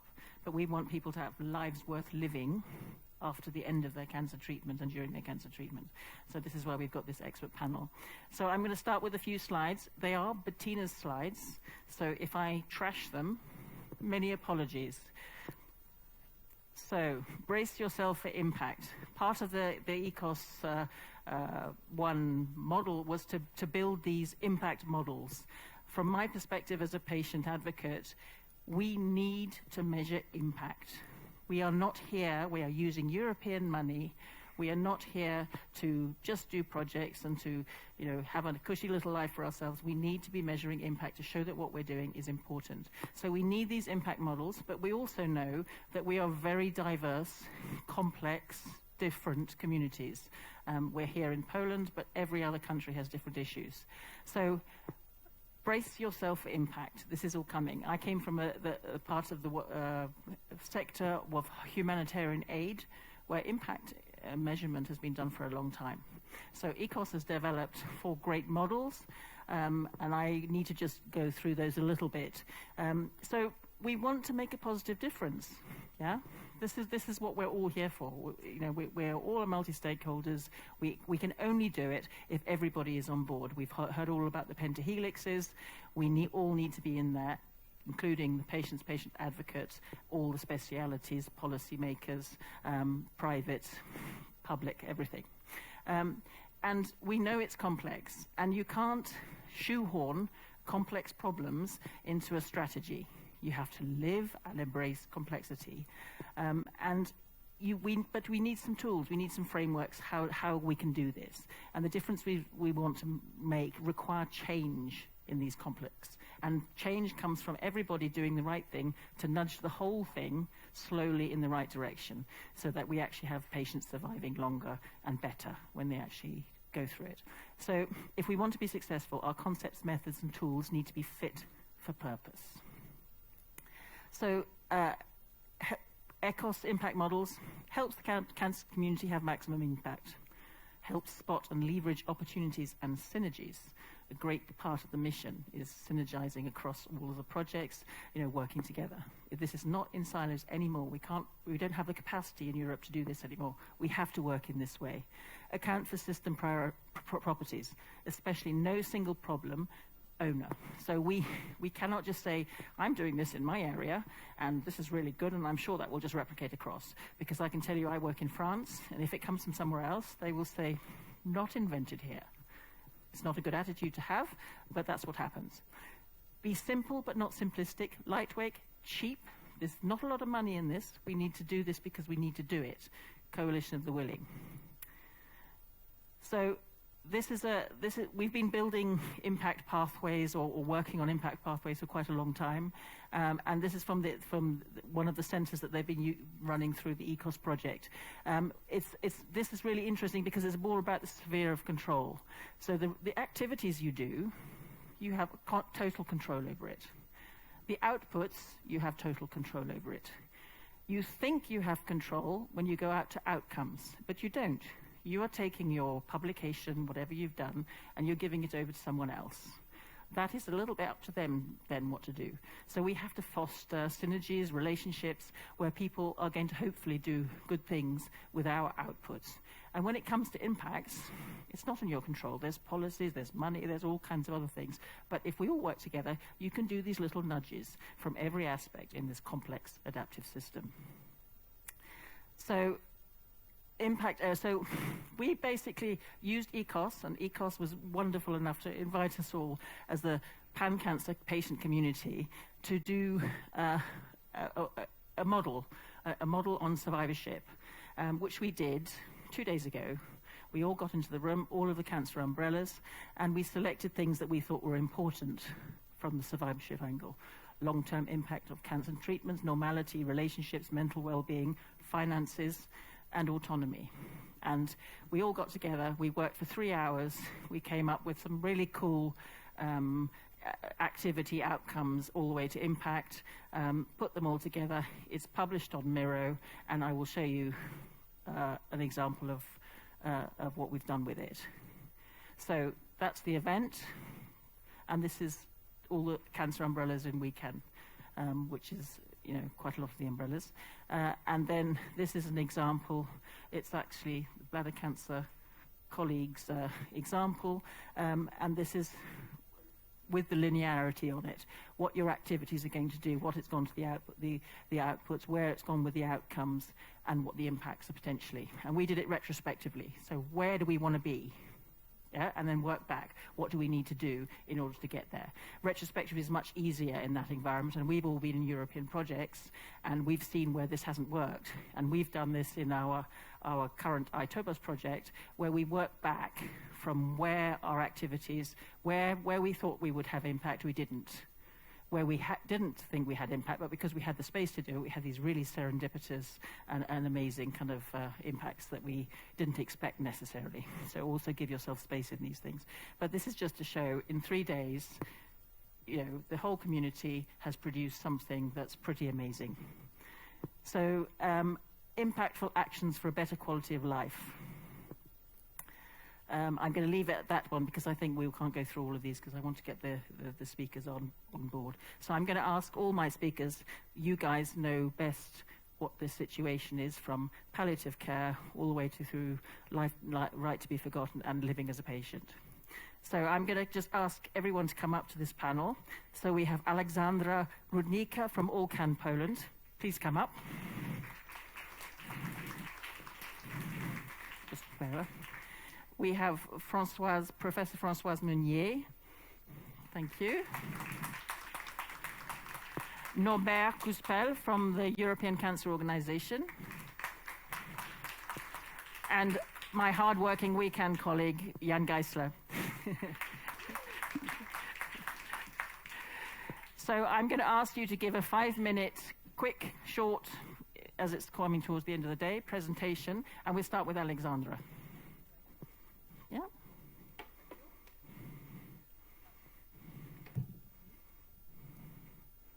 So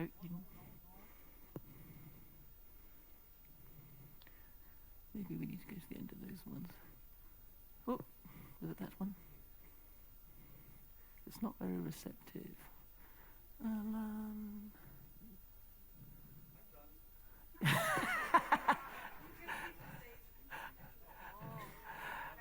It's gone all the way to the end. Here we go. There we go. So just press that one very gently because it's very oversensitive. My topic, palliative care, is not popular. On this? Yes. But it is becoming more and more important. Why? What is the role of palliative care today? The development of medicine has made significant progress recently. Because of this, some cancers that were previously terminal, with only few months of life, have become chronic condition. Patients now live for many years, struggling not only with the disease symptoms, but also with the adverse effect of innovative treatments. This affects their quality of life. It applies especially to oncological patients. Currently, the role of palliative care goes beyond providing dignified pain control, end of life. Today is not only end of life care. It should start at the time of diagnosis and support the patient's whole life. What are the tasks of palliative care today? Palliative care addresses not only the physical aspect of life, but also the psychological, emotional, spiritual, sexual, and social dimensions. It helps live better with illness, stay active in family and social life, and even continue working. I don't.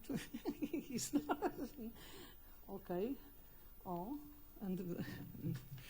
Holistic palliative care improves the patient's quality of life, helping them feel included in society despite illness. From the patient's perspective, it ensures well-being during illness. From the state, development and good functioning of palliative care is a beneficial investment in citizen health and allows some ill people to lead normal lives, continue work, and pay taxes. Palliative care is often confused with palliative treatment, but they are not the same. They should be given at the same time. When a patient hears that they are getting palliative treatment and are referred to palliative care, he often fears it means the end of life.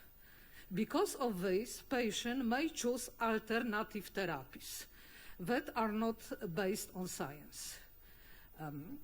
The truth is that many patients can still live for many years with a good quality of life. We should present palliative care from this perspective for patients and their family. We also should dispel the myths surrounding palliative care. What are the changes in palliative care in Poland recently? In addition to education, information is also very important. A lack of it is a barrier to get palliative care. A good solution to this issue is the website Opieka Paliatywna Info, where a patient can find the nearest to their home palliative care facility of other useful information. We also cooperate with decision makers. I often participate in parliamentary meetings. As a palliative care advocate, I represented patients in a group of experts established by the Ministry of Health to prepare the palliative care strategy.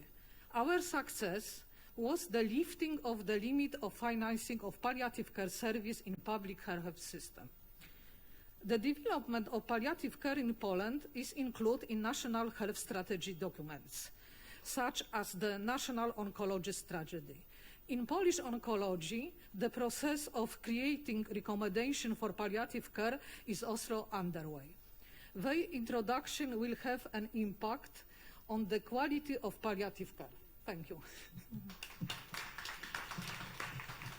Thank you. Thank you so much for that, and obviously very important area in the palliative care area. I'm going to ask Françoise Meunier to come up, a doyenne of the Right to be Forgotten. Thank you. More and more patients are surviving and have a long way of living after the diagnosis. And more patients are considered as cured or without relapse in remission on long term. And when we speak about quality of life, there are, I don't have slides. No.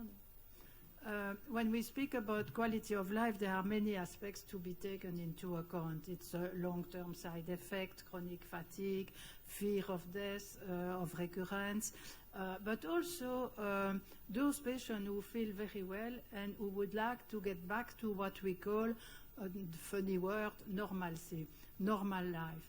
And that includes return to work, adoption, having a child, and also having access to financial services. And my project on those aspects is only restricted to access to financial services, because I believe that all issues are equally important, but specific problem require specific solution. And I really believe that the financial access is probably one of the easiest one to get a specific solution, because we got the model of countries who have already adopted such legislation. And so it is important to realize that it's a matter of fairness, of equality, of all EU citizens to be treated similarly when they're considered cure. And so in France we have the law which paved the way, which in fact got me a lot of inspiration, and I was saying if it's work in France it should work for all the EU citizens. And now today there are 9 countries who have a legal aspect. While 9 countries, we could dream about an European solution. And the Beating Cancer Plan had in line on paper that we should build. But we end up with a lot of reluctancy from insurance company, and despite many meetings, we end up with a proposal of a code of conduct. And I must say, I am very blunt, I don't like a code of conduct because it's not binding and it's a trap. Because the day you have a code of conduct, the insurance will say, we have signed a code of conduct, and they don't move.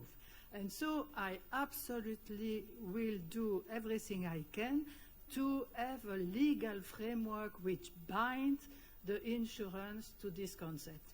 And one of the major arguments is that it is working, it is effective, and as I used to say, I'll already say it twice, I think, there is no French insurance which is bankrupt since 10 years that the law exists in France. So if it exists and possible in France, it should be for all European citizens. And another argument is that Belgium followed 2-3 years after France. And both Belgium and France are desescalating. They start with 10 years delay. We are now at 5 years delay. There are even industry, insurance company, who are abandoning medical questionnaire for some cancer up to 2,000 euros per person for loans. And so if insurance themselves desescalate, it's the best argument and the best proof to see that this is feasible and this should be our target. Now, to come back on an European solution, you know that perhaps the mortgage directive is going to be amended. There we will have to be extremely careful because I am strongly disappointed with the revision of the Consumer Credit Directive. The Consumer Credit Directive has been revised. It has now passed the Council, has to be implemented by each member state, like all the directive, by November 2025. But in the document, it is says the insurance managed to say that the delay is for the right to be forgotten for the Consumer Credit Directive up to 15 years. You realize? 15 years. And that is impossible.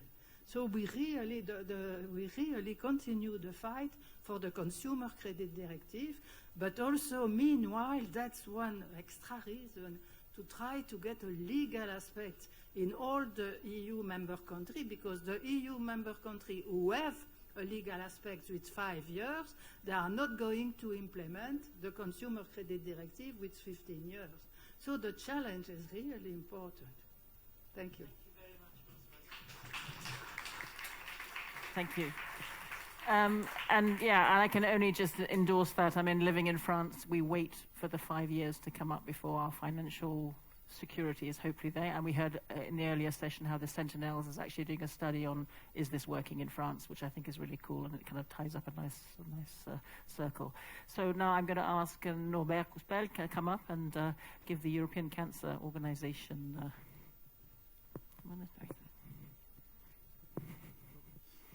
Good afternoon, everybody. I'm not sure if I can have my slides. Thank you. All right. I'll be flicking through a few things. But so what I do is obviously, this is Jan. Yeah, that's me. All right. Yeah, good afternoon, everybody. So I'll try not to repeat myself, as I was already having the honor of speaking this morning, but obviously really humbled to be sitting in this panel among really esteemed patient advocates and other experts. So really happy to be here to provide perspective on the topic of quality of life of ECO. So of course, like I did this morning, taking a bit of a policy perspective on things. Again, just reflecting on the moment that we are living here right now in Europe. I think it's important to realize that the topic of quality of life has been, at least to some degree, in cancer, an EU priority. And that's not something that was the case before. It wasn't something that was the case certainly before 2019. So as mentioned already many times today, we have a Europe's Beating Cancer Plan and EU Cancer Mission. But it's important to highlight that in both of these initiatives, we didn't talk only about treatment. We also talked about prevention, that's also important, but we talked also about quality of life. So quality of life has been a key pillar of both initiatives, the Cancer Mission and the Beating Cancer Plan. That's something important to acknowledge when we talk about the topic here. Obviously, we know that in many cases that has not been, let's say, the most developed of the pillars, but that's still there. And we know that with the support of the European Commission, many projects have been starting or are ongoing at the moment. Of course, the Cancer Survival Smart Card, the Network of Youth Cancer Survivors, the inaugural project under the Cancer Mission. We have a coordinator here, the European Cancer Patient Digital Center, and many others. So important to start with that. When it comes to our work as an organization in the topic, we have focused topic networks, as one of them is focused on survivorship and quality of life. So it has been established since 2020, very much with the idea of establishing a platform to fight against discriminations faced by cancer survivors, and Dr. Meunier was exemplifying one major discrimination that many cancer survivors are experiencing, but also to foster attention to the quality of life issues faced by cancer patients, of course on the medical side, and our colleague from Poland was exemplifying the need for palliative care, but also the psychosocial side as well. And we are very happy to have more than 200 experts in our group. So talking about policy priorities, so what do we need, what do we think we need to do right now when it comes to quality of life in cancer at the European level? First, we have something called survivorship care planning. That has been a topic since, well, definitely before 2019. Past joint actions on cancer were setting up standards and guidelines about this, and we know that in many countries still we don't really have a survivorship care planning implemented. So we think that's really the time to accelerate on that. Mental health is being, of course, a topic for society, but it's, of course, very much of a topic, as we know, for cancer patients and for all of those who are also surviving the disease. And in many cases, mental health services for cancer patients are not really in place in countries, and so we think there's really a need to advance this at national level when it comes to psycho-oncology. We're here very busy talking about patient engagement, citizen engagement. We cannot do anything on this if we don't actually listen to those experiencing the health care system. So patient-reported outcome, patient-reported experience measures are really important. We need to move forward with integrating these things into care, into research, into policy. Some projects such as EONCO are doing a great job at starting this, but we need definitely to do more at national level. Some things such as the European Disability Card also provide good opportunity. Reintegration into the workplace, of course, is important. Right to be forgotten, as Dr. Meunier was mentioning. And also something else. So we have a Beating Cancer Plan, we have a Cancer Mission. This is all great. This is starting good projects. But if these projects are not sustained, are not supported, we're just going to be stopping halfway. So this is really now a commitment to all of us to speak up and to show that we do not want to stop halfway. We want to make good use of public money as well, and we want to kind of take these initiatives to completion via second phases where needed. And a number of these initiatives are right now quite desperately needing a second phase. So it's also a policy priority to also work on that. And that will be one of my last slides, but thinking about overarching priorities in the field, so stepping a bit away from the very policy dimension. First of all, many people are talking about quality of life, and sometimes some are not fully appreciating that we're talking about so many different situations. People across the cancer pathway have quality of life needs that are very diverse and very different between the active treatment phase, the survivorship phase, palliative care phase. These are all really very different, and we need to acknowledge the diversity of these needs. So that's the first thing. And the second thing is we really need to, for health systems, to move from a cure-focused approach to a quality of life-focused approach. All the surveys from citizens, from patients, are saying people want quality of life. This is the number one priority. Health systems need to redesign and adapt to this, and there's still a long way to go to get there. A very final thing in terms of an example of what we think can be a good patient and citizen engagement tool. The European Code of Cancer Practice obviously the development has involved many already sitting on this stage, many patient advocates from ECO. And we think this is an important manifesto of what cancer patients have rights for. In Europe, this is 10 rights translated in all European languages. There's also the Polish version on stage. Happy to be in touch after the session on this. So yeah, happy to leave space for more discussion. So much, Norbert. And I think ECO has a great kind of convener role in this kind of area between all of us. So thanks for that. Jan, now we can come from a person with patient experience, and I think you're going to do the Alan model. Go back. It's very, very sensitive. So I mean, you've seen my talk now 3 times. Do you have any questions? No. I mean, this topic is really important to me. I mean, imagine a world when nobody has to die from cancer any longer. And I mean, that's what we're talking about everywhere.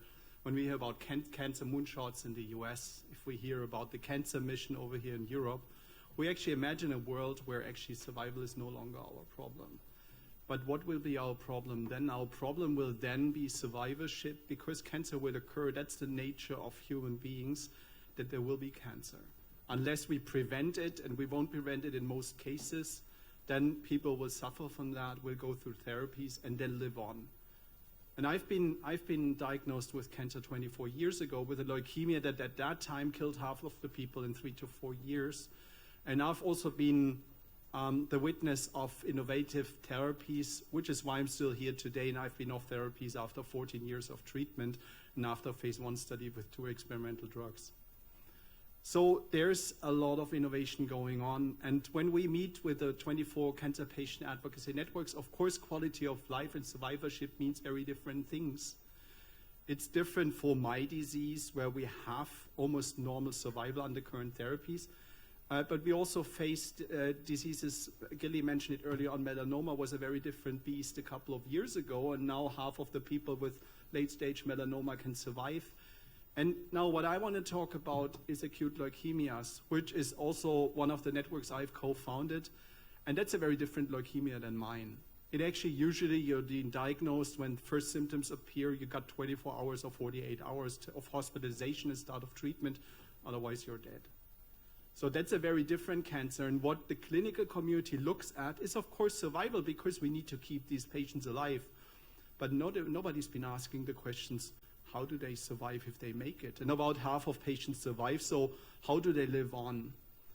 If you ask the clinicians, I mean, it's a bit like you should feel grateful that you have survived. So forget about, family planning, quality of life. What do you complain about? Family planning, sexuality, all these things that people suffer when they're acute leukemia patients. Nobody had data. And so what we care about in all the networks is actually to build evidence around that, about the questions that are not being asked, about the stuff that is actually not being addressed by the clinical community, which is quality of life and survivorship. And the workshop we had, Gilly had shown our 3 hours exercise here in Warsaw. There's so much knowledge in the community about what survivorship means and all the different dimensions across different cancers. And of course, I mean, you've seen the slides, but what we're doing is we're trying to do evidence-based advocacy. And we're doing this on the national level in the cancer mission hubs then as well, where the patients are involved, because we want to change how healthcare is being delivered, how research is being done on the national level. And we as umbrella organizations trying to work with the European institutions to do the same thing. And most research groups are usually pan-European and global. So those are the guys we need to work with as a community too. So I just want to highlight a couple of things, because in acute leukemias, it was exactly that situation. I'm one of the founders of the network, and there was nothing. We didn't have any acute leukemia patient advocate on the board, because there were so little, such a small number of survivors, so that those that made it actually didn't want to go into advocacy. They tried to get as far away as they can. This has changed over the years, and we now have AML and ALL survivors on our board. But there was no data about what it means to survive acute leukemias. So we said, okay, we need to generate that.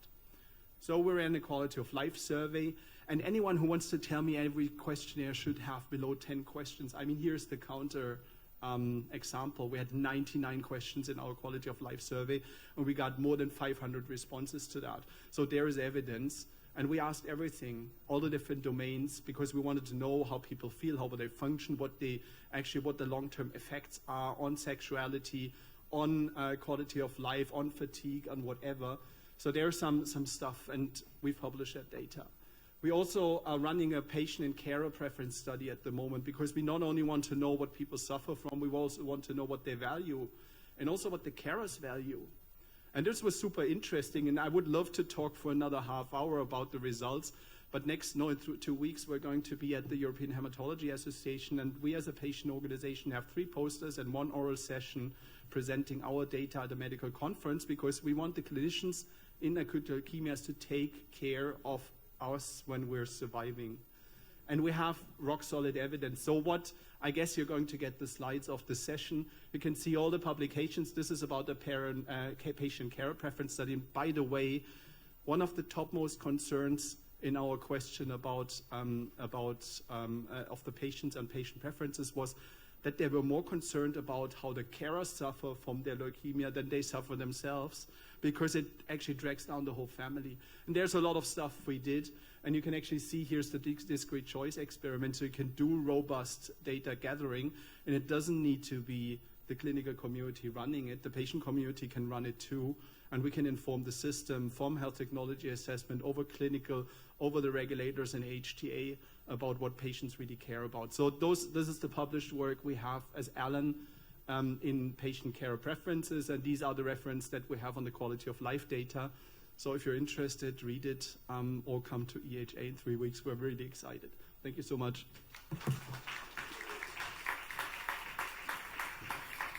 Thank you so much, Jan. And I think it's a very important lesson to us is that well-organized and well-trained patient community can actually produce really great quality of life data that we've never seen before. So I think this is something to make.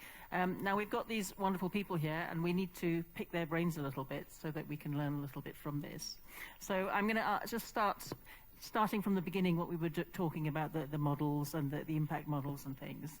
And so reflecting on this sort of WeCan ECOS impact model on quality of life and survivorship and your own experience, what are your thoughts?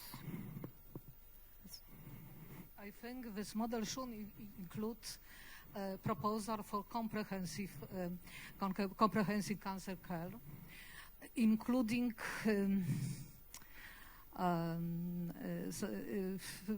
including supportive treatment, such as pain management and dealing with the side effects of therapy, all of which are part of palliative care.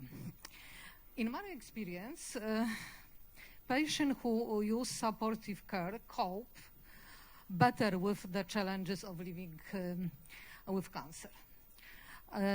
Unfortunately, they often have to arrange and pay for this care themselves.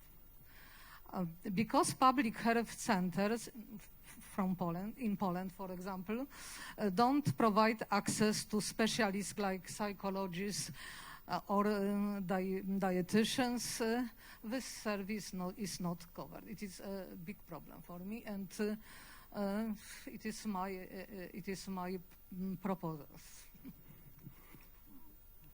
Françoise, please, the same question. Yes, well, concerning the financial toxicity, I would say there are still a lack of awareness about the extent of the problem in different countries.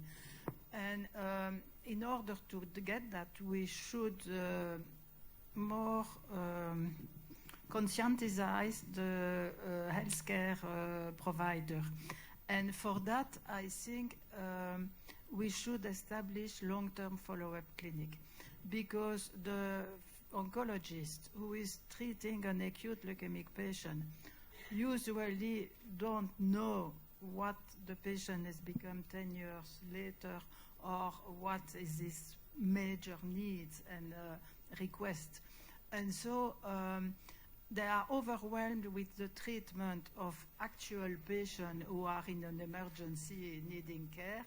And so it's perhaps different type of teams and multidisciplinary team who should take care of the long-term follow-up, and establishing within such major plans such as mission and beating cancer plan, and so long-term follow-up clinic with dedicated healthcare professional to the survivorship requests and needs and issue.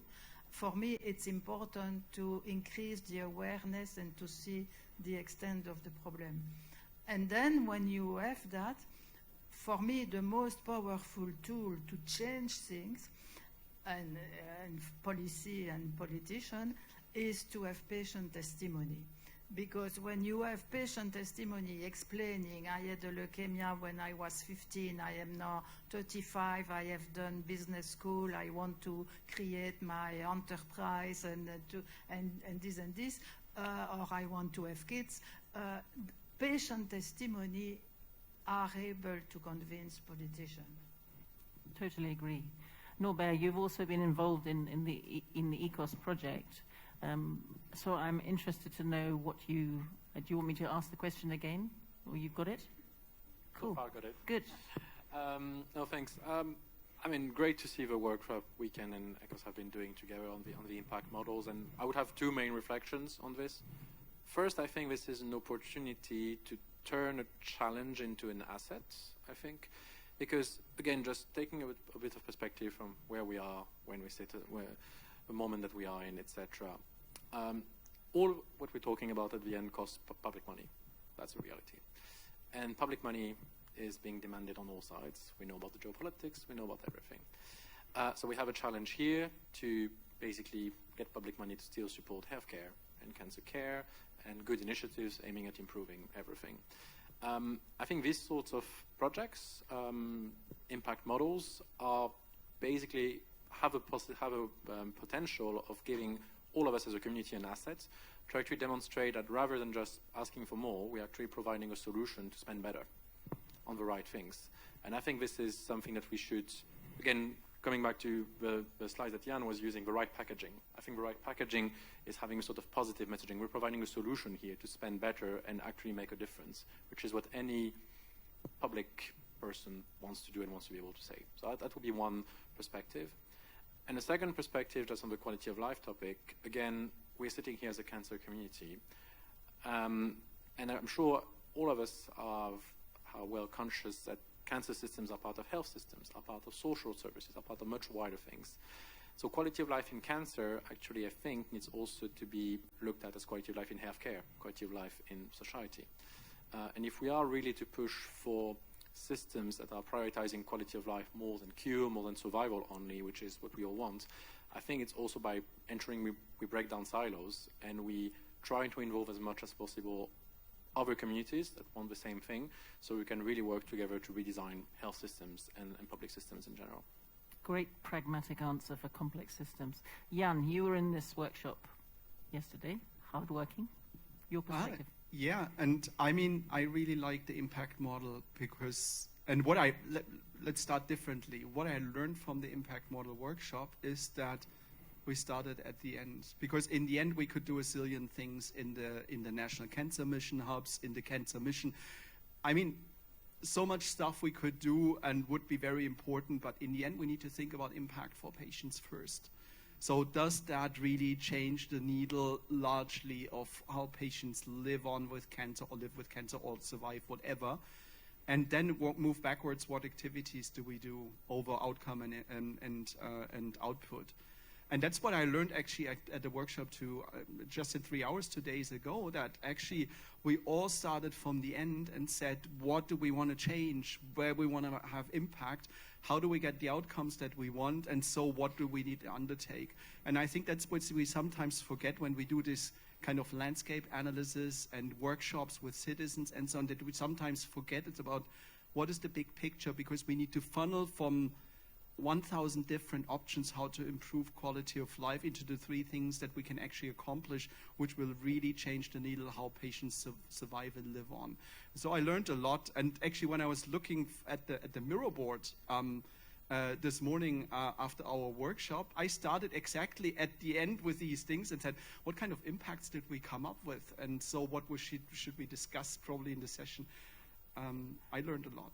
Great. And the variety within the community, I think this is a really important thing to see, is that everybody has a slightly different view on the impact they want, because they have a different view of quality of life and survivorship. So, and that's something that we have to kind of concertina in, not forget anyone, but come up with something that's, impact for everyone as much as possible. So, cool. Okay, so second question. This is a challenging one. So in relation to your own work, where do you see the major challenges? In my work, as an advocate of advocate for people receiving palliative care, I see the biggest challenge in increasing awareness among the public, patients, their families, and doctors about the current role of palliative care, so that patients are not afraid of it, and understand its importance for the quality of life in illness. Further, my organization, we have started with campaign, Palliative Care Ensures Quality of Life During Illness. It is very important for community. For community. Françoise.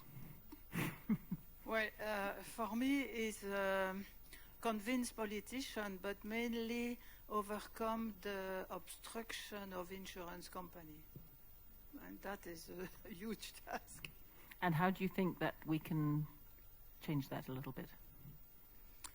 Showing where it is effective and that it doesn't affect the liability of insurance. So the insurance system doesn't just collapse when you do it? Yeah. Great. Norbert. But they are risk reluctant, and so it's part of their business. Small nudges. Yeah, tricky question indeed. Sitting in a policy-focused role, I think it would be the sort of a policy translation and sort of vision of equality aspect, because we are here talking about European Union initiatives on quality of life. Let's face it, when it comes to actually improving quality of life, we're talking about a national competence. Every country does, its own thing. But at the same time, we're all committed to a European vision where we want all cancer patients, all those having cancer experience, having the same rights, the same quality of life. So this challenge of translating a vision where everybody has the same thing or has something equitable to the level where it happens, which is largely inside of, I think, is the main challenge. And I think this is actually where what we're doing here and the National Cancer Mission Hubs have really their full meaning, because they are actually positioned exactly in this interface between a European vision and the national sort of context. So I think we're looking forward to actually seeing how National Cancer Mission Hubs can play this role of being on the ground, translating what we all agree is a common vision to actually action on the ground. Jan, challenges. Well, can I be very blunt? I usually am. I would say being invited to the dissemination work package. That's the biggest challenge, because in the end, no, seriously, we're very often invited at a very late stage in these projects. And my fear is, of course, if I think about cancer mission hubs, that we will all deal with building them up. And then, yes, we also need a patient on that. And can we put somebody in the coordination team, maybe, and maybe in the dissemination work package, because we need to reach out to the citizens, But this doesn't work. We need to be part of the design. We need to be part of the decisions. We need to be part of when things are being created, and not just, when the trial doesn't recruit, when we can't reach enough people in a citizen workshop, or when we can't talk enough about the results that we have. I think this is not where impact is. And that's why the main challenge very often, whether in clinical research or in trial design or whatever, is that we're often invited at the stages when the main decisions have already been made, maybe based on desk research without involving us. And then in the end, probably we set the wrong priorities, and we probably work on things that are me too or are not changing the needle in terms of impact. So that's my main challenge very often. And I'm not saying mine, it's probably the challenge of the community and of all the umbrellas, that we need to be very early involved and need to be part of the design. Great. And because I hate ending on the problems, we want solutions. from all of your perspectives, where do we need major policy action going forward? I think we should increase public health funding for supportive treatment to improve its quality and accessibility. As a medicine moves forward, giving palliative care to cancer patients will be an even bigger challenge. Right now, in Poland, for example, 87% of people in palliative care are cancer patients. Recently in Poland, project for lung cancer unit was announced. In this project, palliative care for lung cancer patient was implemented. This is for me example of thinking ahead. Françoise, go for it. Solutions.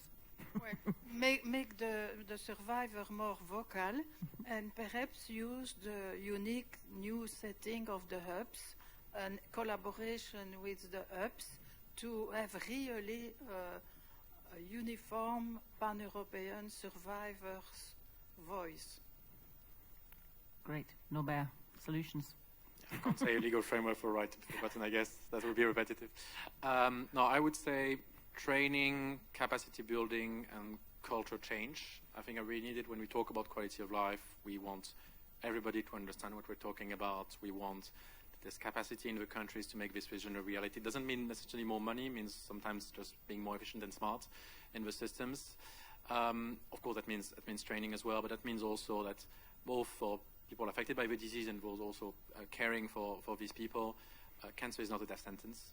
That culture change needs to happen.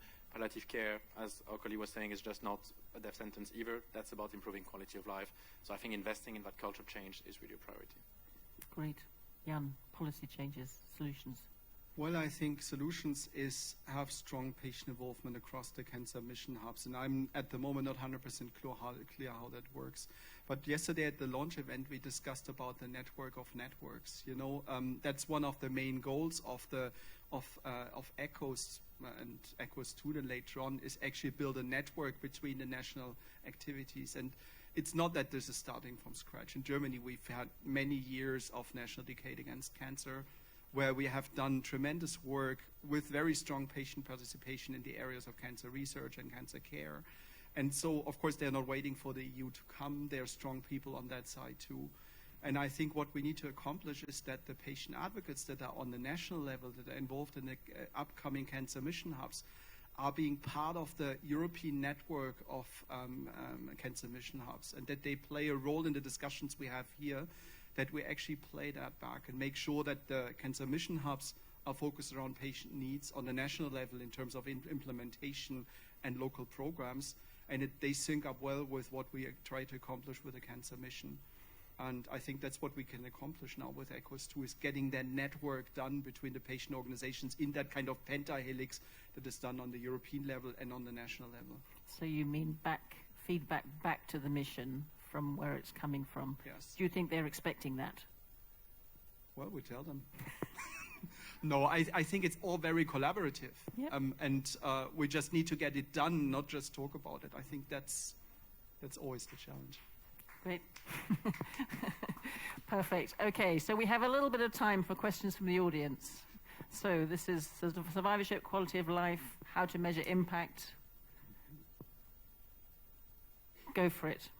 Hiya, I am the question. Well, first of all, obviously. Please introduce yourself first so we know you. My name is Anya. I run IS Survivors patient organization in Poland, but I'm also involved in many European projects, and you know, it's such a privilege for us to be here.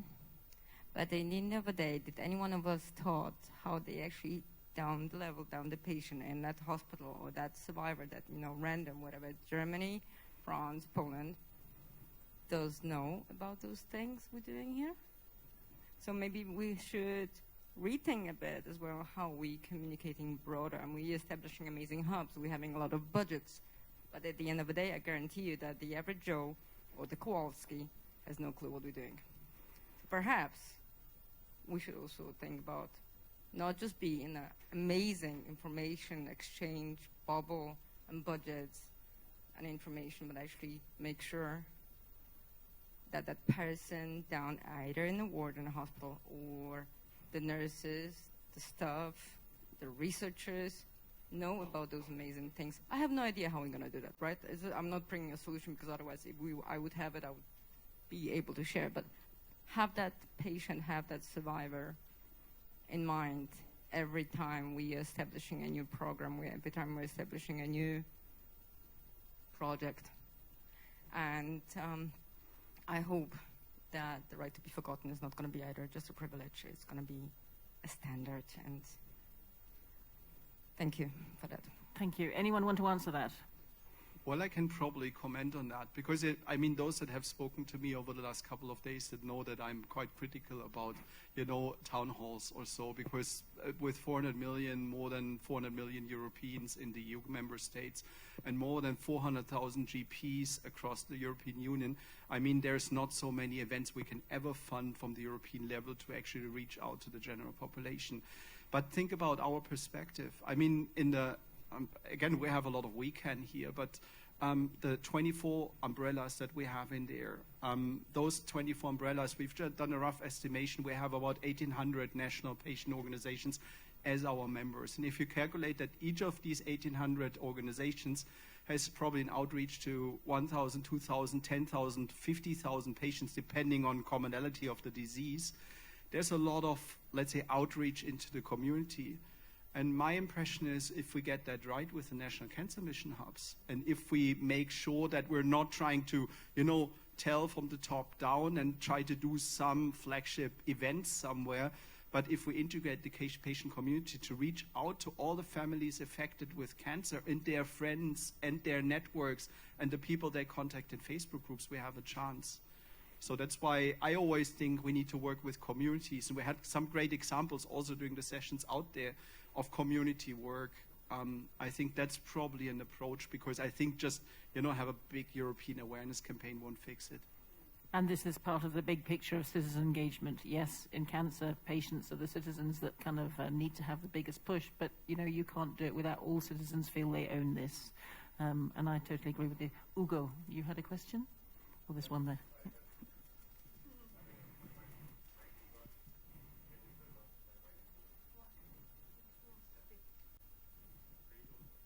Do you want me to go first? Okay. So hi, I'm Eleni from the Mission on Cancer Board. So you talked about impact, which is very important, and you also talked about accountability, which is also important. So I was wondering, how do you measure impact? Impact is not just outreach. I was wondering if there are any indicators that you use, quantitative indicators, even qualitative indicators, to measure the long-term impact, such as hospitalizations or money saved, cost savings, or quality surveys, do you use to give to the patients for quality of life measures? Do you do any baseline and you compare pre and post?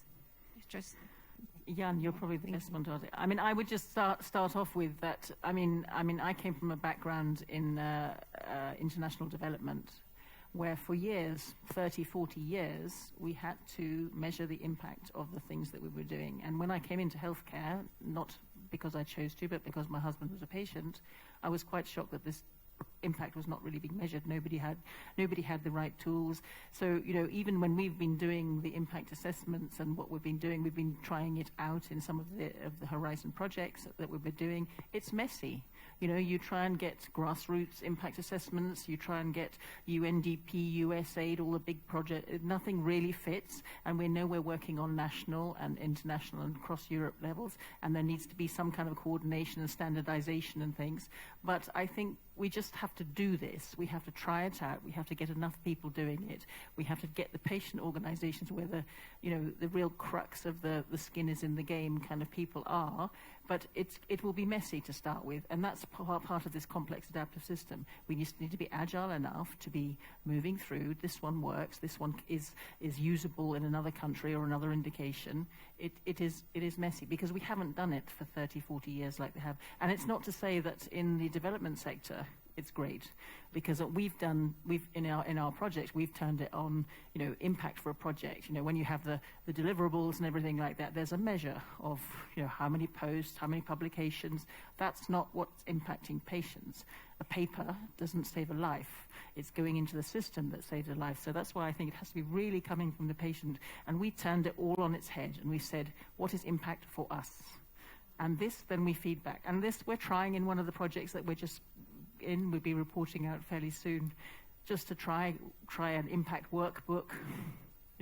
Do the retrospective like Jan says. I think it's super useful, because we haven't really done it enough either. But going through a project and then retrospectively looking back at your activities and your outputs and your outcomes and the impact, because it's unexpected impacts that you get. You need to allow the serendipity moments, the actual impact, like the deliverables that we had, where we thought we would have impact, we didn't. And the other areas where we weren't expecting to have impact, we had huge impact. So it's about doing it, mapping it, actually just doing it, asking these questions, do it retrospectively. We did a first prospective one of the expectations of what we thought the impact would be, and they kind of measure in some places, but not a lot. So we just have to do it. And I don't know if anybody else has a comment on that. I think. No, I mean, I can just say in the presentation we had earlier on here in the room, for those that were there, looking at the projects in low and middle income countries where they were looking at system change on the city level. This was so amazing. And one of the slides that I had to take immediately a photograph of was about the metrics of measuring impact, where she said a lot of, I can't repeat them because it's not my talk, it was fantastic to number of, percentage of, or proportion of. She had measures about almost everything, how the system changed and how they can capture success of the program. And I was really amazed about that. And probably there's no global indicator we can use for the cancer mission all across. It might be different. But capturing them and showing that 3 years later this indicator has changed already shows that kind of impact that these programs will have. So I really like what I heard earlier on. I need to look at that again. Check. And then we need to, just the same as everything else, validate them in systems. Does it work in this scenario? If it doesn't, why not? What indicators do we need to change? It's going to be messy, complex system, but we have to just try and work within it. So there's a question here. Yes, thank you. Thank you very much. Very interesting examples shown about quality of life assessment and everything. I would only like to reply a little bit about the different ways. Actually, well, we do not have to forget that cancer outcome research is already well established and traditionally working. We have cancer registries measuring very relevant outcomes.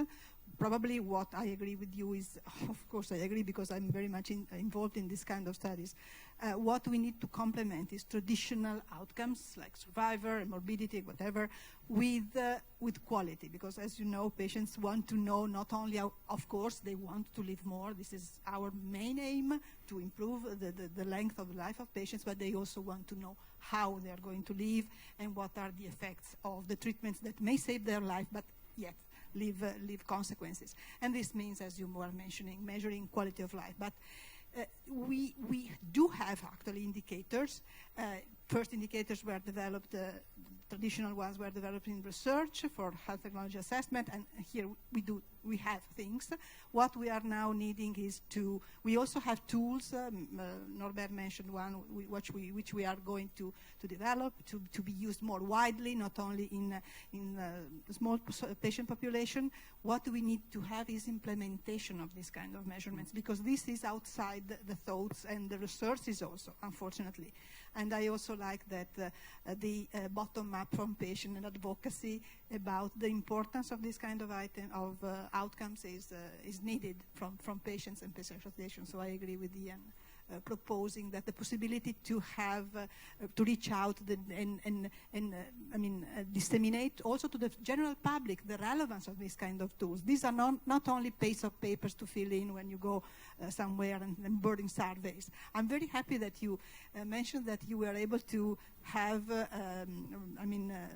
high number of responses on long questionnaires, because this is something we always struggle with, 5-item questionnaire and 100-item questionnaire. Probably it's in between, but when patients are motivated to do so, they do it, and they do it appropriately. If there's a return on engagement for them as well. Yeah, that's right. That's great. So we are more or less out of time, And I think we've done some really good questions. What an amazing panel, and thanks for being here and giving all your perspectives.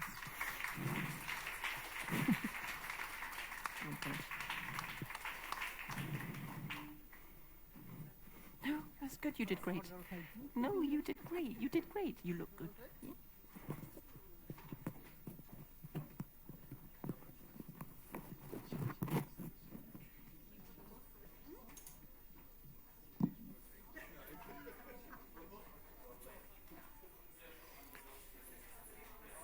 Thank you. We are still not over, so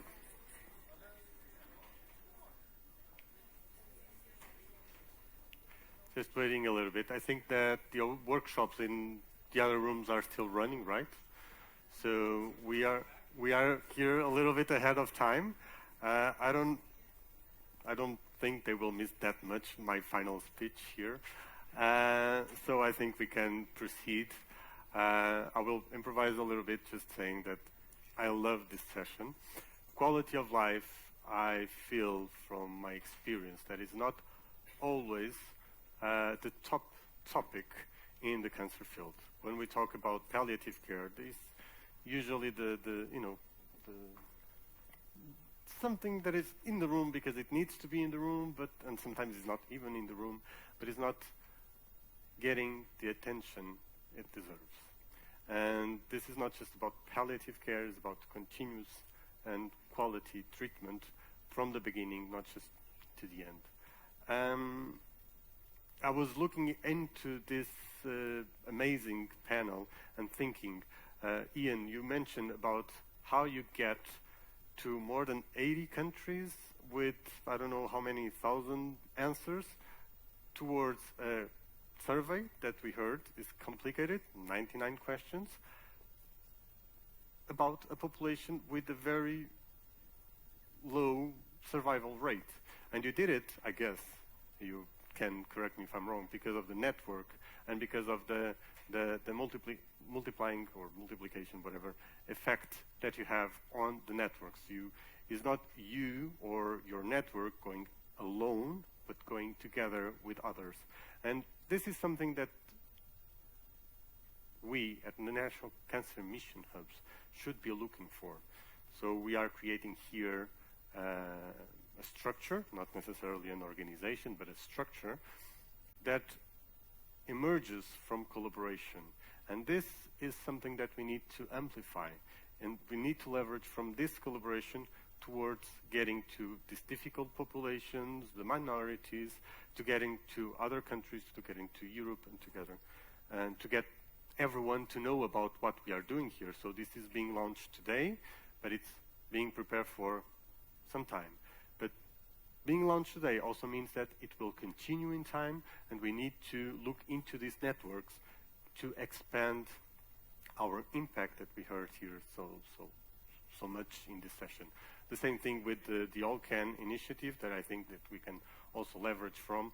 The colleague is not here anymore, but I will look at you, Eva, as member of the board of All Can as well. This is the kind of collaborations that we all need to leverage what we are doing here, and we would all benefit from it. I also say very often, so I'm repeating myself, we are here to help. National Cancer Mission Hubs are not here to replace anyone. Not the cancer centers, not the patient associations, not the industry associations. We are here to help, to fill those gaps that are still missing and connecting those dots that are still to be connected. And with this spirit, I move on then to the end of the session. So as our day draws to a closure, I'd like to share some thoughts with you. It has been a day filled with learnings, sharing, and renewed sense of purpose in our collective efforts. And now the things that I've been writing the whole day from the things that I've learned, so a little bit more of improvisation here. And going back to what I was trying to do a few minutes ago, which is to put everything in context. We started the day learning that citizens' engagement has now a strong mandate from the European Commission. It's popular now to talk about citizens' engagement, patients' engagement, and it's fancy, posh to have it. Now, with this, we also see there is an implementation gap. And with this comes responsibility. And innovation, doing things different, is sometimes uncomfortable.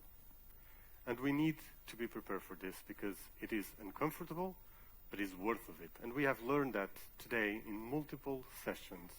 Citizens' engagement can improve quality of life, can improve quality of the deliverables, effectiveness, can speed up the process, can improve trust, and trust of society in research and innovation, which is something that is very important nowadays, as we can see. We all know how society is evolving in many of our countries. We then progress to learn about the cancer landscape here in Poland, about the efforts, the strategies, the health literacy course, the day for health, the year of health literacy, and how the society is moving. These projects are starting, they need our help, they need our collaboration. No one can do it alone, and it's amazing and enthusiastic and motivated to see how we are going through, and that cancer, as Christine was saying, once we start something, it cannot be stopped. We then moved to the City Cancer Challenge, and we learned about the importance of a motivated community. Even in low resources context, we often complain in our developed society, as we call it, we don't have money, we don't have time, we don't have resources, we don't have... But we could see today that even in situations that we consider of maybe less prepared, it's possible to do it. So if we can do it in low-income countries, in low-resource communities, we can do it with the resources that we have available. We just need to decomplexify. It's not simplify, it's really taking the complex, because sometimes the solution is there. We learn also about communication in this example. Sometimes a WhatsApp group is the solution to, let's say, bringing the community together. We learn about planning and optimal use of resources, no duplication, and above all, we learn about time. Implementation takes time. We then gone to very inspiring 6 wonderful and inspiring projects on health technology, community building, research, patient relationship. I will not be talking about each one of them, but I think all of these are inspiring. We don't need to copy-paste them to what we do. Our communities are different. Our organizations are different. People are different. But I'm quite sure that none of you, like me, were indifferent to these stories, and we all related and somehow became jealous about something, details, or the full project, and how we wish to have this in our home country, and so on. This is time to do it. We learn participatory. Some things go bottom up, and if we go bottom up, we can do more, not just wait to do it. And to finalize, we learn about planning for impact. Where is Gilly? There. We learn about planning for impact. How to plan and how to act to increase the quality of life of cancer patients, survivors, and their carers. I think this was quite enriching. I don't know if you share this opinion with me. And now moving back to script before finalizing. A note on the agenda for tomorrow. Tomorrow we will be here again. We will have a day dedicated to synergies and collaborations between EU Mission and Europe's Beating Cancer Plan funded projects. So we have European Commission is funding projects on cancer using different funding mechanisms, and we will be discussing how these different projects can collaborate between themselves so we can create, again, more impactful and meaningful solutions, and how we can, for instance, use a tool that is being developed with Cancer Mission project, like the You On Call, to translate it to, let's say, joint action in You for Health for implementation. We will have 2 roundtables discussing, one, the prevention and early detection project, and the second, quality of life again. We look forward to seeing you here tomorrow and to hear from you on the impact of our collective efforts.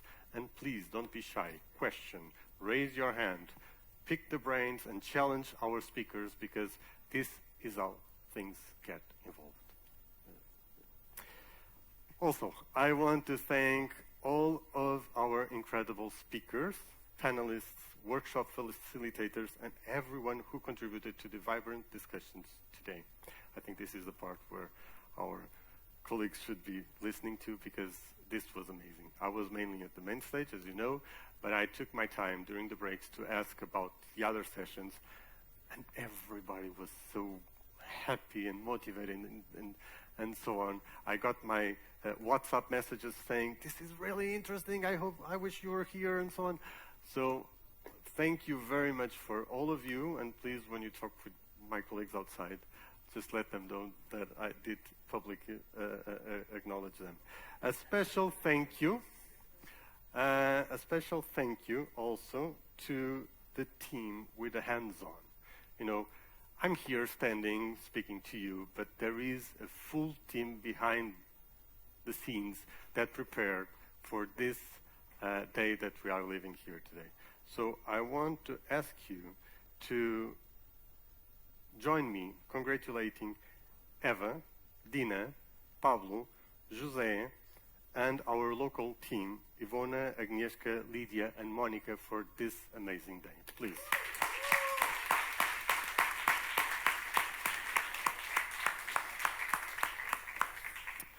As important and to end, thank you to each and every one of you for your presence, your engagement, and your unwavering commitment to advancing patient and citizens' engagement in cancer care. Thank you for being part of this important event. And finally, I hope you leave today feeling inspired, informed, and empowered. As said, this is the first formal National Cancer Mission Hub to be launched. But this is not the only one. 4 more structures are already recognized as National Cancer Mission Hub starting stage, so we are now starting all this together, and by the ECHOS project, and more are in the process of recognition. Many times, and I believe you will relate with this, many times we see people that projects and initiatives that want to be unique. I'm special, I'm unique, I'm doing this that others are not. That's not the spirit here. We do not want to be unique, we want to be together, we want to be a collective. As we said, a network of networks, but if the Polish, the Portuguese, the Bulgarian, the whatever, National Cancer Mission Hub is unique in their country, Europe will not progress together. So we don't want to be unique, we want to be a collective. And this is my final words. So wishing you a safe travel back home and have a wonderful rest of the day. See you tomorrow.